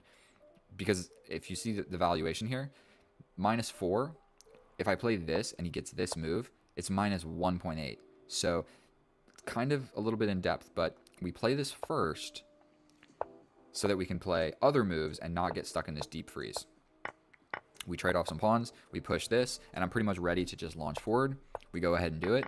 Now it's completely equal here, it's completely equal here. All that's left is I have a passed pawn. And so at some point, I can abandon my passed pawn and let him capture it and go for one of these guys. So most likely what's going to happen here, he resigned, but most likely what's going to happen, we push our passed pawn. If he steps over, we step here. He's got to make a move. We just come back. He's got to make a move. If he steps in, we're going like this, and the pawn is passed. If he steps back, we step in. If he blocks, we push again. If he steps back, we step in. If he goes here, we go here. He's got to do something. If he goes here, we're just going to make a pass pawn. So even if there was a way for, like, I don't know how to explain this. Say it was my move. Say it was my move in this position. I just run, and he grabs this, but I get this, and then this is my new passed pawn. So that's like a distraction pawn tactic. You can always do that in king and pawn endgames because the king can only do so much. So if there's pawns far away like this and one passed pawn, it's like you just push the passed pawn, push your passed pawn over here, the king goes over to take it, and then you push this one, and you're good to go, and you win the game of chess. And I hope that was super simple and educational for everybody. That was fun to play. I don't know if I went through the accuracy, but I made one inaccuracy, one mistake, 95% accurate, and our opponent played 87% accurate. So that's the easiest opening you can possibly ever play in chess, and that's how it works and wins. So just play simple c6, bro, c6, and you'll win every game. So thank you so much for watching. If you haven't subscribed, please subscribe. I love you. I'll see you guys next time, and I've scheduled a bunch of videos for this week, so stay tuned.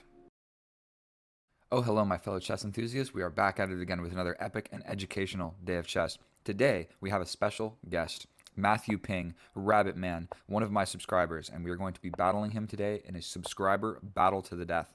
So, we are going to revert back to my custom opening, because when they don't play e4, e5, or the Sicilian, or the Scandinavian, or the whatever main lines, this is a structure that I am more or less unfamiliar with. And so my game plan will be as follows. Put my bishops here, put my knights behind, bring the queen up, and then castle whichever way I feel is better. Most likely we're going to try and castle opposite. So we're going to stick right with that. All you need to be a little bit weary of is his pieces coming to our side of the board, which he doesn't have any of those moves that really scare me. So now we have a pawn tension in the middle of the board. I'm still going to just stick with my plan. If he captures, I'll take back. And I'll be able to put my knight on this square right here. So if this capture does come in, then we got a place to put the knight, and that's generally the natural developing squares of the knights. You should know this. You see where his knight is? That's generally what we want our knights to be doing. So he develops a bishop. I'm going to bring this knight first, so I'm ready to castle at will, because I'm still 2 moves. Sorry, my throat.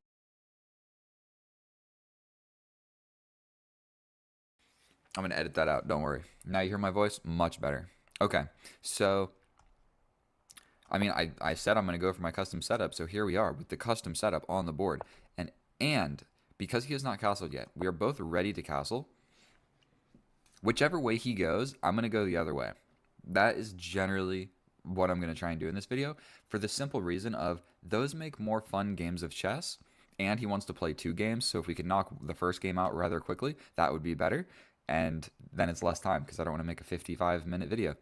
And so if whichever way he goes, we're going to go the other way. That is straight up the plan. Okay, so he pushes a pawn. Now, what I'm worried is if I castle, he will castle the same way. So, do I have any moves that really make sense? I'm kind of just wasting a move here, if we're going to be honest. That's more of just a waste of a move because we're waiting for the castle. Because right now, making a move is difficult because I don't know which way I want to castle. So I don't want to like pin this knight or take this pawn or do anything. I don't want to advance pawns on the side of the board if I'm going to be castling to that way. So we're really just doing a little bit of a Mexican standoff, you might want to say, where I want him to castle. Go ahead and castle, bro. If he doesn't, I literally might just put the knight back.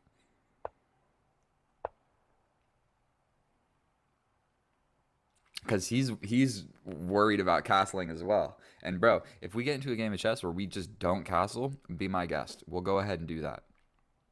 So capturing in the middle would not be a bad idea.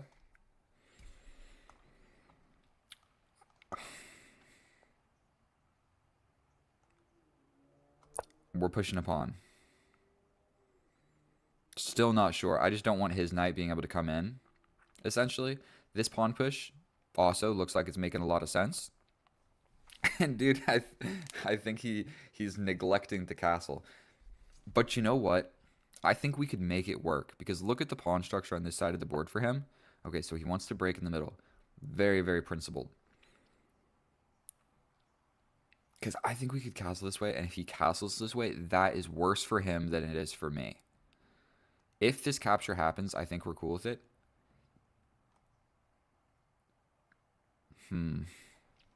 Yeah, and if we do capture, it just allows his knight to get into the position. I mean, this pawn is protected so many different ways. It's not even like reasonable to consider taking it. And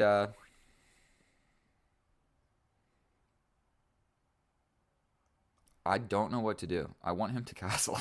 That's literally that's all I'm doing right now. Just castle, bro. Pick a side. Pick a side. I'm going the other way. And now, because we have done this, don't play chess like this. I'm only playing like this because I feel like I'm going to be able to apply pressure to him, which isn't necessarily a nice way to play chess. But if we castle same side, then we're going to probably just have some equal exchanges and go into an end game where there's like a one move blunder later on in the position, which I don't want. So what I want is an attacking game of chess where I can explain some more stuff about attacking and then practice and get better at attacking myself, because that will be more fun and more educational for everybody. And so that directly just hangs a knight. So I'm going to go ahead and take it, but we're going to give him the take back. We're going to give him the take back. The dude is like he needs to do a take back. He is one of my favorite subscribers. He comments on everything. He likes everything. He watches my videos. So we're not going to just one move blunders, captures the knight. Even if that wasn't hanging, it's hard to say that that was a good move. Okay. Much better. Much better. I mean, I have to take, right? If he takes, then I do have 2 pawns in the center, but castling this way seems to not work anymore. Like this, that would be my defense. If my king is over here, the rook is here, just look at that position. It's horrendous. It's like he's got these three pawns ready to launch in. Both of the bishops are looking this way. This knight is ready to come in. The queen is already looking where my king is. The rook is ready to step onto the open file. So castling this way, for all of those reasons that I just explained, is terrible. Absolutely terrible. So I have to castle this way. And then the same goes for him. Okay, so he pins my knight. I can straight up just get out of it with castling. So don't see a huge reason not to do that. And then it also...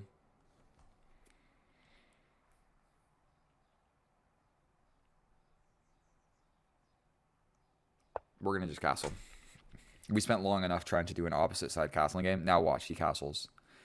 And so I got to let you know, when you're facing an opponent that's stronger than you, castle same side, straight up. Because then you're going to have more of a chance at like a not super complicated position.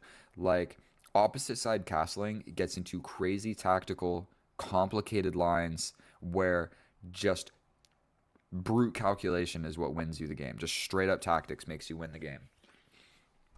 Okay, this walks into a fork. The idea is to, for one, take the knight, then I take back, then the queen arrives. The other idea is my knight moves, and you win this pawn with check. Unfortunately, I can just advance my pawn, and then I'm forking these two pieces. So we're going to go ahead and do that. He has still not castled. And so in this position, I would move the bishop, because you're going to lose one of these pieces. I would move the bishop so that I take here and you lose the knight, but you keep the bishop. You don't want to move the bishop and then I take, or I mean, you don't want to move the knight and let me take the bishop. So I would have advised against that. Now he's losing his bishop, and his bishop was a very important component in his attack. So we're going to take. Yes, the queen gets to the middle of the board. My bishop is hanging. Unfortunately, this knight is hanging. So there's even more tactics going on here. Let's go back like 2 moves. So, yeah, he should have stepped here. Then when I take, he takes. Then all of this is held. Winning the pawn, you won it over here with the bishop, is what he needed to do. When you do it like this, you win the pawn with your queen in the middle of the board, and it just lets this guy hang.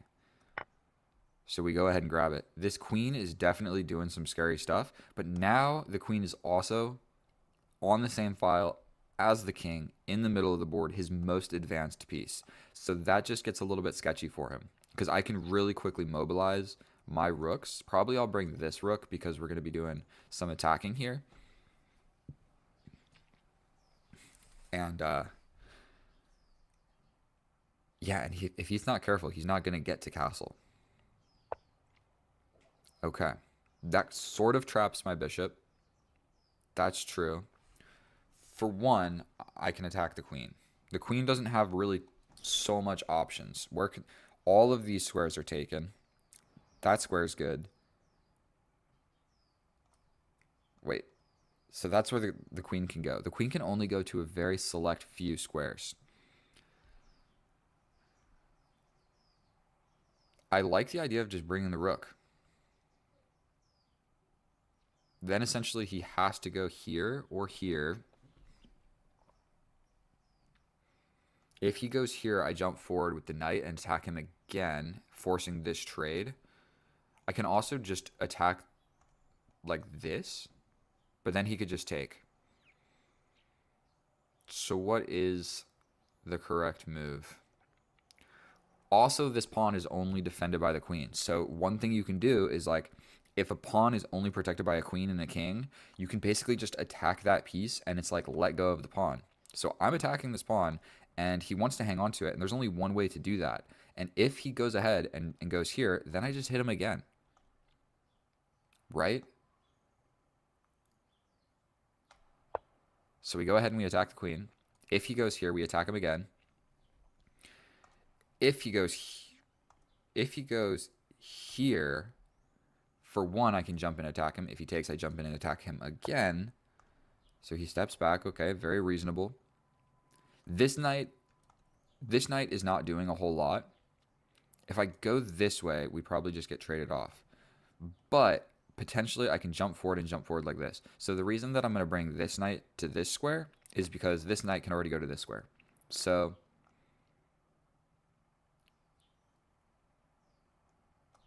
we jump in. We attack the queen. He can't give it up because the bishop is pinned to the king. This fork is essentially coming next, and I'll bring the rook forward. And we'll just absolutely mobilize the attack. And so he still has not got to castle. And his king is stuck in the middle of the board. His queen is continuously getting attacked. Has very scarce squares that it can really go to. My bishop is kind of trapped, but it's defended by the knight. And I still do have like at least one retreating square. Or if I really need, I can go forward. So my bishop's not really trapped. He's kind of scared, but not officially trapped. Okay. What do we got going on here? Can I just sacrifice? What does that do? Boom, boom. Check. I like the idea of that. Sacrifice the rook. Kaboom, boom, boom with check. Where's he go then? Over here, we hit him with another check. Where's he go? Here. I don't think it's going to work. But this queen is not super happy. This pawn is almost hanging. I guess I can jump in with my knight. That would probably be a good move. This square is a little bit scary, so I think we're just going to jump forward with the knight.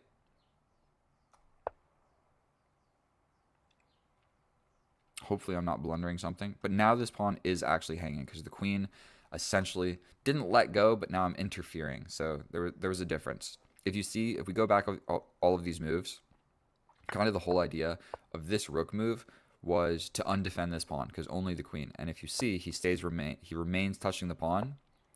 He remains touching the pawn, but eventually I'm able to get in the way. So now I am actually threatening this pawn. And if this pawn falls, it becomes kind of scary. So there's a way that I can guarantee, like if I go here, he can slide back like this, still maintaining. So the more forcing and scary move is to take, or take like this. But I think we're just going to take like this, and we're attacking the queen. We're also attacking the pawn. If the queen goes here, we just attack the queen again. Then the queen needs to stay here to defend this pawn because we're threatening this. But then kind of sacrifices do work because the king is still in the middle of the board. So it's hard to say what's actually the correct move for him. His queen has gotten attacked. Let's just go through this. Where are we even at? This was all nonsense because we were trying to figure out castling. His queen got attacked, attacked, attacked. He's just 4 moves in a row. He just loses tempo. Okay, so he does step back. For one, we can give this check. We can attack the queen, but I think we want to give the check first. Just give a nice little check. There's no real reason not to. If he steps over, then we attack the queen like this. If he steps here, we can jump in like this because this piece is pinned. So I think just giving a check, now he can't castle. So his king got stuck in the middle of the board too long. This pawn is also hanging, but there's a problem if his rook comes over. Then both of these pieces kind of get attacked, and it's not so clear. So he steps forward. That is definitely attacking my knight. But what if I just attack the queen first?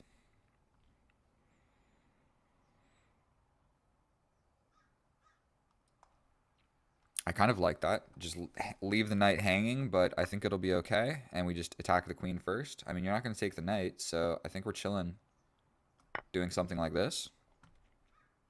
The queen's got to go somewhere. If the queen goes here, my knight can jump back this way, attacking the queen yet again. And you can't take because I would take the queen with my rook. So if he does go here, this move works. I'm attacking this. I mean, it's not beautiful. Does that move make any sense? I jump back and I'm attacking the queen. Great. I'm also attacking this pawn. Great. But is there any actual, like, real threat? I mean, I'm up 2 pieces. I could just sacrifice something. But I think this move is going to be fine. We step back. We attack the queen again. Let's just see how many times we can attack this queen in one game. And so now I do have 2 attackers on this. This is also going to be an open file because his king is in the middle of the board. So I really just have my bishops there. So if I bring this rook doesn't need to be defending this pawn. We do need to be a little bit worried about his bishop, like mobilizing in the center of the board, attacking my rook, undefending this. But just kind of the way the geometry is set up, my knight is defending this, the rook is defending this. But once the knight moves, attacking my rook will undefend this. But, I mean, we're up 2 pieces.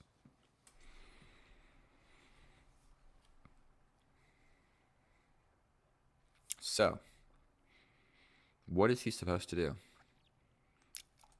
Taking this pawn kind of just walks into an open file. I don't know if taking pawns is really what I need to be doing here.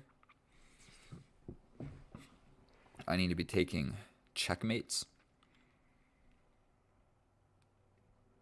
And so, yeah, if he does step back to here, then there's a fork.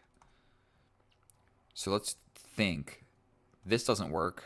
If he steps back to either of these 2 moves, this would get hit by the knight. So I think something like these are the only 2 moves that really make sense. But going here is scary. That's scary. Okay, this is being attacked, yes. Okay. What if I just throw a pawn forward? Is that ridiculous? Are we getting crazy now? Is it time to retreat? Attack the queen yet again. Go ahead and just attack this. But then there's this, and then all of a sudden it gets scary. But I think I can take this threatening this guy. I can also go like this. No. Yeah, I could go like this.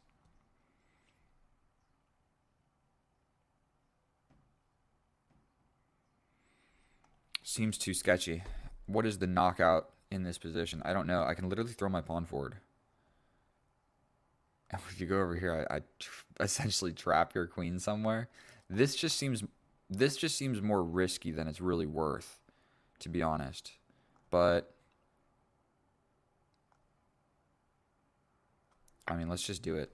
Don't know. I'm not even sure what else to do. I'm sure there was a better move, but I'm winning and I have 2 minutes on the clock. So if we can just like trade some pieces, I win this endgame. I'm not sure if there's a direct checkmate because the king is just chilling on these light squares, and I'm having a hard time actually like getting in on the dark squares, if that makes sense. So probably this move makes the most amount of sense. Something to note is this is covered. So we're going to take this. This is covered by the queen. So don't get tunnel vision here thinking that it's checkmate. It's not. You do have the potential to like make it much worse. But for 1, I can attack the queen. For 2, I can just slide over. So I think what's going to make a lot of sense here, we go ahead and we threaten the queen. Unfortunately, we're just grinding down into a trading everything off to a simple position. Okay, so this is hanging, but I can just take here first, right? Because like, yes, you could get this, but then I take here.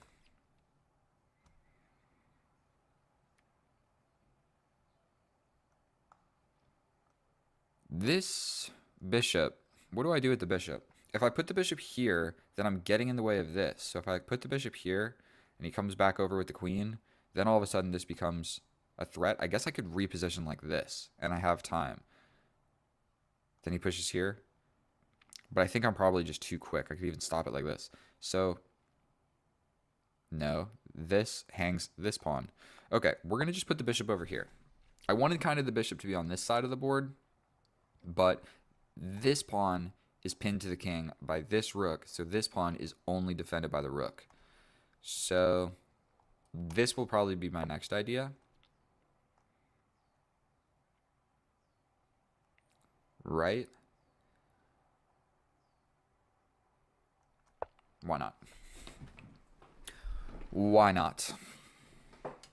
But the king is miraculously really safe. because my pieces are just on my side of the board. If anything, I'm doing like defense. But the next idea,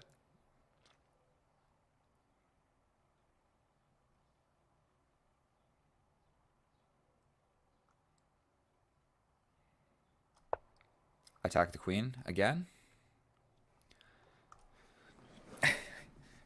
He's hanging on.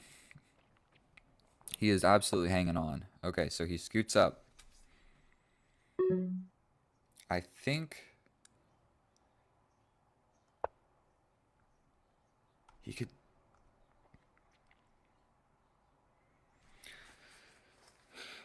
Like, if anything, I'm up 2 bishops, but my bishops aren't applying any pressure whatsoever. And so, I mean, I have this check.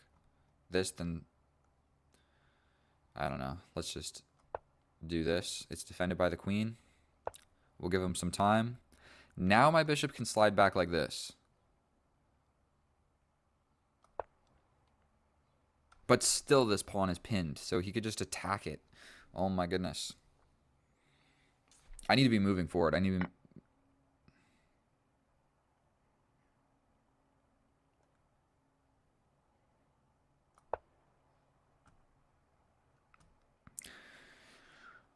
I'm a little bit crumbling here at the end.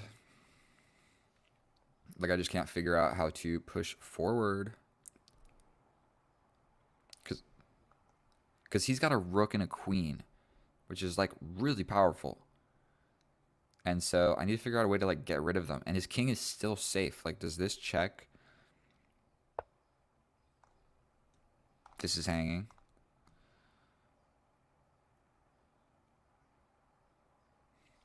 Check.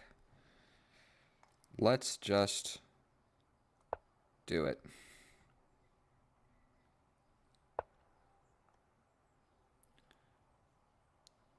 Check. My bishop's hanging. Make no mistake about it.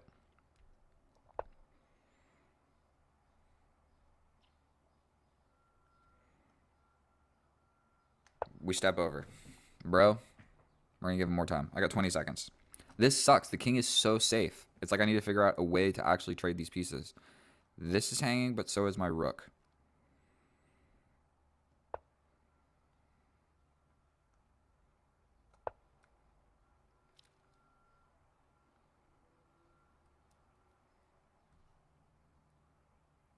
I'm literally going to go like this, bro.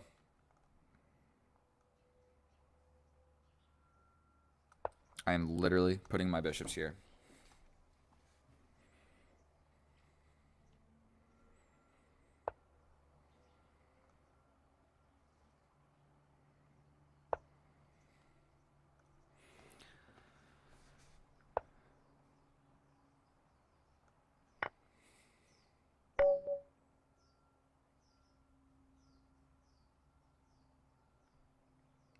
I think I just imploded, bro. I don't even know what to think. And that's it. That's the end of the video. I got nothing else for you. I hung mate in 2. Sorry about that. Matthew Ping, congratulations for defeating me. I guess if we wanted to be petty, I could say I gave some takebacks and I gave some time, but none of that excuses the position that I had at the end and hanging mate in 2. So that is going to be the end of my video. If you unsubscribe because of that, I understand. I'm not going to hold it against you. So thank you so much if you made it this far. I love you guys. The next video will be much better. I'll see you guys next time. Thank you. Oh, hello, and welcome back. Thank you so much for clicking on my video. My fellow chess enthusiast, today we are facing a 1900 with a bunch of question marks. He's decent at blitz and bullet, not terrible. And so what I'm going to try and show you in this video is how to play some chill chess, okay? We're going to just avoid getting attacked, and we're going to win in the endgame. That is generally the plan. And when you're playing with the black pieces, if you play pretty much anything other than the Sicilian, you are in a more of a defensive position, okay? This pawn push generally makes sense. Maybe not right now. That pawn push doesn't make a lot of sense. And so we're going to develop our knight first. And so I'm a little bit hesitant about locking my light square bishop out of this pawn chain because he can quite quickly grab it. So I'm going to push this pawn so my bishop has a place to go. And it looks like we're just going to happily and merrily develop our pieces and hop into a game of chess. Now, the best move is to castle. The best move. Without a doubt, I know for a fact. All of my minor pieces are developed. Moving the queen makes a fair bit of sense. But for the sake of the content, we're going to go this way. If it allows. Opposite side castling. And now we have a game of chess in our hands. Now, I'm almost guaranteed that this was an inaccuracy, and I know that this was the best move, and this queen here, maybe it wasn't the greatest idea. But by golly, let's just push a pawn. Let's just push a pawn. He's pushing pawns, I'm pushing pawns. And we're going to have a tactical scrimmage. Did I mention something about playing a chill game of chess? Sometimes I switch gears and I feel like attacking. So disregard everything I said about having a chill game of chess. If we castled this way, it was a completely symmetrical, chill game of chess. So he's got a lot of pieces looking at this square. This is only defended by this knight. That is something that we need to note. Jumping forward with my knight seems to probably maybe make some sense. Does it? Does pushing this forward do anything? I mean, he could just capture, then I capture. Wait. If I push, he can just capture. Capture.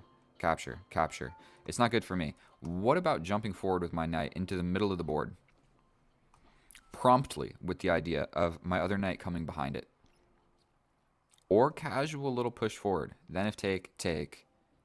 Then if he takes, I take, he takes, I take. His queen comes out. Knight to the middle of the board. If you can put a knight in the middle of the board, it is 9 times out of 10 the correct move. This is only defended by this knight and the king, and I have a battery aiming directly at that. So if he tries to run away like this, if he tries to make a move like this, it is a blunder because he hangs this with check, then I take. Ooh, he wants to get fancy, does he? Looks like he's trying to be feisty. That removes one of the attackers of this pawn push. Unfortunately, I moved my other knight. And I think he's just trying to blow open the position. But I don't know if we care. Push. Capture.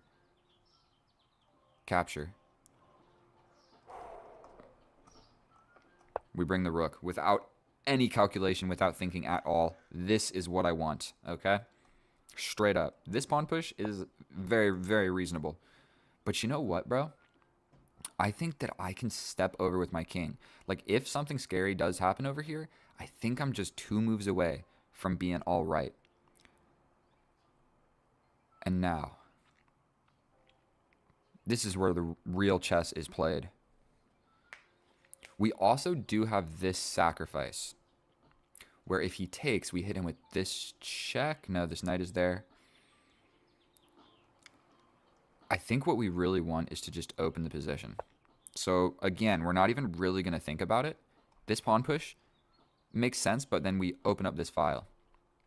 And this knight is getting ready to just kill himself.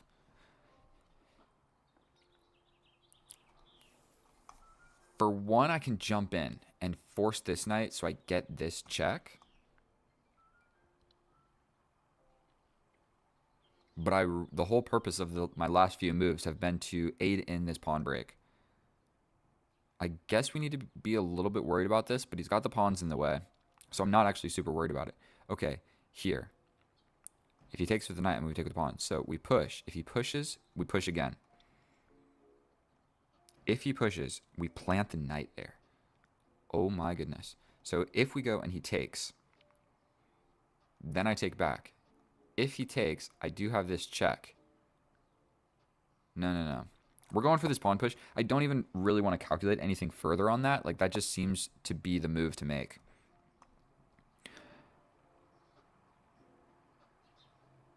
I mean, does this... We go in. If he captures, we're good to go. We push the pawn. We're attacking the knight with check. He can't really do this idea. And it looks like one of the major components of chess. Ooh, that's a fancy move. That's a fork of these 2 pieces. So my attack is just arriving first. If you look, I have a pawn literally in his position. His pawns are yet to be in my position. A few more moves and they're in my position. But right now, I am really in your position. So, is there anything better than this fork? I mean, I give this check. And that reopens this. And I think we're just going to be able to smash him. He wanted a take back. Never mind, he canceled it. I think we're just going to go for this. I mean, the whole purpose was to open up this file. Now, I don't know if I have sufficient attacking material. Like, if I sacrifice this rook, that is what I'm talking about here. He steps over, I step in. If you block here, I take. Can I sacrifice this rook? I should probably grab this first, no? This, he pretty much has to play this, and then I can hit him with another check. All right, we make a queen. Obviously, this is a move that needs to be played. Now we need to get rid of this pawn, and checkmating is all of a sudden a real threat. He steps back. Well, this check, he steps over. We hit him with this check. He steps back over. We repeat the position for no apparent reason. Sacrificing the rook, the knight just comes.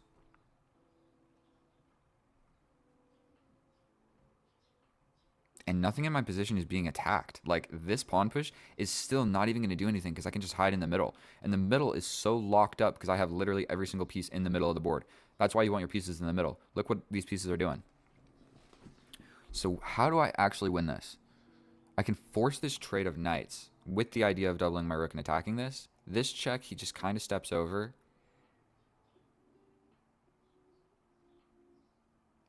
Then I play this. I mean, this trades some pieces. I'm up a rook for nothing. I think playing it slow might even be the right idea here. Because if I do this, he just comes in with a knight. And I'm not convinced that's going to work out. I can jump forward with this. We jump forward. We're jumping forward. The general idea here is, for one, I can do this and kind of fork more pieces and shred apart the position. Or I can take, and I'm threatening this. This move seems to make sense with a very simple idea of doubling these rooks. And if you push, dude, I can just take with my knight. If I take back like this, I think we're chilling, bro. Not only that, this knight has not joined into the attack. So if things do open up over here, we take here. We're threatening this. We go here. What is the move? We step forward with ideas of this.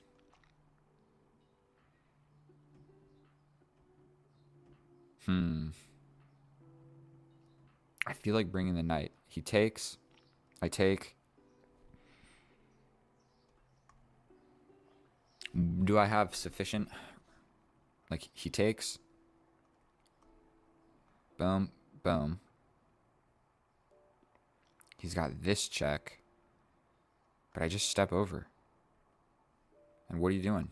So I think I maybe want to bring this. We're playing this. Now these guys protect each other. This rook in the corner was undefended.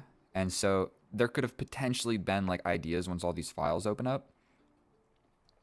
Okay. He's got a bishop in the middle of the board. Great defensive piece. I mean, to be fair, we can just shred that apart. Like, we can just move here. We can go here, then here.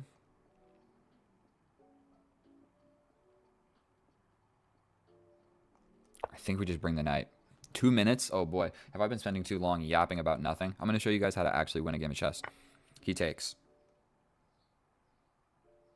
I take. My king is going up.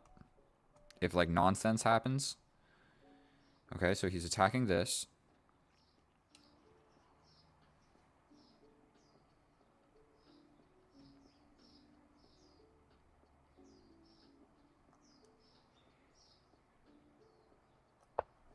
Knight to the middle. Rook over here, I step up. I mean, I can take that with the knight. I can take it with the queen. If I take it with the queen, we're going to just do it. Unafraid. I'm up a piece. So basically, if I don't get checkmated, a little bit unfortunate that right now my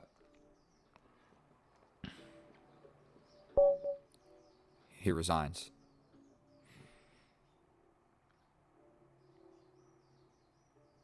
I mean, he is lost, but I mean, okay, okay, that was fun.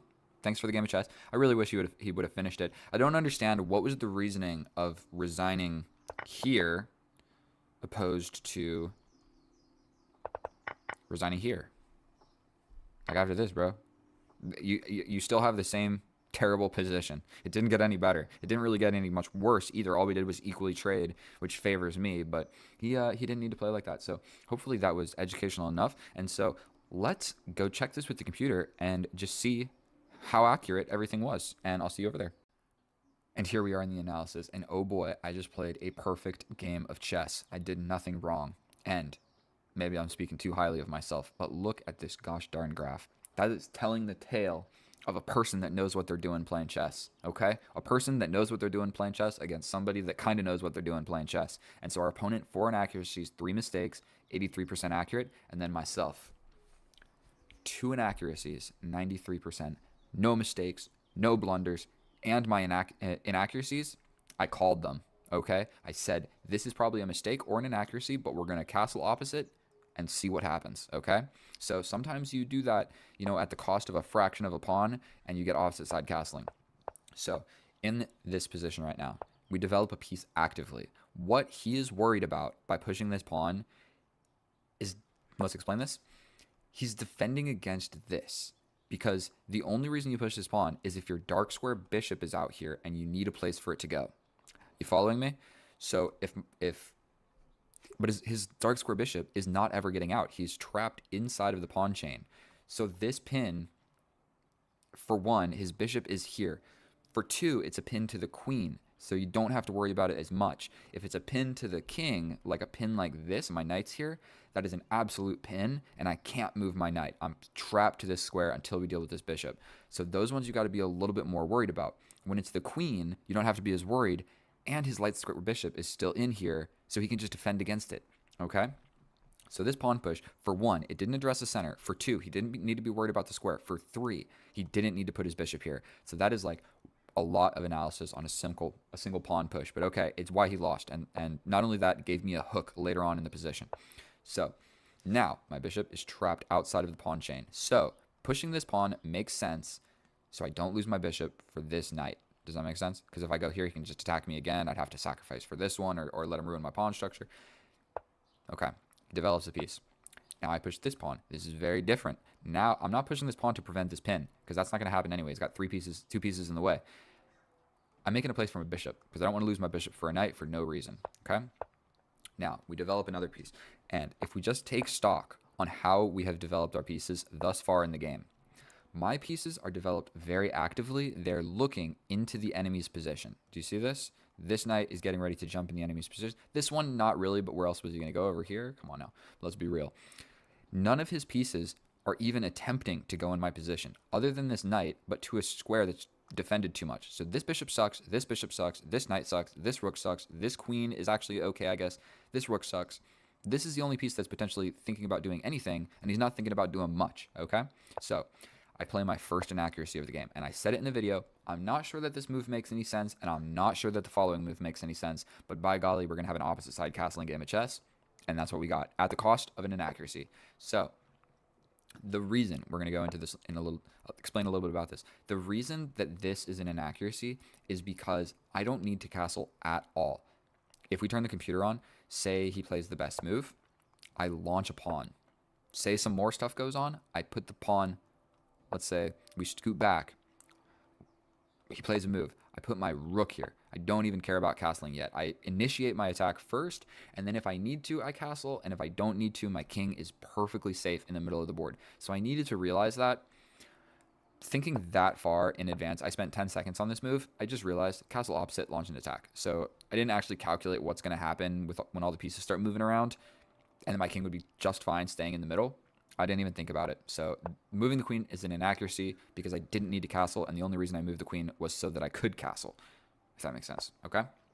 Now, we launch a pawn. Best move in the position. We launch a pawn.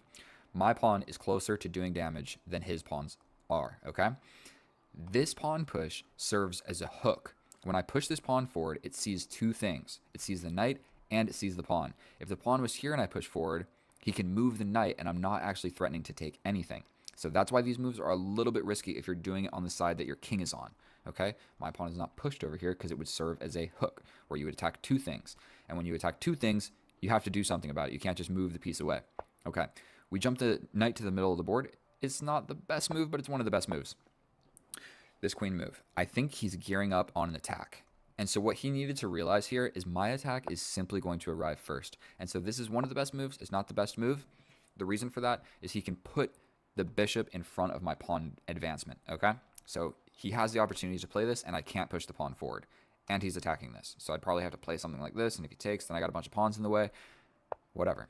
He doesn't see it, and we get to push this pawn. Actually, for our opponent, this makes the most sense. Out of all of the moves in the position, that makes the most sense to me. Like, you're getting attacked, so either break in the middle or launch your own attack. Those are the options. And so look at how passive his pieces are. He's playing defense right now. And these pieces are his attacking pieces, and they're not even really attacking. And so we push the pawn. We push the pawn.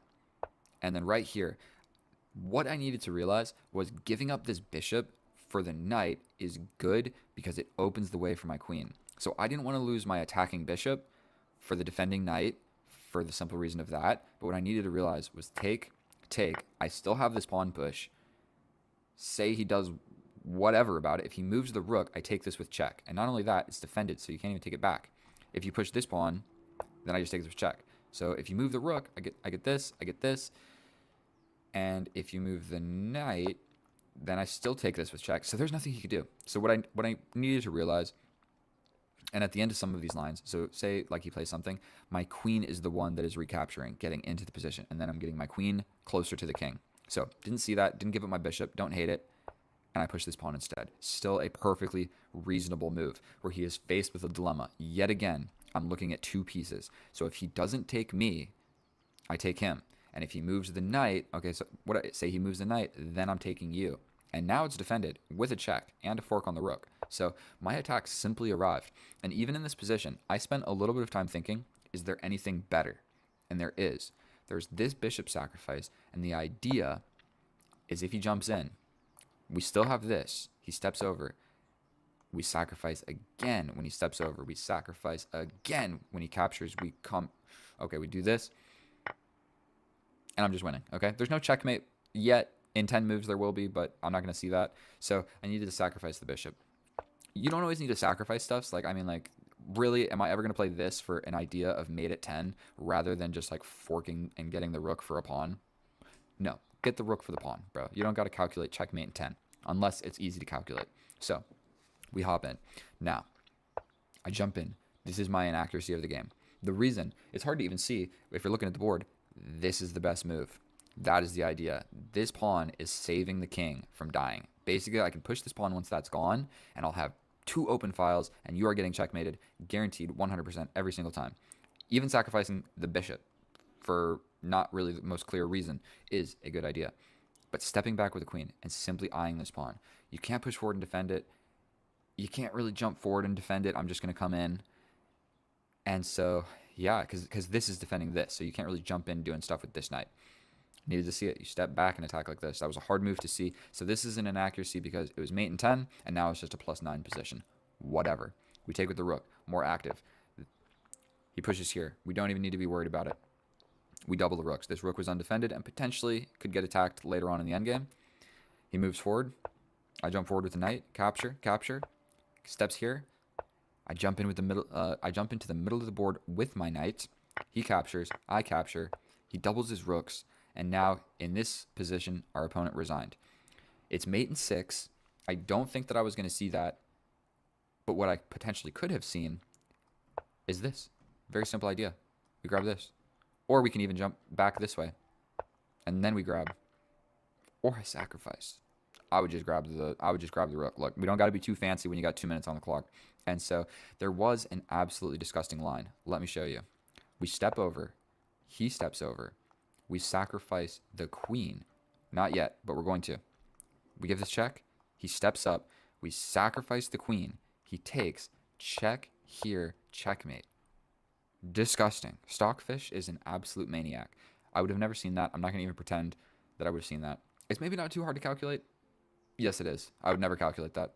Never in a million years. Rook sacrifice to sacrifice the queen to get mate with these two pieces. Never in a million years. You could give me this position, and I would have to sit here for 3 hours before I saw that. So, and you'd have to tell me, hey, there's a queen sacrifice for a mate. Either way, thank you guys so much for watching that video. I hope that that was long enough. Our opponent didn't spend enough time. Or he didn't spend, yeah, he should have spent more time, and maybe I should have spent less. That is how you attack in chess. I played a literally perfect game of chess. The only inaccuracies didn't matter. And so going forward from here, I mean, it would have just been operation cleanup. I would have just given this check. He steps over. I get rid of the rook. You can capture this. You can capture this. It doesn't really matter at that point. My king is safe. Your queen's not doing anything. This rook sucks. This bishop sucks. My rooks are amazing. I'm winning the game of chess. So that's how you attack from the black side of the board. Thank you so much for watching my video. If you learned anything or you simply enjoy watching me play chess, I'll be making more videos. I'm going to get better at making videos. I'm going to get better at chess. Thank you so much. I love you. You guys are the best. Subscribe. I'll see you next time. Goodbye. Past pawns. My pawns are split. So he grabs this pawn. I push forward. He steps in and I push. And I'm basically saying, if you take with check, I step over and I'm promoting. So you can't do that. So you have to block. I step in with my king, but I let go of this pawn. So now he grabs this pawn. I step in, and he can just draw the game instantly. Boom. It's a draw. All I have left is a knight. You got all of the pawns for that rook. So he could have played that, and he straight up just did not. I jump in with the knight. The last tactic, if you take the knight, I promote. He didn't have to do that. He can just step over here. And then if I ever come in, he just takes it with the rook. He takes the last pawn. He took my queen. I got so lucky right here in this moment. I don't understand. In what world did he need to take this knight? Like, yes, it's a free knight, but you're worried about this pawn promotion, not my knight. So the best move is really go anywhere along this line and then just sacrifice for the pawn. And if I try, like if you do, and I try to like get fancy, like, and do something like this, where I'm blocking the promotion square so I can promote behind the knight, it doesn't work because you can just keep checking me. And at some point I'm going to step out of the way and you grab the pawn like this. So there's just no possible way for me to promote this pawn. He sacrifices the rook for it. He did not. And so grabs a knight and I get a queen. We make a few more moves and then he runs out of time. I flagged him. And so that lets me know that he does not play a lot of bullet because I survived for move times. Let's check. Oh, is it going to say 5 seconds? I had 20 seconds, 35 seconds. So I had 35 seconds and played a lot more moves. And so once he, like if you look at his clock up here, once it whittles down, he never stays at like the same amount of time. It's slowly going down. But if you look at my clock, I get down, like look how long I had, 20 seconds. I got 20 seconds and I just stay. 3, 4, 5, 6, 7. If anything, it's going up. And I just stay at 5 seconds, 5 or 6 seconds, and just play every move in like 2 seconds and stay essentially not losing on time. Unfortunately, his just continues to go down until it reached 0. So playing a bunch of bullet like 0 + 1 will greatly help you in these types of endgames where you're playing with increment. It'll just mean you never lose on time. You just make terrible moves in the endgame. And so that's where we got. And then this position, I am completely winning. I don't know what position where he actually ran out of time. Here. I don't know. But thank you so much for watching my video. I know that that was not the cleanest victory ever, but bro, I had 10 seconds and made like 20 more moves. And you know what? Not all of them were blunders. I missed a lot of things. I missed the fork. I missed the tactical pawn push. I missed the hanging rook. Those ones are all excusable. The fork earlier on was not super excusable. When I went ahead and gave the check and the king stepped up, I had this fork. Yeah, I missed that one. So either way, if you learned anything specifically from the opening, hopefully you didn't learn too much from the endgame. You learned how to not play endgames. But if you like my videos or you like this video, please subscribe. That's what I'm trying to say. Please subscribe. I know that was a lot of your time. And then for a bonus, I'm going to show you what it would actually take. The video, consider it done. If you want to leave, you can feel free to leave. Very rare do you end up with a queen versus a rook and the 2 kings, obviously. But I'm going to show you. Look how many moves it actually would have taken for me to win this.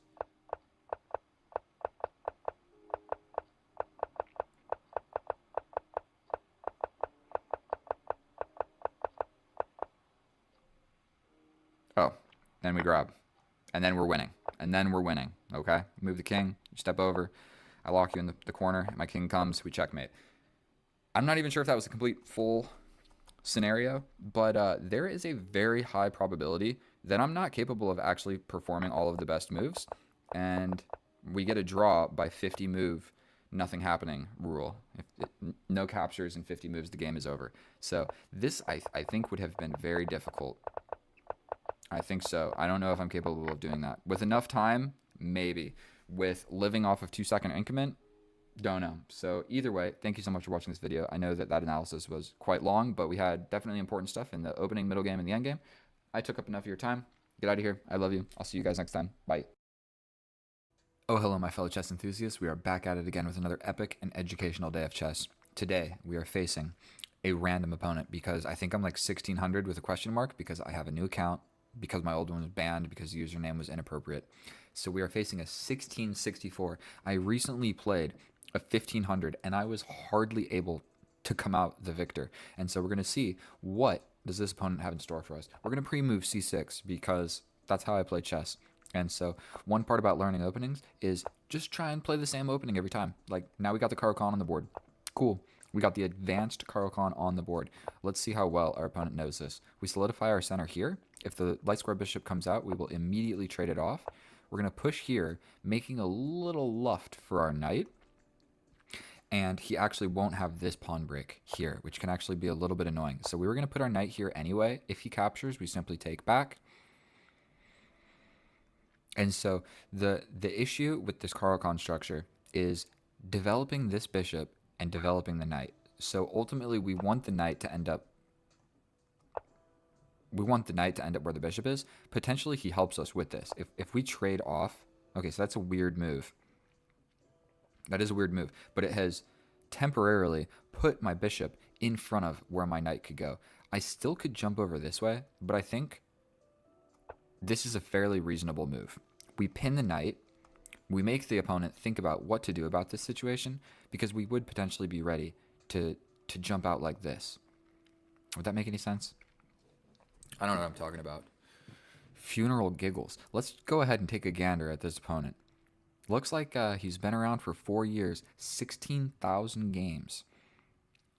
I don't know if I've played 16,000 games in my life. If you stack up a bunch of bullet games, like, okay, maybe. But real games of chess, I'm far less than that.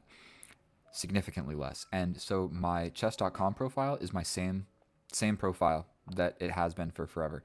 So I think we're going to step back. We're going to do a little shimmy around, and hopefully we're going to end up on this square. The knight ending up here is just never really going to be an option. And so he has a stupid pawn structure, and I have difficulty developing my gosh darn pieces. So something that we might go for is we might tickle this bishop. If he takes, then cool. We have kind of figured out this pin, and we traded it off. If he steps back, we'll hit him again. And if he steps back again, we trap him. So I think we're going to go ahead and do this. Because kind of what would be nice, okay, we're going to just go ahead and take back. It's looking like my pawn structure is going to get a little bit ruined on both sides of the board. And I don't know if there's too much to be done about it.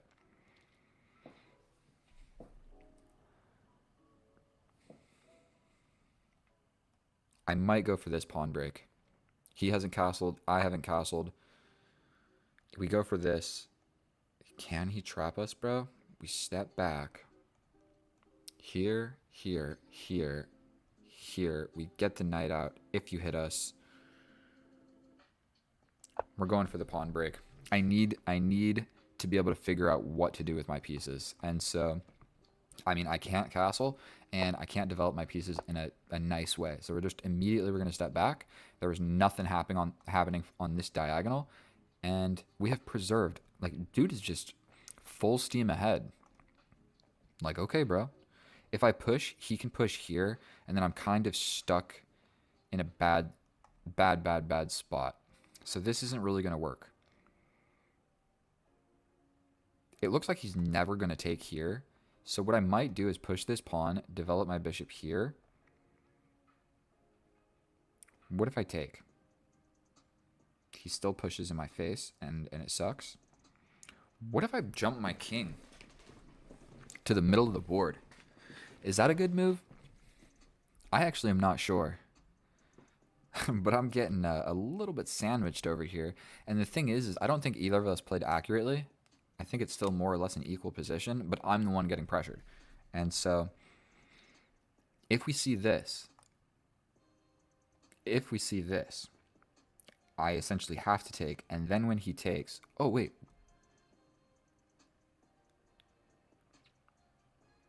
We don't really want to take in the middle. So if I push forward and he takes, if he takes back here, I mean, this is hanging. And it's looking like he's going to castle this way. So potentially just stepping forward makes sense. Here, here, here, here. Bro, I'm jumping my king into the middle of the board. Because the truth is I got scared. The truth is I got scared of all this. So we're going to just put my king over here. He does castle. Now potentially I can lock it down over here. Hard to say what's the best move, so I'm just going to push this pawn forward. Now I'm going for a little bit more of a, instead of trading here and allowing the knight to jump in, we're just going to push this pawn forward. So the trading like this would have maybe allowed more activity than I would prefer. And so we're going to leave this pawn here so the knight can't go there, so the knight can't be pressurizing my pieces like so. We will then pin this knight if we're able to. Okay. I believe we have to take back. If he takes, I get my knight involved. Yes. Is there something crazy I'm missing? I go here, he pins me. We will survive. Oof. Brutal check. Brutal check. Okay. I mean, I have to step back. He can grab this pawn. And now, bro, how is 1600 just pressuring me like and this hard? I feel like it's unrealistic. The difficulty. The 1500 also really pressured me. And it's like, am I really just that bad at chess? I mean, my pieces are forked. Essentially, I have to move my queen. Maybe I should have thought like a better plan. Maybe I should have like brought my queen out here and did something better. But I'm down a pawn. And it wasn't the most important pawn.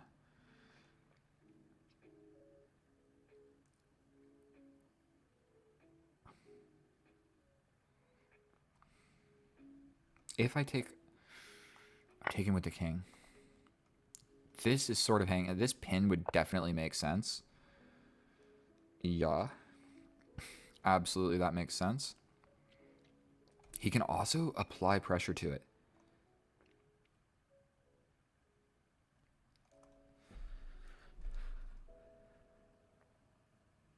That was kind of stupid, allowing all of this. We push forward if he just takes. Bruh.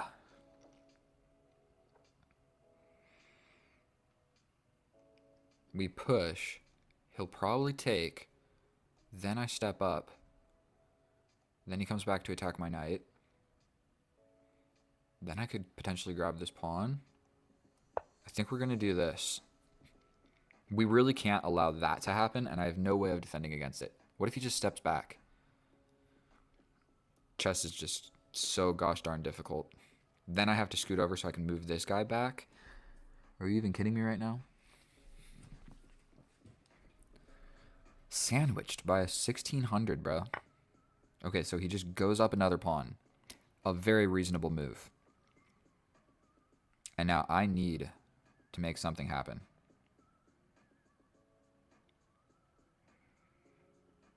What if we take here? He hits me with a check.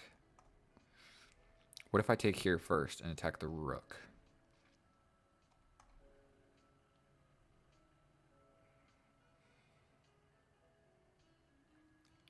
This is my chance to grab a pawn. We grab this. He gives a check. I step up. He potentially hits me with the queen. I step over.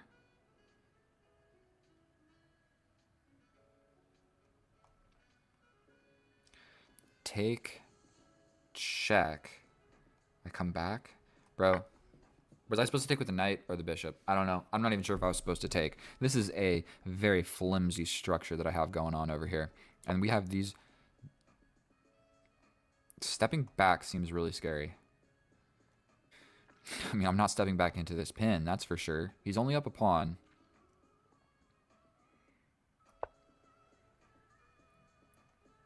I think we're going to survive, bro. My king comes over here. He's got these dark diagonals, but I don't actually have an incredible amount of pieces on these dark diagonals. If he plays something like this, oof. I might have to step forward. I'm not sure what to do in this case. Ooh, we just...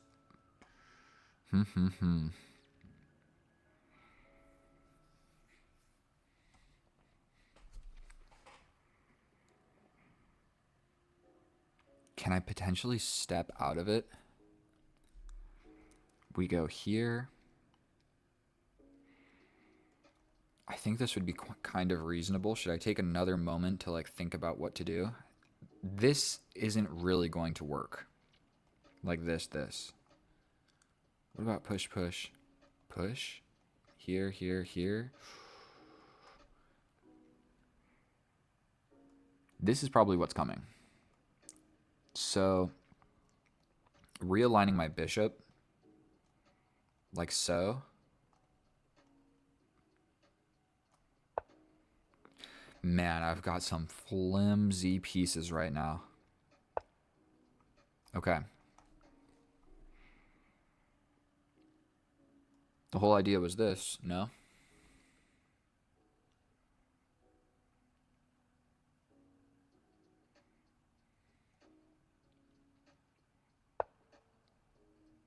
We're getting hit with the check, but... oh boy. Oh boy.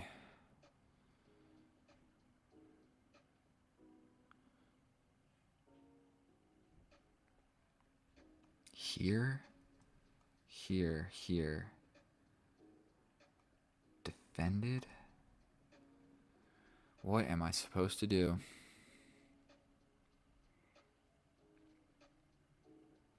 Bring my rook?